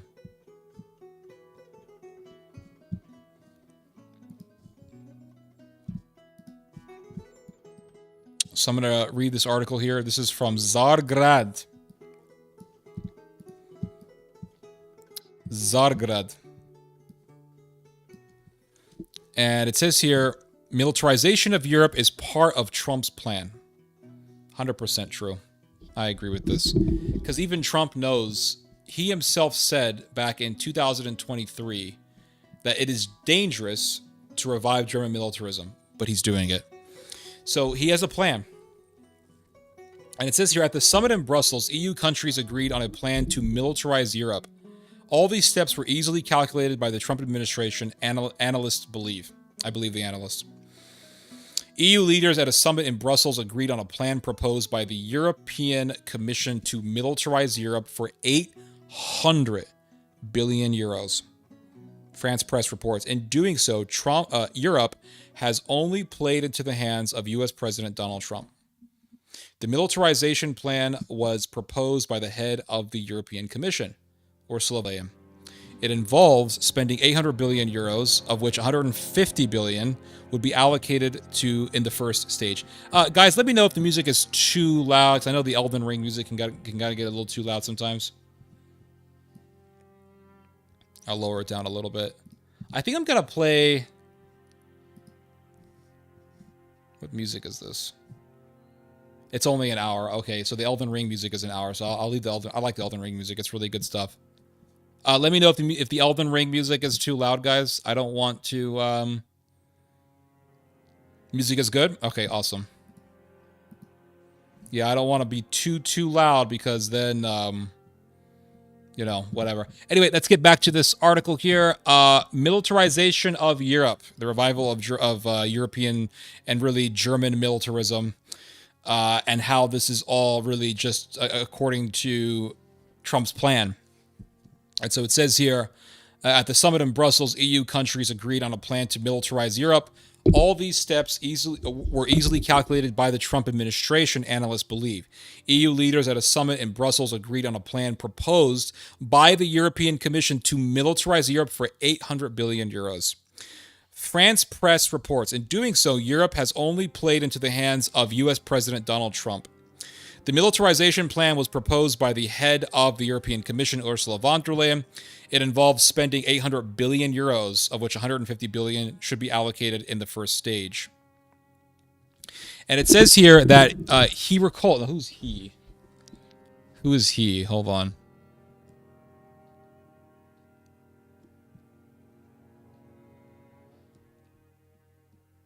Oh, okay. So it's referencing a Telegram channel called Secret Chancellery. So it says that this Telegram channel recalls that the European defense sector depends on the United States, and today about 40% of European military purchases are American weapons. So there's a lot of dependency that Europe has on the Americans.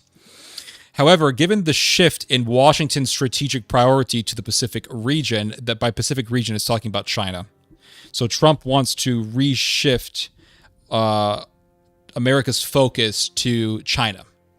That's what America wants to do. It wants to focus more on China.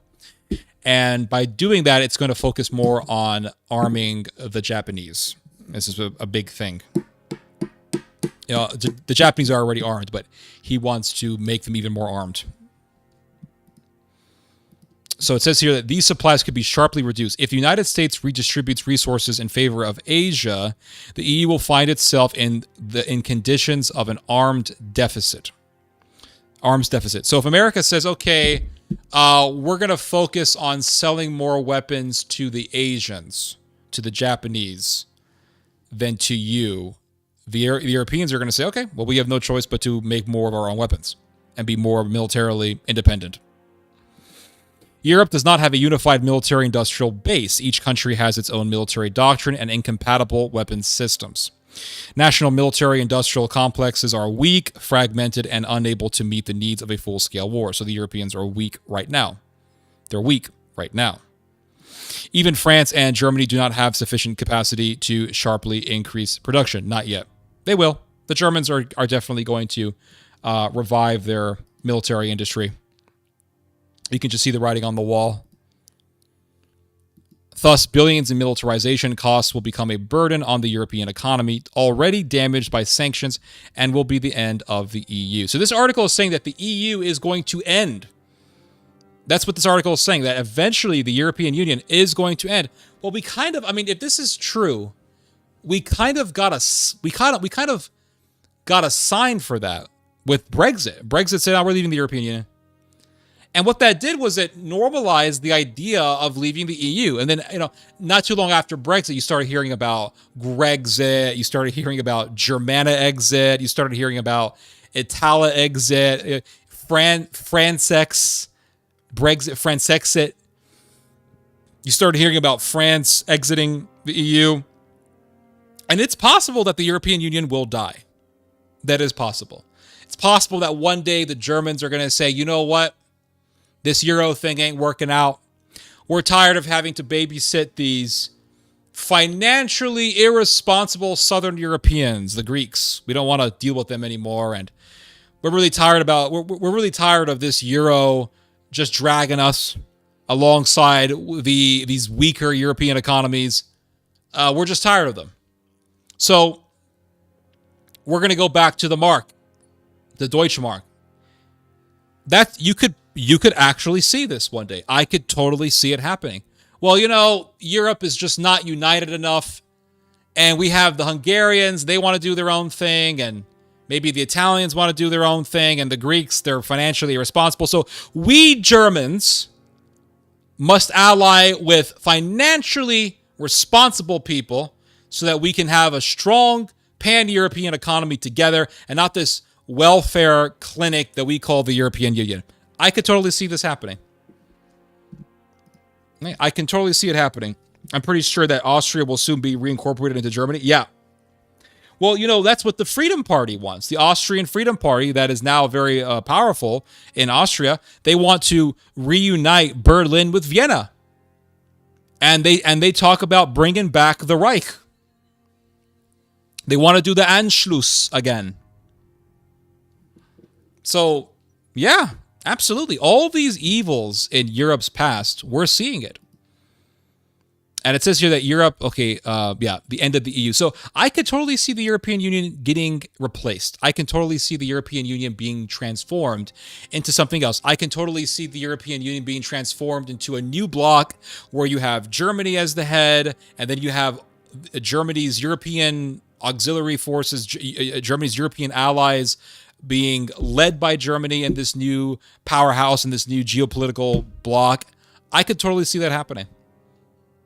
And you already see the signs of this revival of German power with the fact that the Dutch military has been, for the most part, integrated into the German armed forces. The German armed forces and the Dutch armed forces are integrated. They're now one force. How do you explain that one? Answer: it's the revival of German power. And I'm shocked that when the Dutch decided to integrate their armed forces with the German armed forces, that wasn't a big story. I'm shocked that wasn't a headline. I'm shocked. This is big news. This is the revival of German military power. Nope, not a big story. You found some newspapers talking about it, some publications talking about it here and there. You know, that's what it was. Some German publications were talking about it. Oh, look, you know, some Dutch units are now with the Germans. And I think vice versa. I think some German units were integrated with the Dutch, and they're the same force. They're the same force, and that wasn't a big story. It's crazy, right? It's crazy. Germany sells their weapons. Yeah, they do. They're a big arms sales country. Absolutely. Yep. Austria also with the Glocks, and Germany with the H&K weapons. All these steps were easily calculated by the Trump administration, which is why it is withdrawing from the Ukrainian conflict and shifting all the costs to Europe in order to destroy the EU as an institution of globalists. So this is an interesting observation. It's saying that Trump wants to destroy the European Union. Now, I agree with this. I do. I could be wrong, but I agree. You know why I agree with this observation? I'll tell you why. It's very simple. Because when Nigel Farage was pushing for Brexit, who was supporting Nigel Farage? Trump.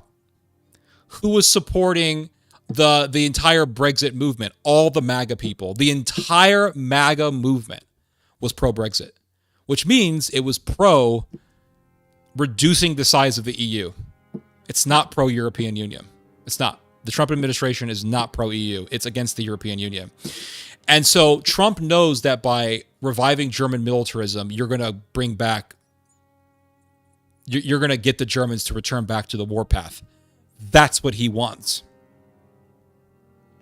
That's exactly what he wants. And that's why you have Elon Musk saying, oh, the Europeans need more self-autonomy and we need German nationalism. And that's why you have J.D. Vance supporting the AfD. Why? Why? Because the AfD it's a Eurosceptic party.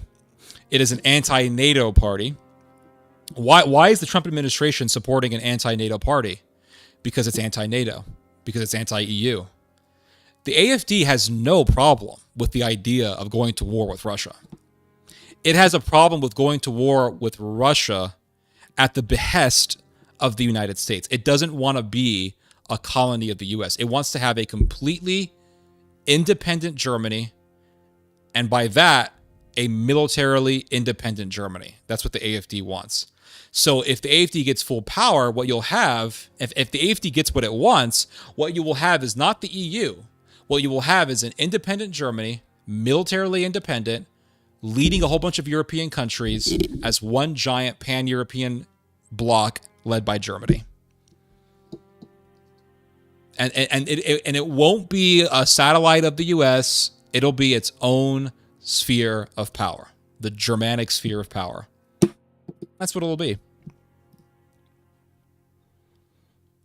And it says here, according to officials, the American leader discussed with his aides the possibility of adjusting the format of U.S. participation in NATO in a way that would benefit the alliance members who spend a certain percentage of their GDP on defense. And remember what Trump said. We won't defend you if you're not spending enough money.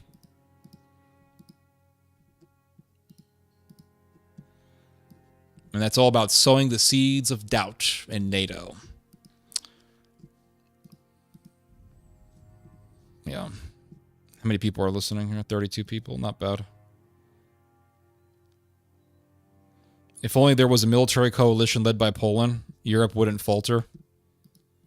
Yeah, that's not going to happen. I think the Poles dream about that. I think they want to do that, but that's not going to happen.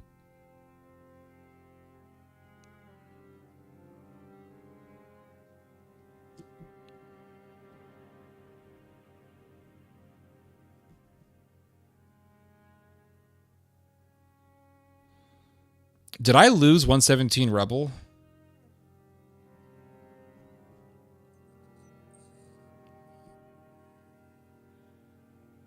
Oh, I no, okay. I thought I haven't seen him. Did I lose him?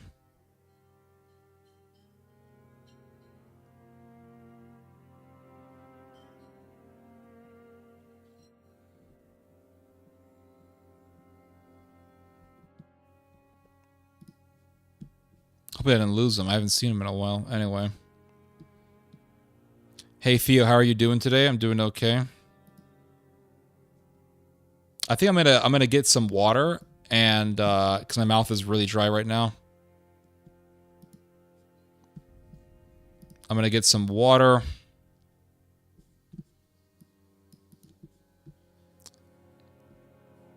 Yeah. Theo, love your work, man. God bless you. We love your streams. Appreciate that, sir. God bless. Ride or die, SB. He's been there? Okay. I hope he didn't get upset. I got a little frustrated when he said that I had sound issues, and then I got a little frustrated because I said it disrupted the stream, and I didn't, yeah. I shouldn't get frustrated. I don't want to be rude to people.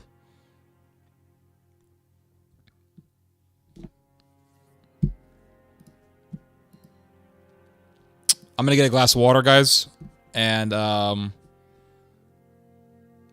gonna get a snack real quick because my brain is kind of fried because I've been talking for 4 hours. Damn. Okay, 1 second, guys. 1 second. I'm gonna turn my mic off, turn the music on.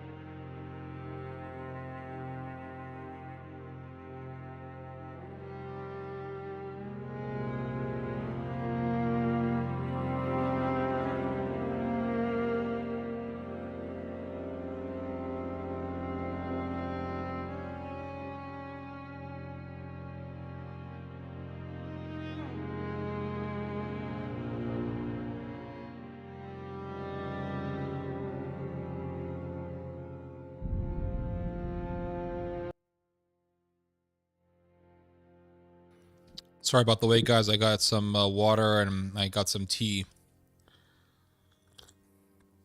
I am trying Mr. Sweet's tea that he sent me. Mr. Sweet sent me this. So I want to thank Mr. Sweet. Very good stuff. And Mr. Sweet also gave me a lighter. Hold on.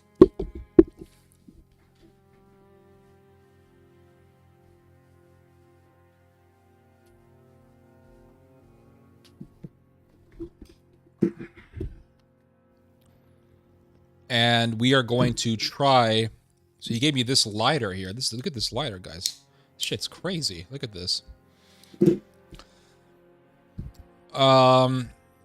Someone says, okay, RG says, I think you should switch up the music every once in a while. I mean, I don't know. The music really fits the spirit of the stream. It's the vibe.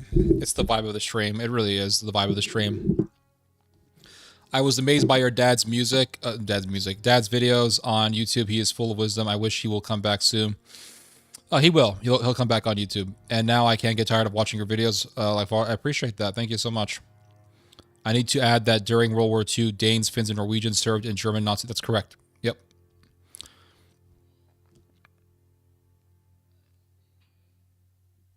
You think the Muslims were the highest number in the SS? I don't think so. If I remember correctly, the Romanians had the highest rate of recruitment into the SS.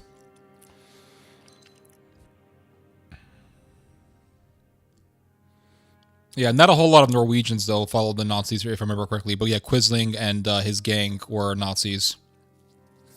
Hey, Ted, I've been sick and had a lot going on in the past 5 weeks, but I've kept tabs on your work. I really appreciate that, Sean. Get better soon. God bless you, sir. Thank you. You're the sane voice of YouTube, Teddy. Keep doing it. I really appreciate that, sir. Thank you. I try to be as sane as I possibly can. So we're going to try some pipe tobacco here. We're going to try this Latakia mix that Mr. Sweet sent me here. Star of the East, Latakia. It's a 50% Latakia blend. And we're going to test out the lighter that he sent me. It's going to be a nice lighter. And it has Theo on it. He wanted to put Theology, but the guy said that I think there was a mistake that was made. I don't remember.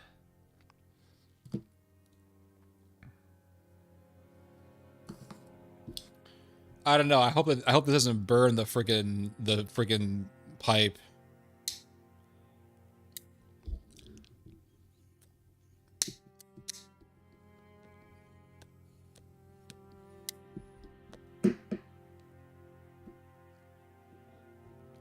That's some strong shit.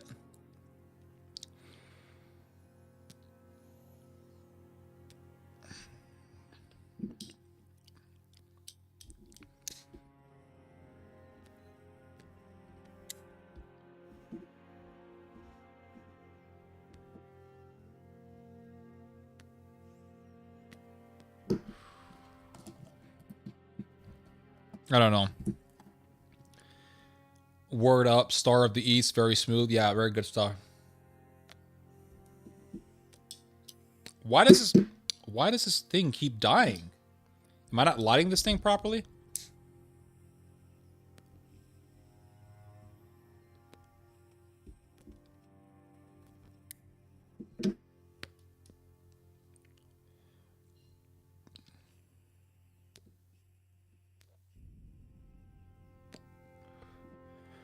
Pipe tobacco reminds me so much of my grandfather. That's really nice. My great-grandfather also was a pipe smoker. My European or my white great-grandfather was a big pipe collector. And then my father's grandfather in the Middle East, he was a big smoker, but he smoked like really strong high nicotine stuff.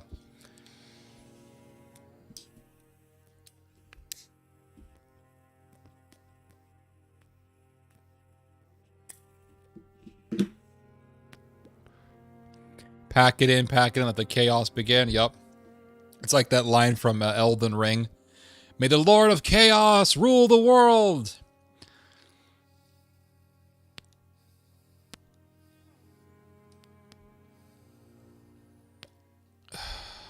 I'm getting a stogie. What's a stogie? I actually don't have any more articles to read to you guys. Oh, a cigar. I pretty much read to you guys everything, so it's just me sitting here for the next, I don't know how long. Probably for the next 30 minutes or so. Any good video games you guys are playing? Any video games?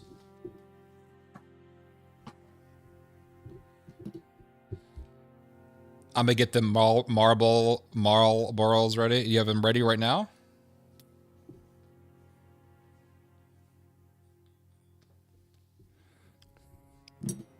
Do you follow Sam Shamoon's content? He talked to a big podcaster who he owned, and the podcaster didn't post the video. What was the debate over? I haven't seen that. No. What was the debate over?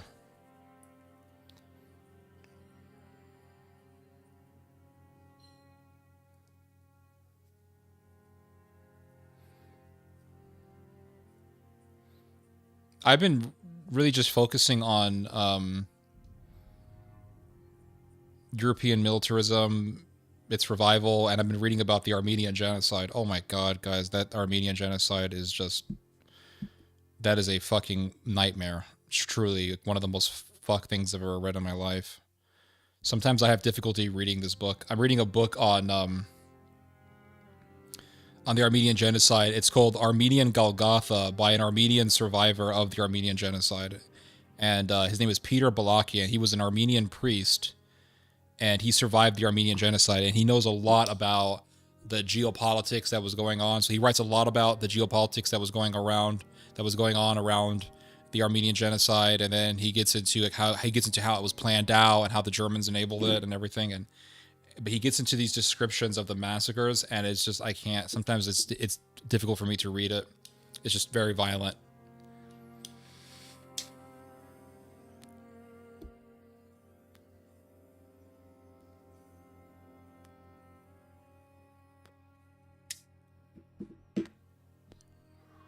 Ooh, shit.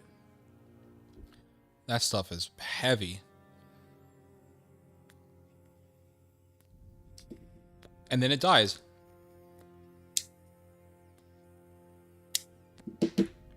Hold on a second.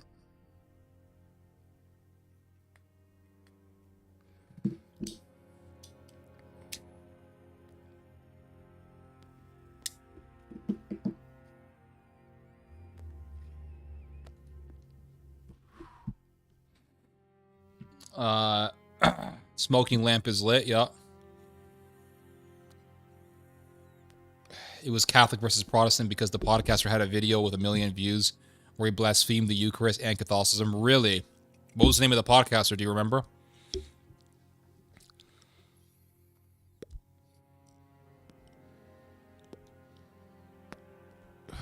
Squad is getting weirder by the day, and they're a server where I get myself banned. What's Squad? What is that? Let's do movies or music recommendations.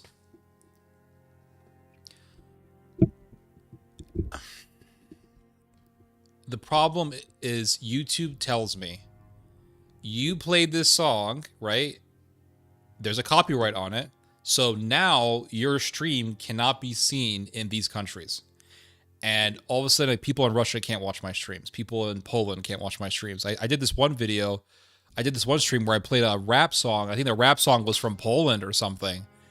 And it was just, video's banned. Like, just like that, you know, and it was just, and then one time I had, one time YouTube told me the whole stream is banned for the entire world. No one in the world can watch your stream because you played this one song and the copyright agreement is made in such a way that if you play it, your whole stream is fucked. So it's just, I really wish YouTube wasn't so stringent on it, but they are, and I don't know. We can talk about movies. I like talking about movies.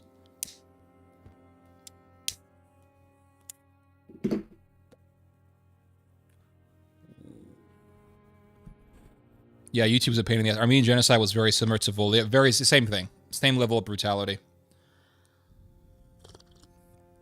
Really horrifying stuff. Just a military simulator game. Oh, I see. Let me guess. You're saying some like really spicy stuff on the thing, and it gets you banned.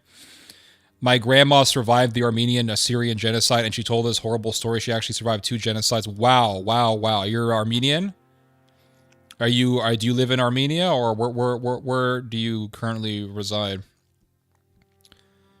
I think you might have packed it too tightly. Yeah, it's good now though.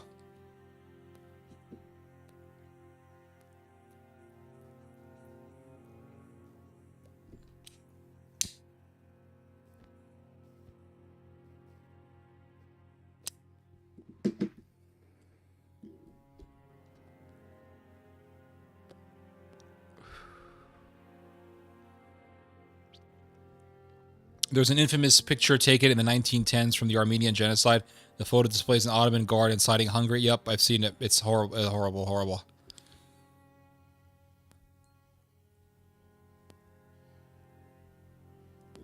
One thing about smoking my church warden pipe, I had to hold it because it was too heavy. Yep, yep, you got to hold it.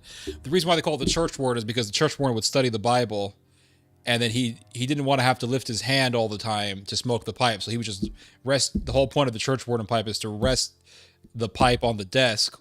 You rest it on your hand on the desk, and then the pipe, just, you don't have to raise your hand up because the pipe's so long, you just put it right in your mouth. I am half Armenian, half Assyrian. Damn.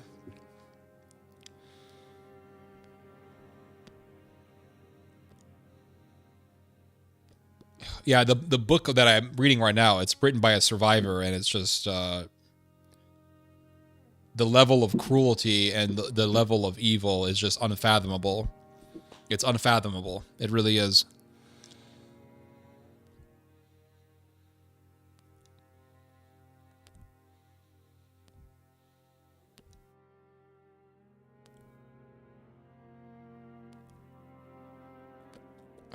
I watched Apocalypto again. It's been a while. A great movie.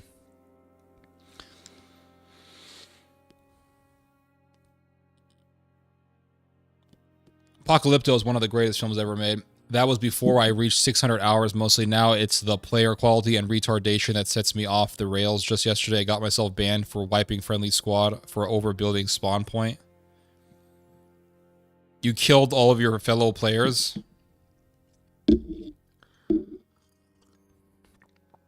Why would you do that?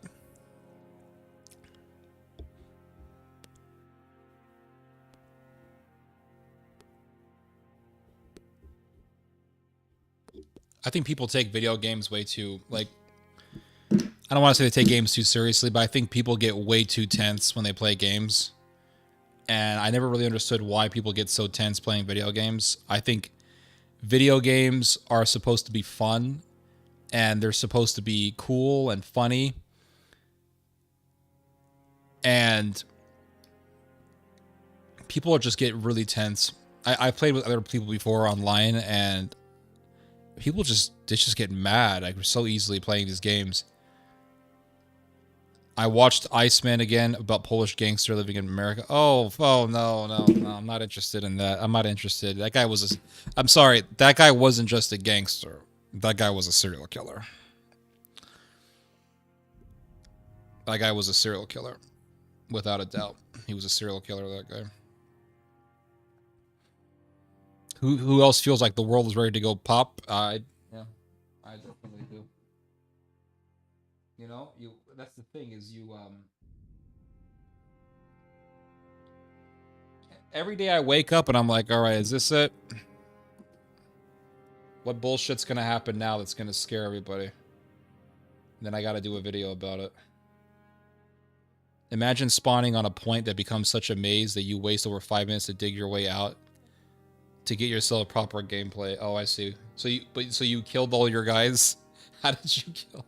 How do you kill all of your fellow players? How does that happen?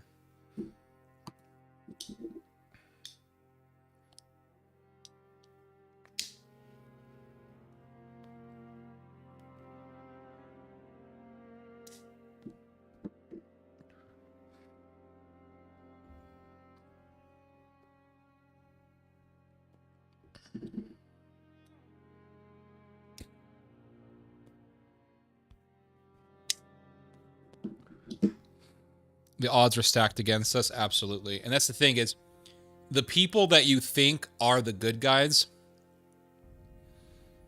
are not the good guys. That's the thing is everyone thinks like these are the good guys and these are the good guys and these are the, and I found these anti-woke people. I found these nationalist people. I found these, and from my experience, none of them are good. None of them.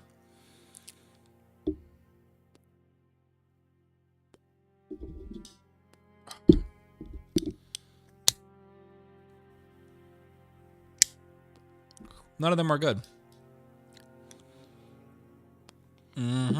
Everybody wants you to follow some anti-woke shit, and oh, he's anti-woke. That means he's great. And then you see that Jordan Peterson hanging out with Camille Paglia for hours, and the video gets 3 million plus. That's one thing I can never understand. That's one thing I can never understand.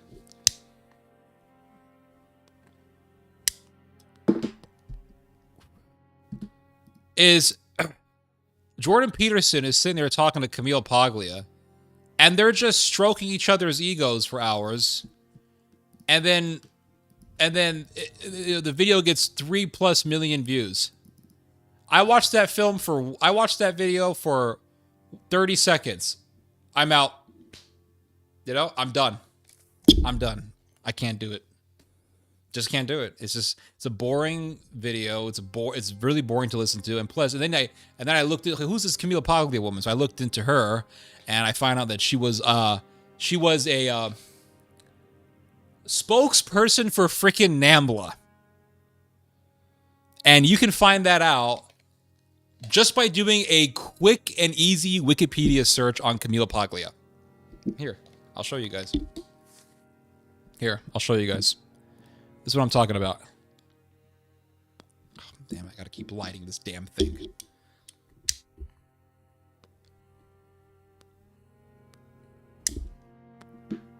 Here, I'll show you guys what I'm talking about. Hold up.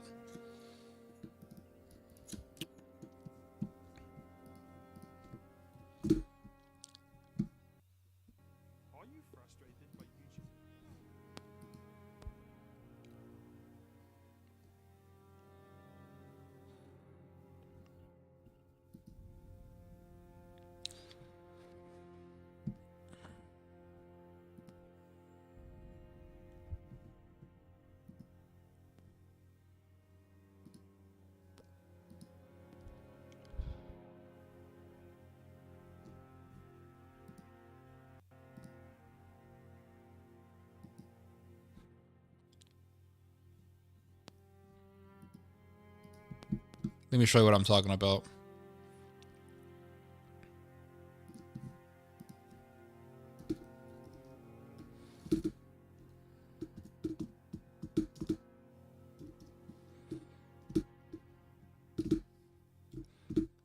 Okay. It's not hours, sorry. It's 1 hour and 42 minutes. I made a mistake. So here's the video. This piece of shit video. All right, it's a garbage video. Nothing interesting about this video at all. It's garbage. All right. And it's this guy. Okay, this video has 3.6 million views for this bullshit. Okay. Then there's Camille Paglia.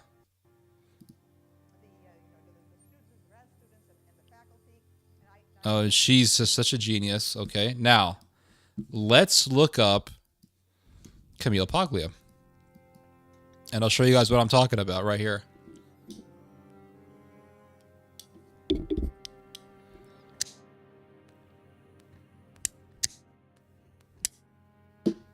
Show you guys what I'm talking about.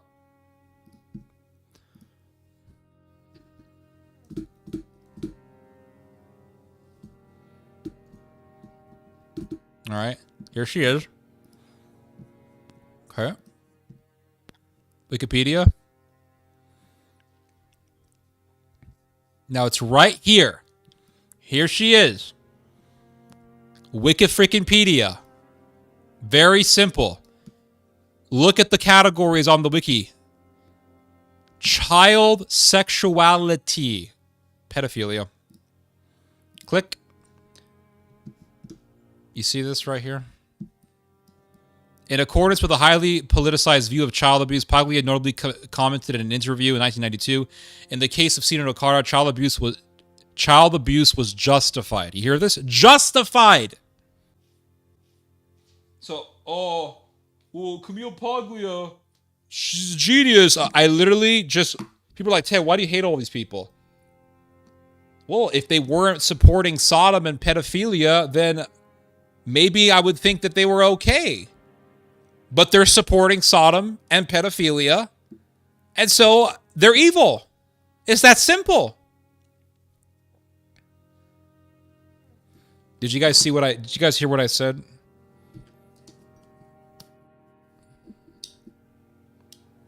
Did you guys hear what I said? I don't even want to read it to you guys. I don't want to read it.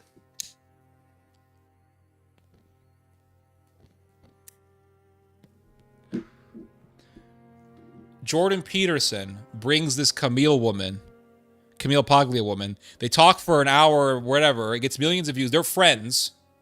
If you do a simple Wikipedia search on Camille Paglia, you will literally see that she is pro-pedophilia.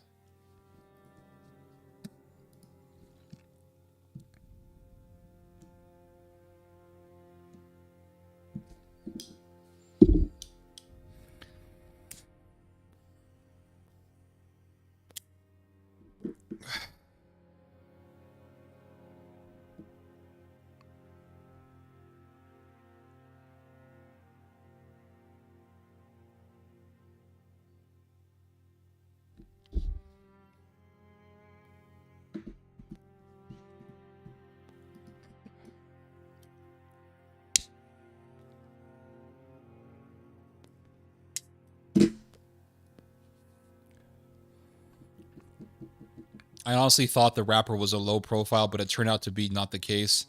Yeah, that video, I played it, and then all of a sudden YouTube said, "Nah, your copyright." You know the.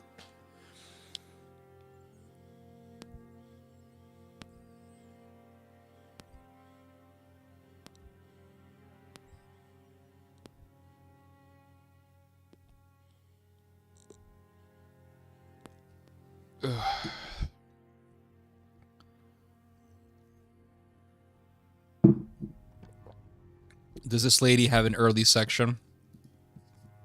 Early life section? People say Ted just goes against everyone. He hates the right wing.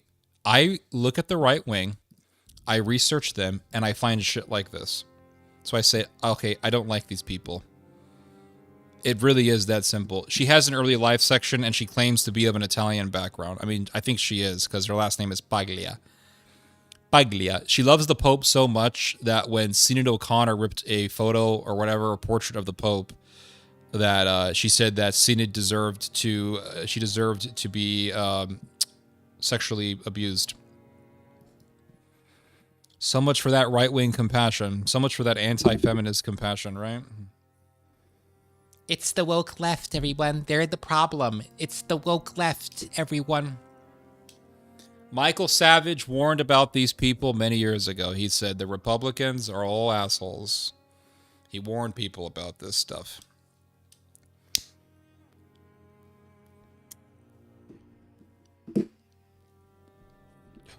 But the problem is Michael Savage ended up bringing this weird-ass couple to his show. They're talking about like IVF. All the babies that this couple have are made through embryo selection. And I'm thinking, okay, that's sick. I don't know why Michael Savage brought those people on.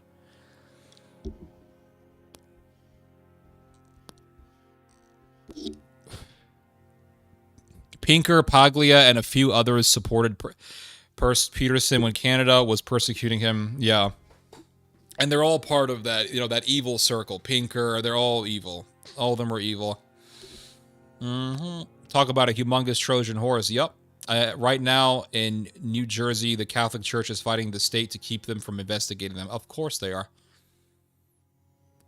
Teddy is basically a perfectly balanced centrist opposing either side. I mean, I try to be. I appreciate that you recognize that, but I try to be as centrist as possible. It really does come down to what are your principles? What are your principles? What are your boundaries? And then once you have your principles and you have your boundaries, then Doesn't really matter what. It doesn't really matter which side is doing evil. You're gonna hate both of them, because a lot of people get into this whole political football team mentality where they love their side no matter how evil that side is. It's like, well, evil is evil. I guess they didn't call it the intellectual dark web for nothing. That's correct. That is correct.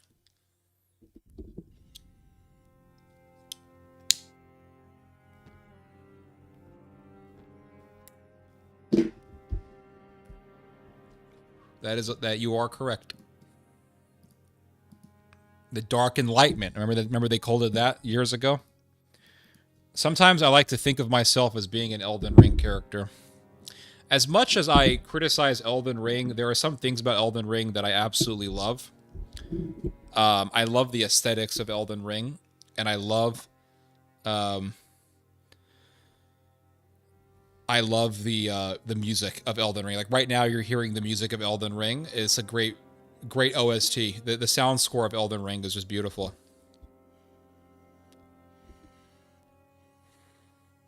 And so I look at Elden Ring, and I'm thinking, okay, in Elden Ring, you're playing this character, and you're on your way to becoming the Elden Lord. But then you have these other people who used to be Elden Lords, or they used to be big leaders and elites and all this stuff. And you have to fight them, and they're all evil. Now, there's almost no good guys in Elden Ring. Almost everyone that you meet in Elden Ring is your enemy. And everybody wants power, and that's pretty much what life is. Life is like a big Elden Ring game. And everybody wants to be Elden Lord. Everybody wants to be Elden Lord.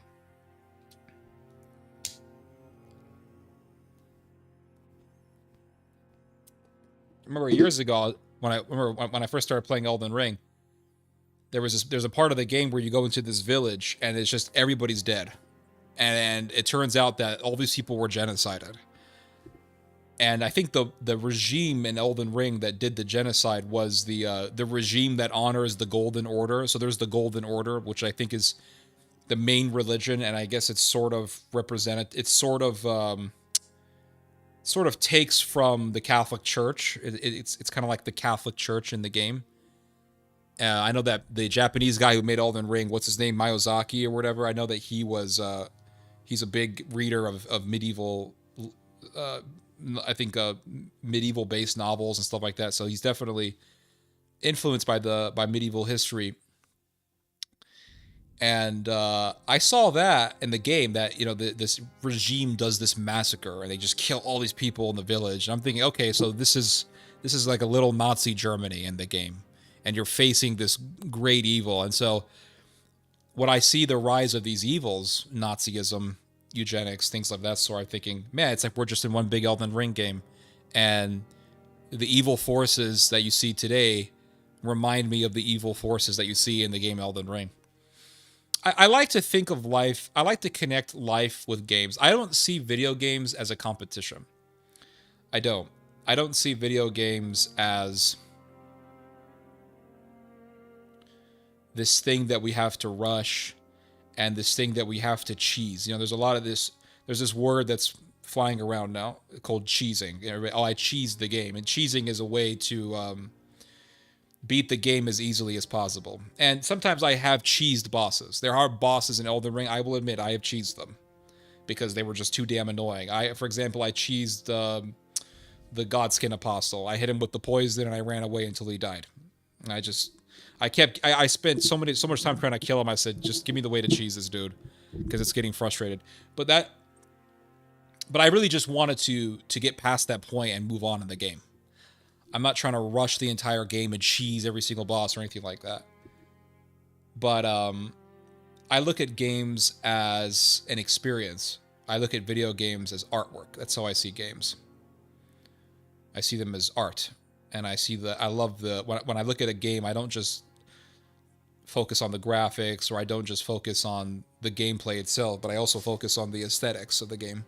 Elden Ring has beautiful aesthetics. All the Wolfenstein games I've played have great aesthetics. I love just how I love the vibe of a video game. There's a vibe, there's a feeling that comes with a good game. And the way I look at it is, you know how you can find inspiration in artwork. Well, just like any work of art, you can find inspiration in video games. So I play a game, and sometimes I find a lot of inspiration in games. Many times, actually, I find a lot of inspiration in games. It's in the games that I play that I find inspiration in. I'm not talking about Super Smash Brothers, or I don't find any inspiration in Mario Kart, but I do find inspiration in games like Resident Evil, like the Resident Evil series, Resident Evil Revelations 2. I think Resident Evil Revelations 2 is one of the greatest games I've ever played. And if you haven't played RE Revelations 2, I highly recommend it. It's, to me, after RE4, Resident Evil Revelations 2 is the best Resident Evil game. And there's an Irish dude who does film reviews. He calls himself, what is it, like the Drunken Reviewer or something like that. He's an Irish guy with red hair. He does like the angry reviews or whatever. But he, as finicky as he can be, well, I'm not sure if he's very finicky, but even he, as critical, I'll just use that word, as critical as he can be, he himself admitted that, or acknowledged that Resident Evil Revelations 2 is just an excellent video game. It's just a great game. Your approach to video gaming is on point. Yeah, with my view. Yeah. How about Sin City? I've never played Sin City. Yep. Gold Mask seeks to reform the Golden Order by removing the influence of the Empyrean gods who ran it. His book, Golden Order Principia, is influenced by Thomism. I did not know that about the Gold Mask guy. So basically, he wants to reform it because it became too power hungry. The Drinking Podcat, there you go. Is that what? Maybe that's what it's called. But yeah, but that guy, even he acknowledged that RE Revelations 2 is just a good fucking video game. I mean, it's just a great game. And it's such a critical drinker. There you go. That's him.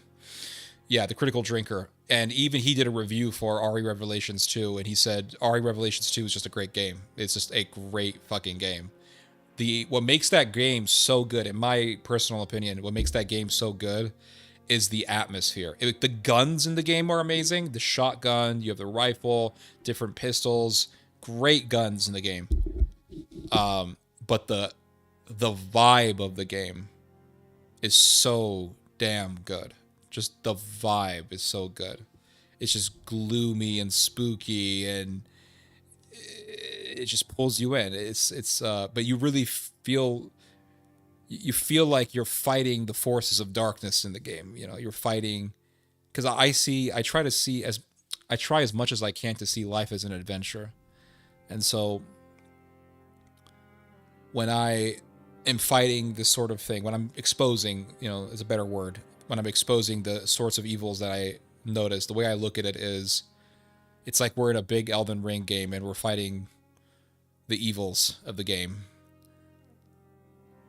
Baldur's Gate. I've never played Baldur's Gate.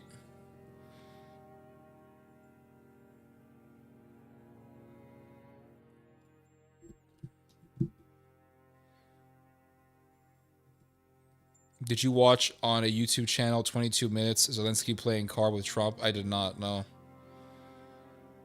It's all just a big ass show. Apologies for the indiscreet comment. You're fine, man. Don't worry about it. I'm not even mad. I'm not even mad.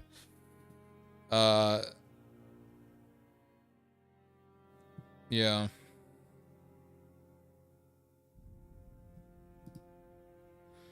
Do you think Protestants have a point when they say Christianity doesn't need rituals and the Catholics didn't understand Jesus' heart?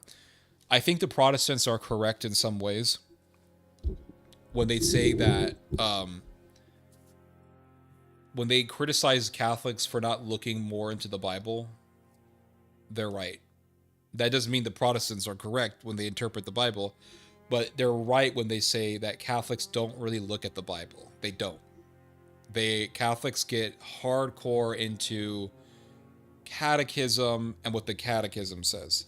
And the catechism is wrong in some parts. It's wrong. When the catechism says, for example, you go to the Bible, you can't change the Bible. The Bible says what the Bible says. And if you go to the book of Genesis, it says that if a man sheds blood, by man's hands shall his blood be shed. In other words, capital punishment. Right there, capital punishment. I think I talked too close to the mic. I think I should start talking it more at this distance. But capital punishment is biblical. It's right there in the Bible. It's right there in Christianity. And you can't change that. And the catechism comes along and says death penalty is actually antithetical to the gospel. What? Yeah, the gospel. It's opposed to the gospel. How is it opposed to the gospel if it's in the book of Genesis? It's opposed to the gospel. So that is explicitly anti-biblical. And if I was a hardcore Catholic, I would just say, oh, the Pope said this, I believe it, and that's that. I wouldn't even look at the Bible. I wouldn't care about what the Bible says, because the only thing that I would care about is what the Pope says. Like, this is the Pope, and the Pope is what he says is essentially it's you can't question it. You can't question what the Pope says. And that is unbiblical, and that is indiscriminate obedience that is just evil, because the Pope can then say some bullshit and you believe it. The Pope, he put it in the catechism. Yeah, pretty soon they're going to say, one day they're going to say gay is okay. And they'll put it in the catechism. And then what are you going to do? You're going to believe it? So you can't just go by the catechism. If the catechism says something, you have to make sure that it doesn't go contrary to the Bible. If it goes contrary to the Bible, then it's garbage. And so that's what the problem is, that too many Catholics, most Catholics, they just read the catechism. The catechism says this, okay, I believe it. Well, but the Bible says the opposite. And that's the problem. So that's the problem. And so when Protestants say that Catholics don't really care about the Bible, they're right. When Protestants say that the Catholic Church is wrong for having rituals, well, that's bullshit. I mean, rituals have always been a part of Christianity. I have no issue with ritual. I love rituals, actually. I think rituals are great. I think rituals are awesome.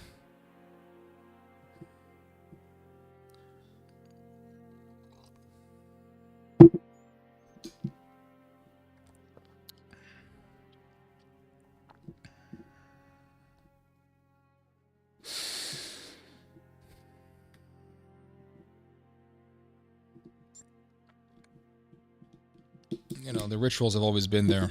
So I don't have any issue with rituals.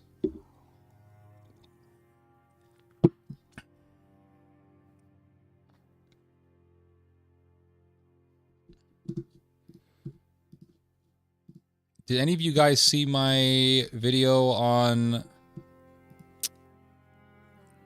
how governments don't care about human life? Yeah. I don't know. That video didn't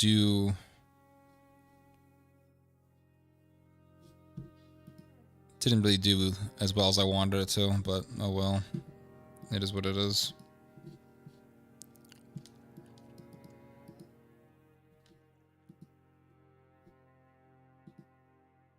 Maybe the thumbnail was kind of mid.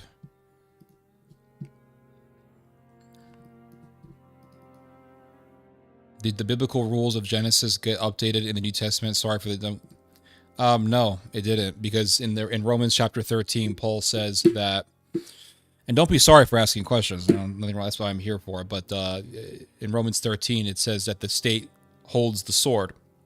What do you do with the sword? You kill people. So the state holds the power to do capital punishment. You've seen the video? Oh, I'm glad.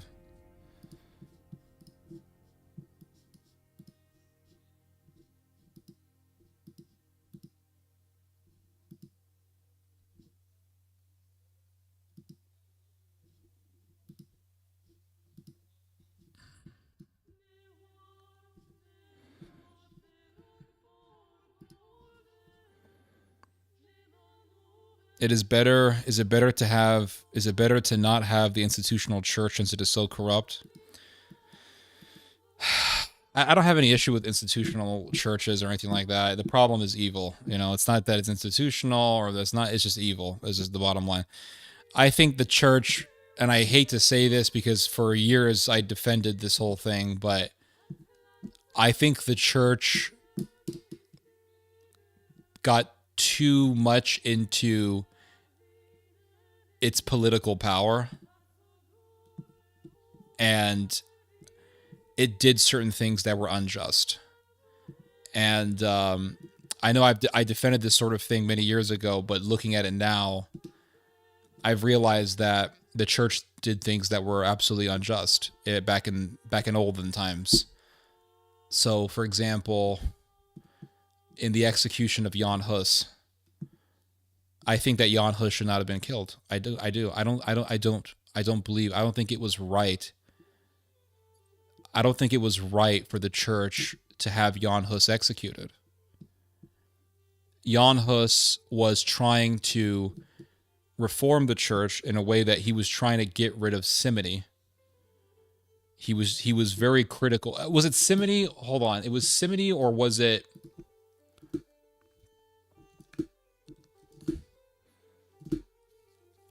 Or was it indulgences? I think it was indulgences.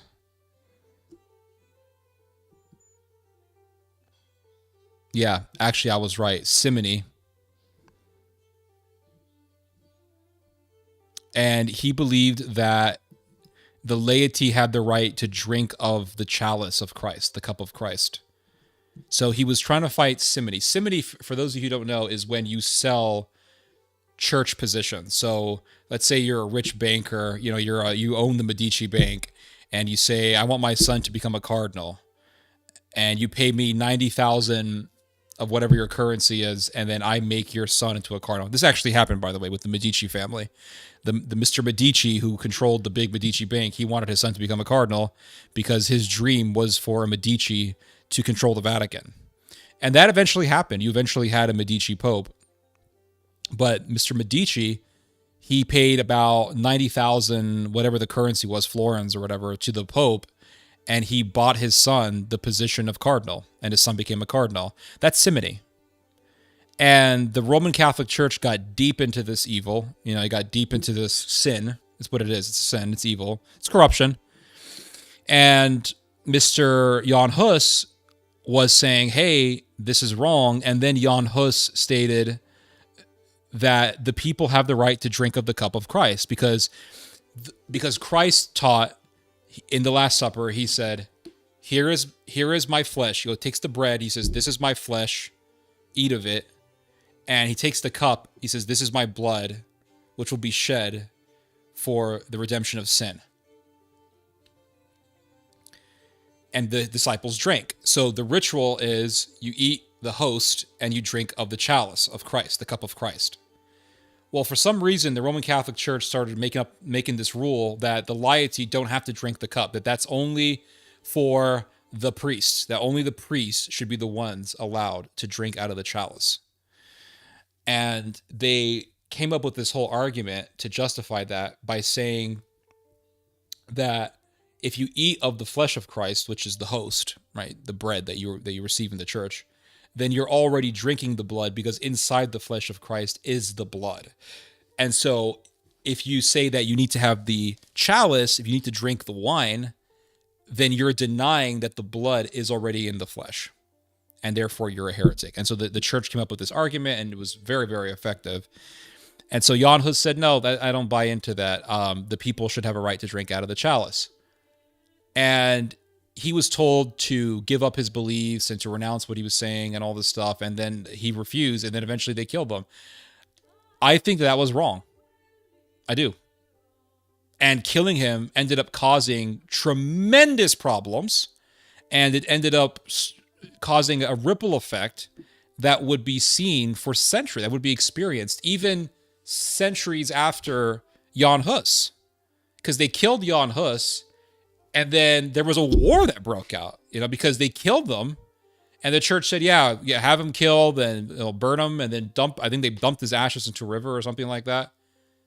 And then his followers said, fuck the Catholic Church. They killed our priest. So the followers said, okay, the Vatican, that's the whore of Babylon. And the Holy Roman Empire said, well, look, these Bohemians, that's what they were. Jan Hus was a Bohemian. Look, these Bohemians are revolting against against the church and against us, and so they did a war.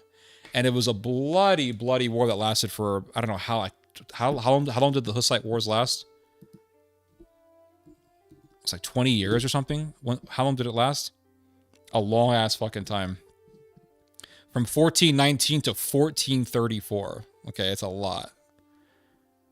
And that war just went on and on and on. And the Hussites, many times, the Hussites kicked the Catholics' asses. The Hussites were way better in battle for the most part. They came up with a precursor to the tank, 15-year war. They came up with a precursor to the tank. The Hussites would take these giant wagons, and then they would put little slots inside on the wagon so that the people inside the wagon could shoot their crossbows from inside. And they would just rush people with these ginormous wagons. And people would run away. They were terrified. They didn't know how to handle it. So there was this, I mean, they had very good military tactics. Catholics lost a lot of times. A lot of times they lost. And the war eventually ended up being a stalemate where nobody was winning. And eventually the Catholics agreed to just come up with a peace, to agree on a peace settlement. And then a peace settlement was agreed.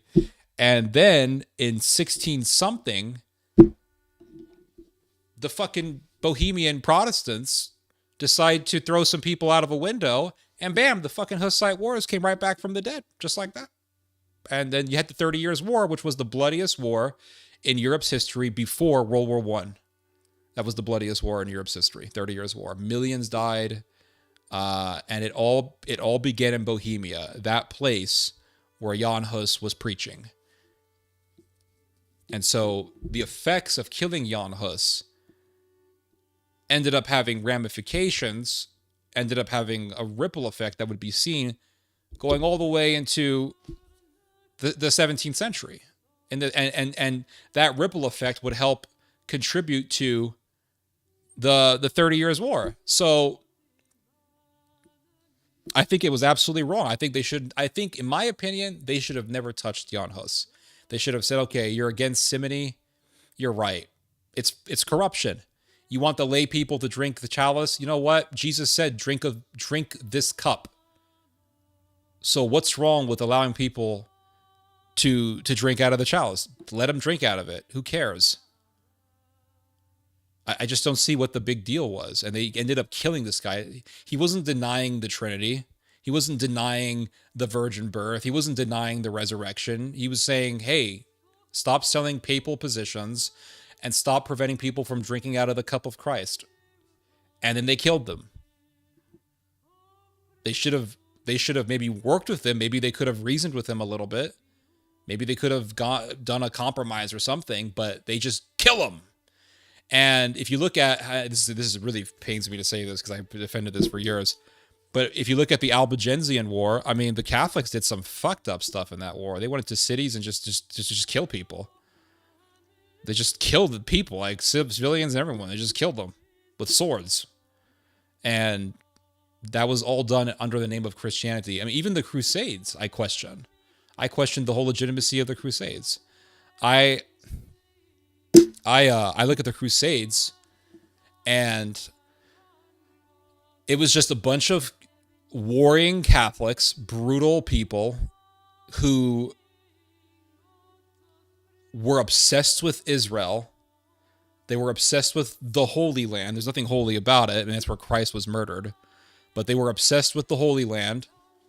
They were obsessed with Jerusalem. And they said, we are the true Jews. The whole thing about the Crusades was centered on this idea that the Catholics are the true Jews, and therefore they have a right to the Holy Land. And they have a right to go there and conquer it and take it over. And it was essentially, I hate to say this, but I think it's true, it was essentially a Catholic Zionist movement. It's not Zionist in the sense that it was pro the Jewish people going back, but it was Zionistic in the sense that they had this mentality of, we're the Jews, we have a right to this land, we have a right to conquer it. And it was that same mentality of the settler in the West Bank. Is that kind of mentality. And the Crusaders, they went to the Holy Land, and they weren't just brutal with the Muslims. They were brutal with the Eastern Christians as well. They mistreated the Eastern Christians. They did. And they took over, and they created this Latin kingdom. And then they said, okay, if you're an Eastern Christian, your testimony in court is worth half of that of a Latin Catholic. This was the law under the Crusades. So if you're an Eastern Christian, all of a sudden your testimony is worth less than that of a Roman Catholic. And they began to make a caste system. That's what they did. They created a caste system. And it wasn't right. And the Crusaders, I hate to say it, but the Crusaders did atrocities. They did. And I know this not because I read it in some liberal book. I know this because I read it in the actual medieval literature. I did. I read it in the medieval literature. There's a book that you can read. I forgot the name of the title, but the author of the book is a guy by the name of Ralph of Cayenne, and he was a French writer from the medieval period, and he wrote a whole history on the First Crusades. And there is an event, there's an incident that he incident. It's much bigger than an incident, but there's an event that he describes in this book that when I read it back in 2014, I think, and I remember even feeling a little bit sick to my stomach. I'm not sick to my stomach. That's kind of an exaggeration, but I felt a little bit torn within myself reading this stuff. And it's when the Crusades were in Jerusalem, and there were all these civilians inside, all these people, and they were Muslim, and there were Christians there as well, but you had all these Muslim people, and the Ralph of Cayenne describes how these French warriors, these French Crusaders, they just proceeded to hack to death all these people that they could find in the city. They just hacked them with swords. And Ralph of Cayenne talks about how elderly people weren't spared, and how people would even offer money to these Crusaders just to save their own lives. And the Crusaders didn't care. They would hack you with a sword. That was it. It was bludgeon you to death with a sword, just like that. And it was just, I don't know. I remember reading that years ago and feeling within myself, this little irking feeling within me. And I remember thinking, what is this? I felt torn within myself. I felt conflicted about that, because how can you read the gospel?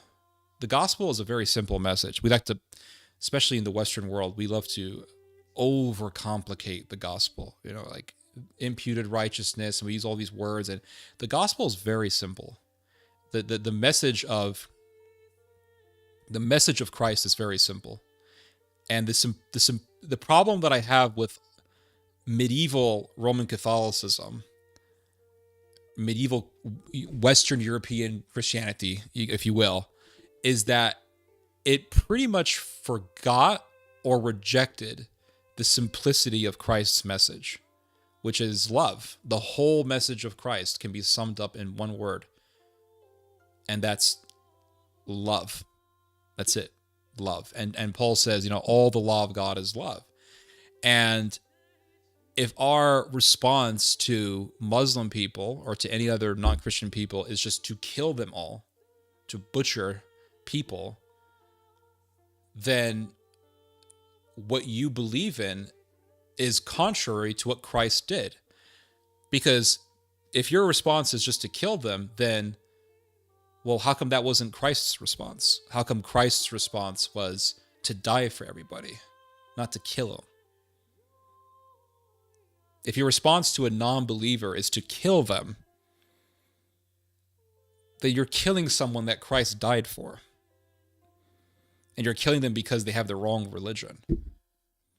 Now, if the response to non-believers is just to kill them, then, why did Christ come to earth to die for these people? He didn't die for them so that you could whack them with a sword. Now, in the case of capital punishment, that's a whole different level. That's a whole different discussion. I'm not talking about capital punishment.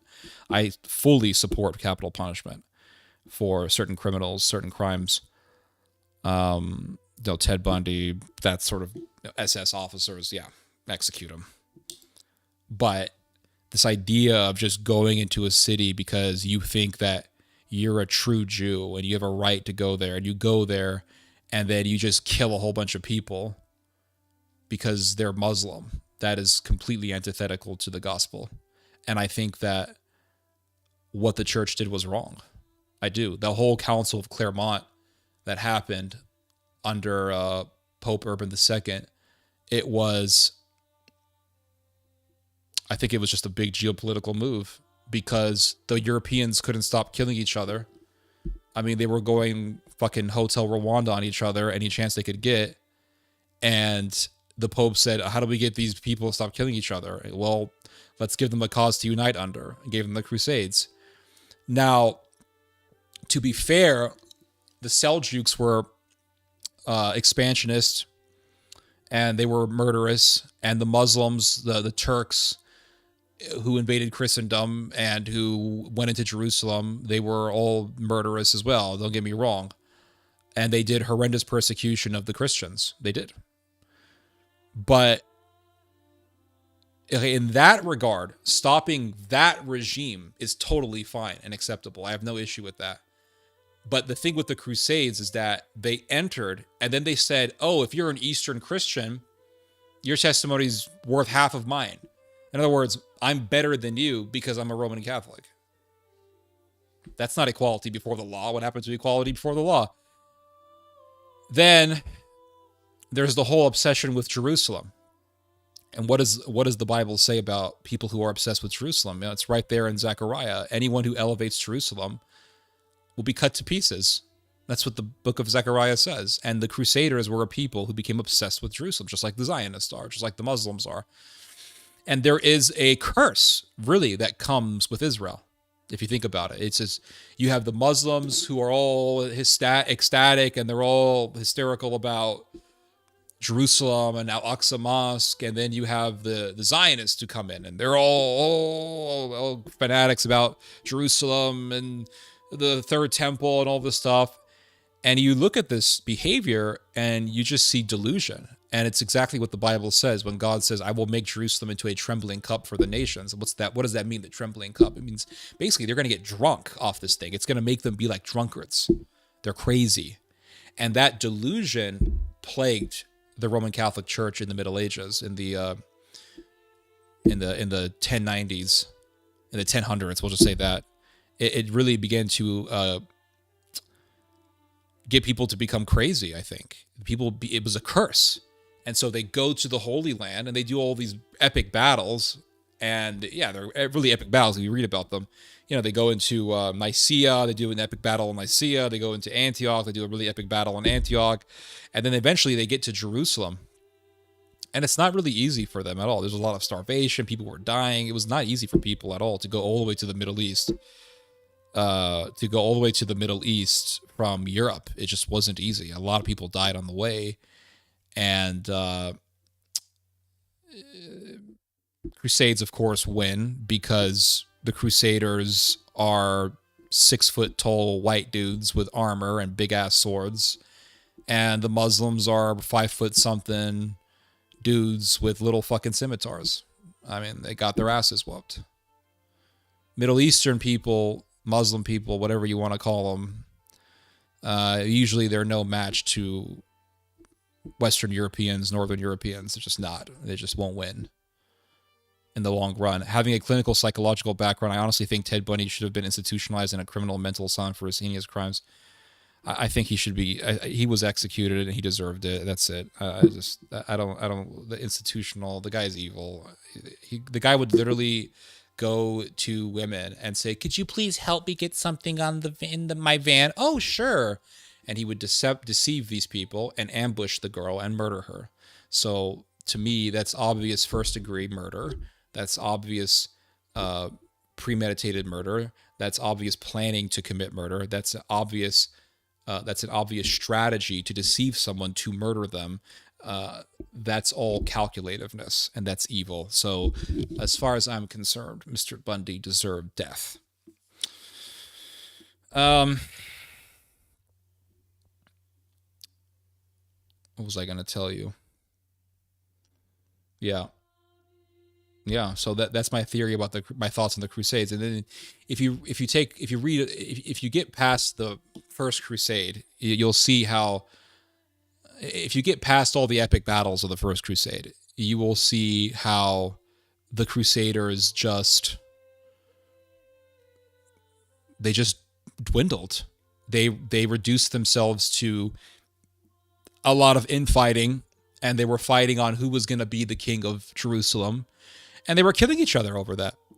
And who's going to be the king? Who's going to be the king of Jerusalem? And I'm the king of Jerusalem. I'm the king, and I'm the king. And it's just Catholic Zionism. I'm like King David. I'm the king of Jerusalem. It's just Zionism. That's all it is. It's just straight up Zion. It's a Catholic version of Zionism. And eventually, you had the Third Crusade, and Salah ad-Din comes in, and blah blah blah, and eventually Salah ad-Din does a war with what's his name, Richard the Lionheart, and they had a battle. I think they had it in Accra, and there was this epic battle of Accra, and the fucking the Lionheart was an amazing warrior. That guy kicked ass, and he defeated Salah ad-Din. But something happened where Richard the Lionheart was told that, hey, there's no way you're going to take Jerusalem. There's just too many people, and you don't have the manpower for it. And the problem is a lot of the French who were with the Lionheart left, and then Lionheart heard that his fellow Europeans stole some of his territory, so he said, I got to go fight them. So he went back to Europe. He ends up getting arrested, put in prison, and then he ends up getting into a battle with his fellow European over some war, over some land, and then he gets shot and dies from gangrene. So, I don't know. Here's the thing is, the Crusades were so filled with craziness that Europeans eventually got sick of them. That's it. Europeans got sick of them. They did. Why do you think that it came to the point where only one king, King St. Louis, was the only king who wanted to do a crusade? Nobody else wanted to do a crusade because people realized that it was just crazy. People realized that it was just a bullshit cause that led to nowhere, and it just led to death. And so the popes, a lot of these popes in the Middle Ages, they were so obsessed with taking Jerusalem because it's for the glory of God, and it was all just some crazy Catholic Zionist stuff. And a lot of these popes got so obsessed with it, and eventually people just ignored the popes. They said, oh, we want to do a crusade, and fuck you. We're not going to go die in the desert for some city that John says is Sodom and Egypt. So St. Louis, King St. Louis, this French king, he says, oh, I'll answer the call, Holy Father, and he goes off to some crusade. And he decides to attack the Muslims in Egypt. He decides to go to war with these Turks in Egypt. So he goes to Egypt, and he does this whole war with the Turks there. And eventually he has this crazy-ass battle that lasted for months. And the Muslims just blocked the food supply for the Crusaders, so the Crusaders were all starving, and then the Turks used blue fire so that when a Crusader was hit with the blue fire arrow, he couldn't extinguish the fire. Once you got hit with one of those blue fire arrows, you died. You weren't going to make it. You could throw yourself in water, it wouldn't work. You could not extinguish blue fire. That's what I've read. And the Turks just butchered the Crusaders. It was such a fucking slaughter. 30,000 Crusaders were killed in one battle in Egypt. And that was the crusade that St. Louis went to because he thought he was going to do God a service. And all he was doing was enlisting in a bullshit war that nobody wanted to do, and for good reason. And he ended up leading his men into a slaughterhouse, into a giant blender. And that was it. And then a whole bunch of Crusaders were hostages. And then King St. Louis, he leads his men into Egypt. His men get slaughtered, and then he leaves because he's the king. And so he leaves, and then his guys are still stuck in Egypt, hostages. And all these crusaders were stuck in Egypt. They were hostages, and these Muslims came along and they said, okay, you have a choice. Convert to Islam or die. And most of them said no, and they were beheaded. And for what? For a war that's not even biblical? It's just a waste of life. I'm sorry to say it, but it's a waste of life. It is. It's just an absolute waste of life. And when the Pope said, "Oh, we got to do a crusade," and none of the kings except for St. Louis said yes to it, there was a reason why. It's because by that point, people realized that the whole idea of crusades is a ruse. It's a racket. Well, I don't know about a racket, but it's a ruse. If I'm using that word correctly. Am I using that word correctly? Ruse? Yeah. It's just it's a waste of life. It's just a waste of life. And I had to go into that whole explanation on the Crusades. Very true. But had he been okay, we're talking about Ted Bundy now. Okay. We're getting into the weird part of the stream here. Had he been institutionalized, psychiatrists could have gained a better understanding of his frame of mind. I don't give a shit about his frame of mind. I don't. All I know is that he's evil, and he should be destroyed. That's it. And people should be given the message that if they do crimes like that, they will be killed without mercy. That's it. If people... So think of it this way. Ted Bundy, and I don't know if you're trolling me or not. For all I know, you could be trolling me because you know what you just said is kind of crazy. It's crazy. It is. Not kind of. It is crazy. Ted Bundy tells a woman, "Could you please help me get some stuff in this van?" She helps him. He kills her. That's deception. So if someone understands that level of deception, if someone is willing to do that level of deception for the cause of evil, then that means that they will find loopholes to escape with their life and to escape true punishment for their crimes. And so if a serial killer knows, I'm just going to kill people, and if I get caught, I'm going to get free housing from the state, because that's what you're saying here, what you're describing here is just free housing. And some psychiatrist is going to come and talk to me, and I'm going to get my 3 meals a day, and I'm going to look like Hannibal Lecter in a room going, "Oh, yes, Dr. Clarice, whatever your name is. Yes, I'm here, doctor. Talk to me. Oh, well, it goes back to my childhood. And, oh, look at me. I'm such a victim. I'm just a misunderstood person. And, oh, it goes back to my childhood. And my mother beat me when I was young. And, oh, my father yelled at me a few times. And, oh, it just never really left me. And so that's why I just felt relief by killing. And, okay, when's lunchtime?" If a serial killer knows that that's what's going to happen to him, what goes on in his mind, I'm going to get away with it. That's free housing. I've actually seen this behavior myself. I remember there was a guy that I knew. He was a settler from Israel, and he physically assaulted a man outside of his synagogue. True story. He went to synagogue. He comes out and he physically assaults another Jewish person outside the synagogue. He gets arrested. He acts crazy. This happened in Israel. He acts crazy, and then they send him to the crazy house in Israel. They allow him to have a phone in the crazy house, which is crazy, right? It's crazy unto itself. He takes a photo of the dinner that he got at the crazy house, and he posts the photo on social media saying, "Look, I've gotten a free meal from the state of Israel." So fuck them. They're all anyway. I don't have to. You know my opinion. That's it. I've give you my opinion. Jerusalem should have belonged to the Mongols. Yeah, it better off with the Mongolians. I mean, let the savages have the city.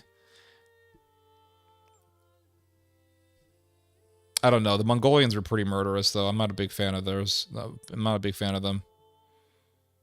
Someone is defending Bundy. I don't know what else to tell you. I mean, this is the crazy part of the stream. Just got here, but glad Theo's doing this 6-hour marathon. Yeah, well. Oh, God. Yeah, this is the point of the stream where I want to quit, and then I have to talk slow because I'm so tired from talking.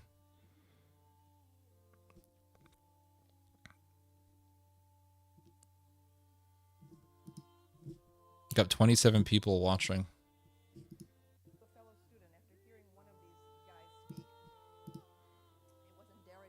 This woman is mentally ill. This Camille Pog. I think Jordan Peterson is mentally ill. I do. I think the man is mental. I think he's crazy.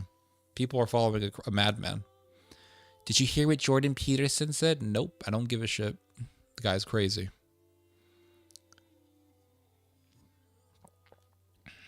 They were murderous to the ones who didn't surrender. Yeah, man. I did one 7-hour stream some weeks ago. Well, technically, it was 6 hours and 58 minutes. Technically, 6 hours and 58 minutes. But if you round it off, it's 7 hours. That's a 7-hour stream. Yeah, the Mongolians killed literally millions of people.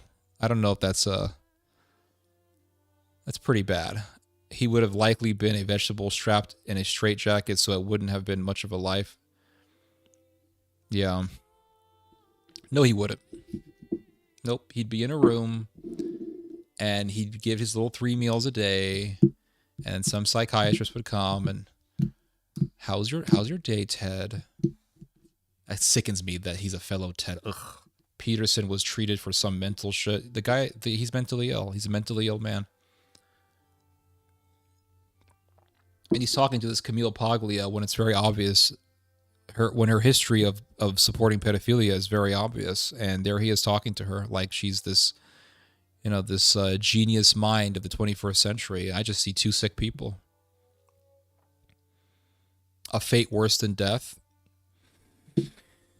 I think you're Canadian, so this explains why you're against the death penalty. But let me explain something to you about this argument that you've just presented to me, that that being in a room is worse than death. So here is the thing: if that is the case, if what you say is true, that life in prison or solitary confinement for the rest of your life is worse than death, then why is it that when serial killers are put in trial, they always try to get life in prison? They try to avoid the death penalty. And why is it that when you go to death row, in any American prison, all the people in death row have lawyers who push for their death sentence to be appealed so that they can delay their execution? They don't want to die. They don't. They like getting their 3 meals a day from the government. They have a room. They read. They play softball. Yes, they do. You can look into this. They play games. The guy in Norway, let's leave America for a moment here. The guy in Norway, Anders Breivik, was a mass murderer. He got a gun and he shot a bunch of people up, and I think he ignited a bomb, and he killed a lot of people. This guy killed dozens of people. Anders Breivik in Norway, neo-Nazi guy.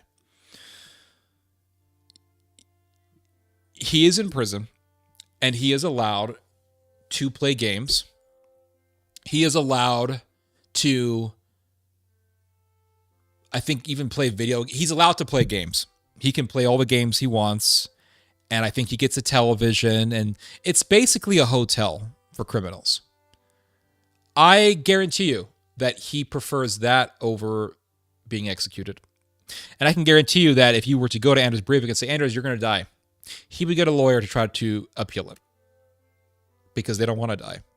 Almost all of the serial killers, almost all of the people on death row in the United States work to get their sentences appealed, or they will try to work to get life in prison.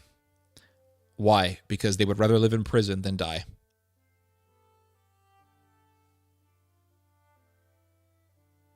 Heck, I am surprised I'm still awake. I'm usually out by 9:30. Well, there you go.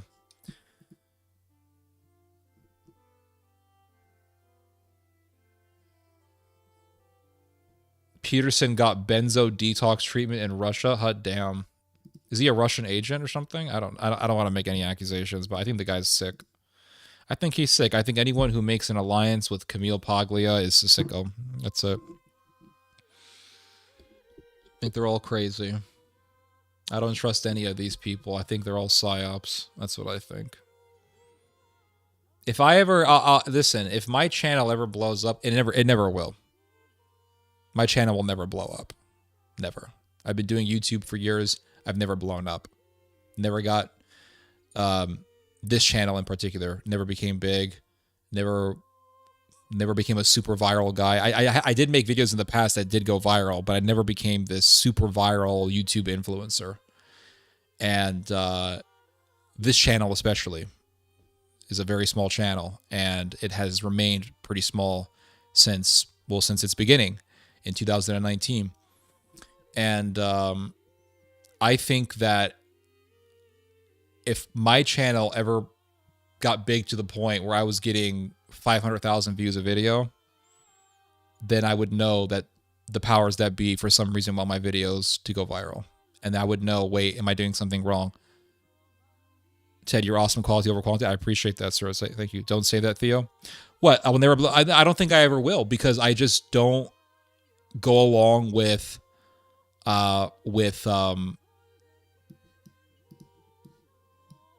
I just never really go along with what the mob wants. And if the mob wants something, I can't help but question it, because if the mob wants something, there's something wrong with that something. Everybody's looking for, you know, a zeitgeist shift. Everyone's looking for a big shift. Everyone's looking for the big movement, the big Christian movement that's going to come. And I had that mentality for years. And then one day, I want to say this was back in 2017, there was this French Catholic group I remember working with, and they were really good. I mean, I agreed with a lot of what they were saying. And I'll put it to you this way. I agreed with everything that I heard so far. And I realized that they were Nazis. And I said, what the fuck am I doing? So I stopped working with them. Just keep speaking truth? Absolutely. His Zionism glows? Yeah, I agree. Junkies are not good agents? I don't know. Jordan Peterson sent to re-education camps? No. Maybe it's cheaper in Russia to get that kind of treatment. I don't know. Not sure.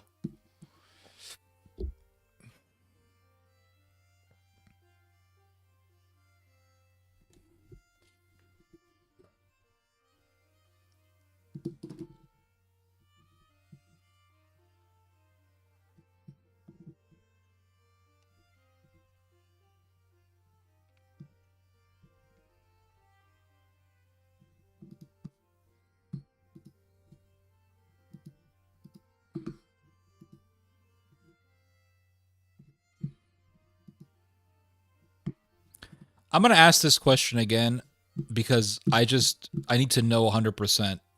When you guys listen to my pre-recorded videos, is there any popping noise? Because I keep hearing a popping noise. Can someone just confirm, like...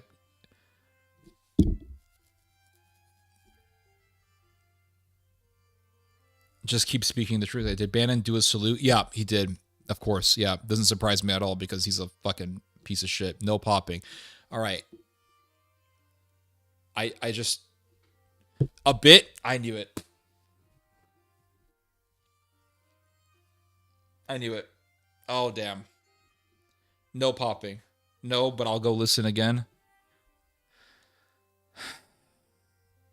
or else I'm deaf. No? Okay, but the Russian says a little bit. I don't remember hearing a popping noise. I watch on my laptop. It doesn't matter because I hear it sometimes on a laptop and on a regular desktop. It doesn't matter if it's a maybe something. Just a little. I'll be talking and you can hear just a little, just a slight little in the background.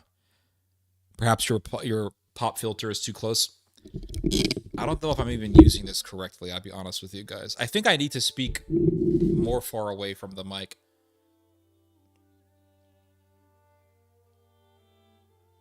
I think I need to speak like this.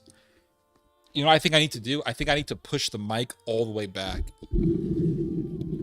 How's that? Is that better? And then I need to raise... How's this? Is this better? A break or a pop? It's a little popping noise. Just a little... If it's there, it's not very obvious, or I assume it's just a normal sound. I see. Just a little...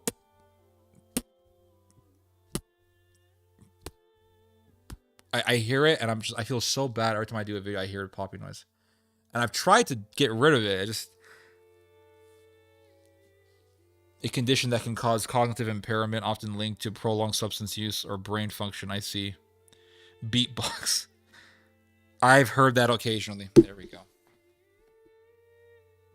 All right, I gotta remedy this. You don't hear it? Sure, Pharaoh doesn't hear it. Well, I guess it's not too bad then, if not a lot of people are hearing it. And if you are hearing it, you're only hearing it occasionally. Yeah. I guess it's not too bad then. Because every time I hear it, I just... Or a mic stand friction with the table. Mic stand friction? What is that? I have a really good mic. This is a really good mic. It's from 2009. It's a heel mic. I mean, it's considered a top-of-the-line mic. And I've heard that if you have a popping noise, that is caused by whatever this cord is called. I forgot what it's called. I don't think it's the cord. Here's what I think it is. I think it's iMovie.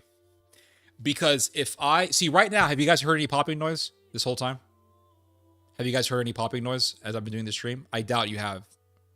I don't think you guys have. Because when I listen to my streams, I never hear a popping noise. It's only after I process a video through iMovie that I hear a popping noise. Yeah, see, it never happens. So it's not the mic, and it's not the wires, or the wires, because I use multiple wires.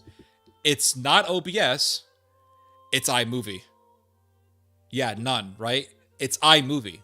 That's the problem. The problem is freaking iMovie.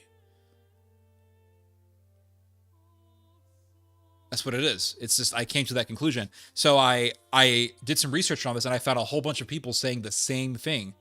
Encoding error, exactly. Yeah. Now everyone notices it now. You see, I said it, now everyone notices it. It's an encoding error by iMovie. Just a couple of pops, yeah. So it's an encoding error. And I've heard that get a high quality DAC. What's that? Let me see. What's a DAC? Oh, it's a cable. What's a DAC? What does that do? Passive twin-ax DAC cable. What does that do exactly?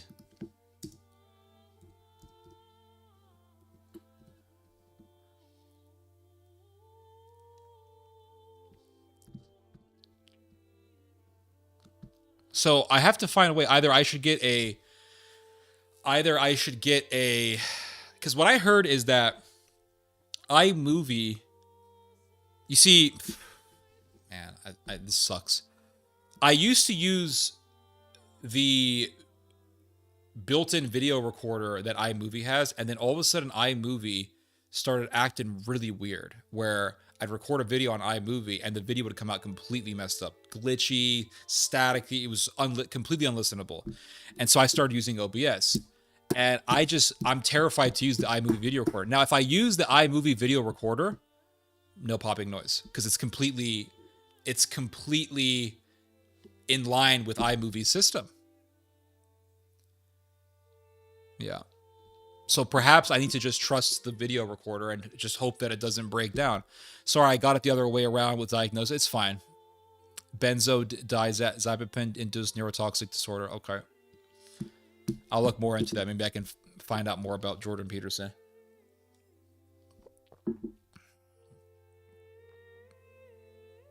Yeah, iMovie. iMovie is great if you're just using iMovie. If you're just using iMovie to make videos, it's great. Once you start moving videos from OBS into iMovie, that's when you have problems because OBS and iMovie are not really compatible. And I didn't realize this until a few days ago. Because I thought about it. I was like, I'm listening to my OBS. I'm listening to just my regular raw streams from OBS. There's no problems. There's not a single pop. So people say, oh, it's the cable. No. It has nothing to do with the cable, mic, anything. It's just iMovie. iMovie sucks. So some people say that you should. What I heard is that it's an encoding issue. That iMovie has difficulty processing OBS stuff, OBS videos. So either I just gotta record videos directly from iMovie, I guess, to prevent this problem. Seriously, look at that link. Answers all your questions, problems. Where's the link? Pure digital output. I never got the link. I'm sorry. YouTube has difficulty getting links sent. Yeah, but I believe you. I'm gonna look into this. What do you call it? DAC cable. I'm gonna look into this. I could just start recording videos directly from iMovie. The problem with that is I'm afraid that I'm gonna end up with a video that's completely unlistenable because sometimes iMovie's fine and sometimes iMovie just breaks down. Yeah, links don't show up. Yeah, they just don't. Yeah, they just don't. It sucks, I know. But I believe you. Don't worry about it. I'm going to look into this DAC. But give me just try, if you want, give me the terms that I can look up in Google to get what you're telling me.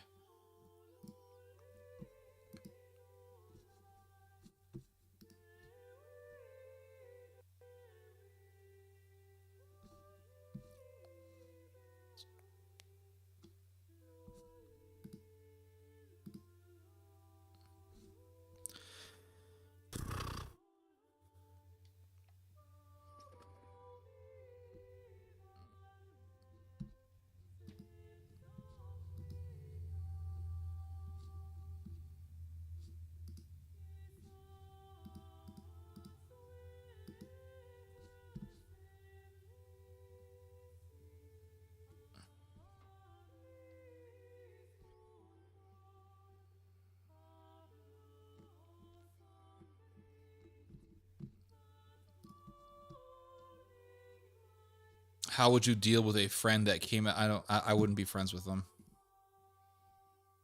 That's it. I just wouldn't be friends with them.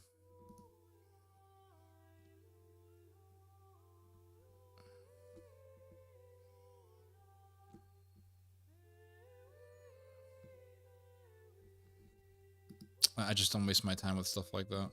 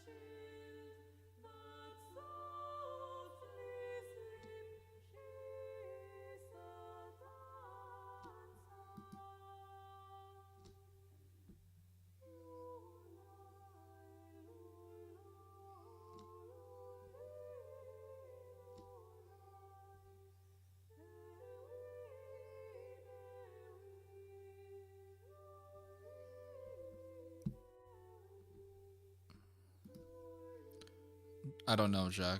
I don't know. Maybe you should talk to the city planner and get that road fixed up. No, this is just medieval chanting.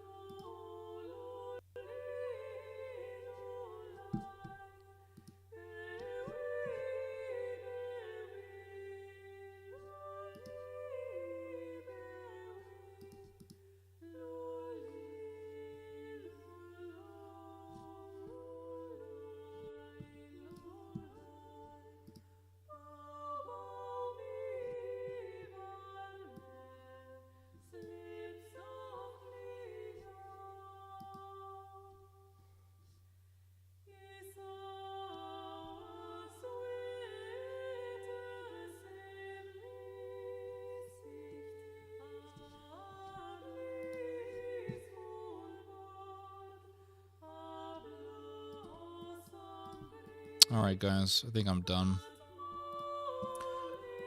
I want to thank you guys for joining me. It's been a very fun stream. We did pretty much 6 hours, so we're good. I want to say goodbye and thank you to Master Driver, Jacob, Glowstick, Sweet Body Fit, thank you for the wonderful tea. Edwin Weber, thank you for the technical advice. Susan, Gypsy Bird, Mr. Brivet, Short Feral, Zen Master, Alexis Corral, Scato Betho, Scato Paedo, and everyone else who joined me.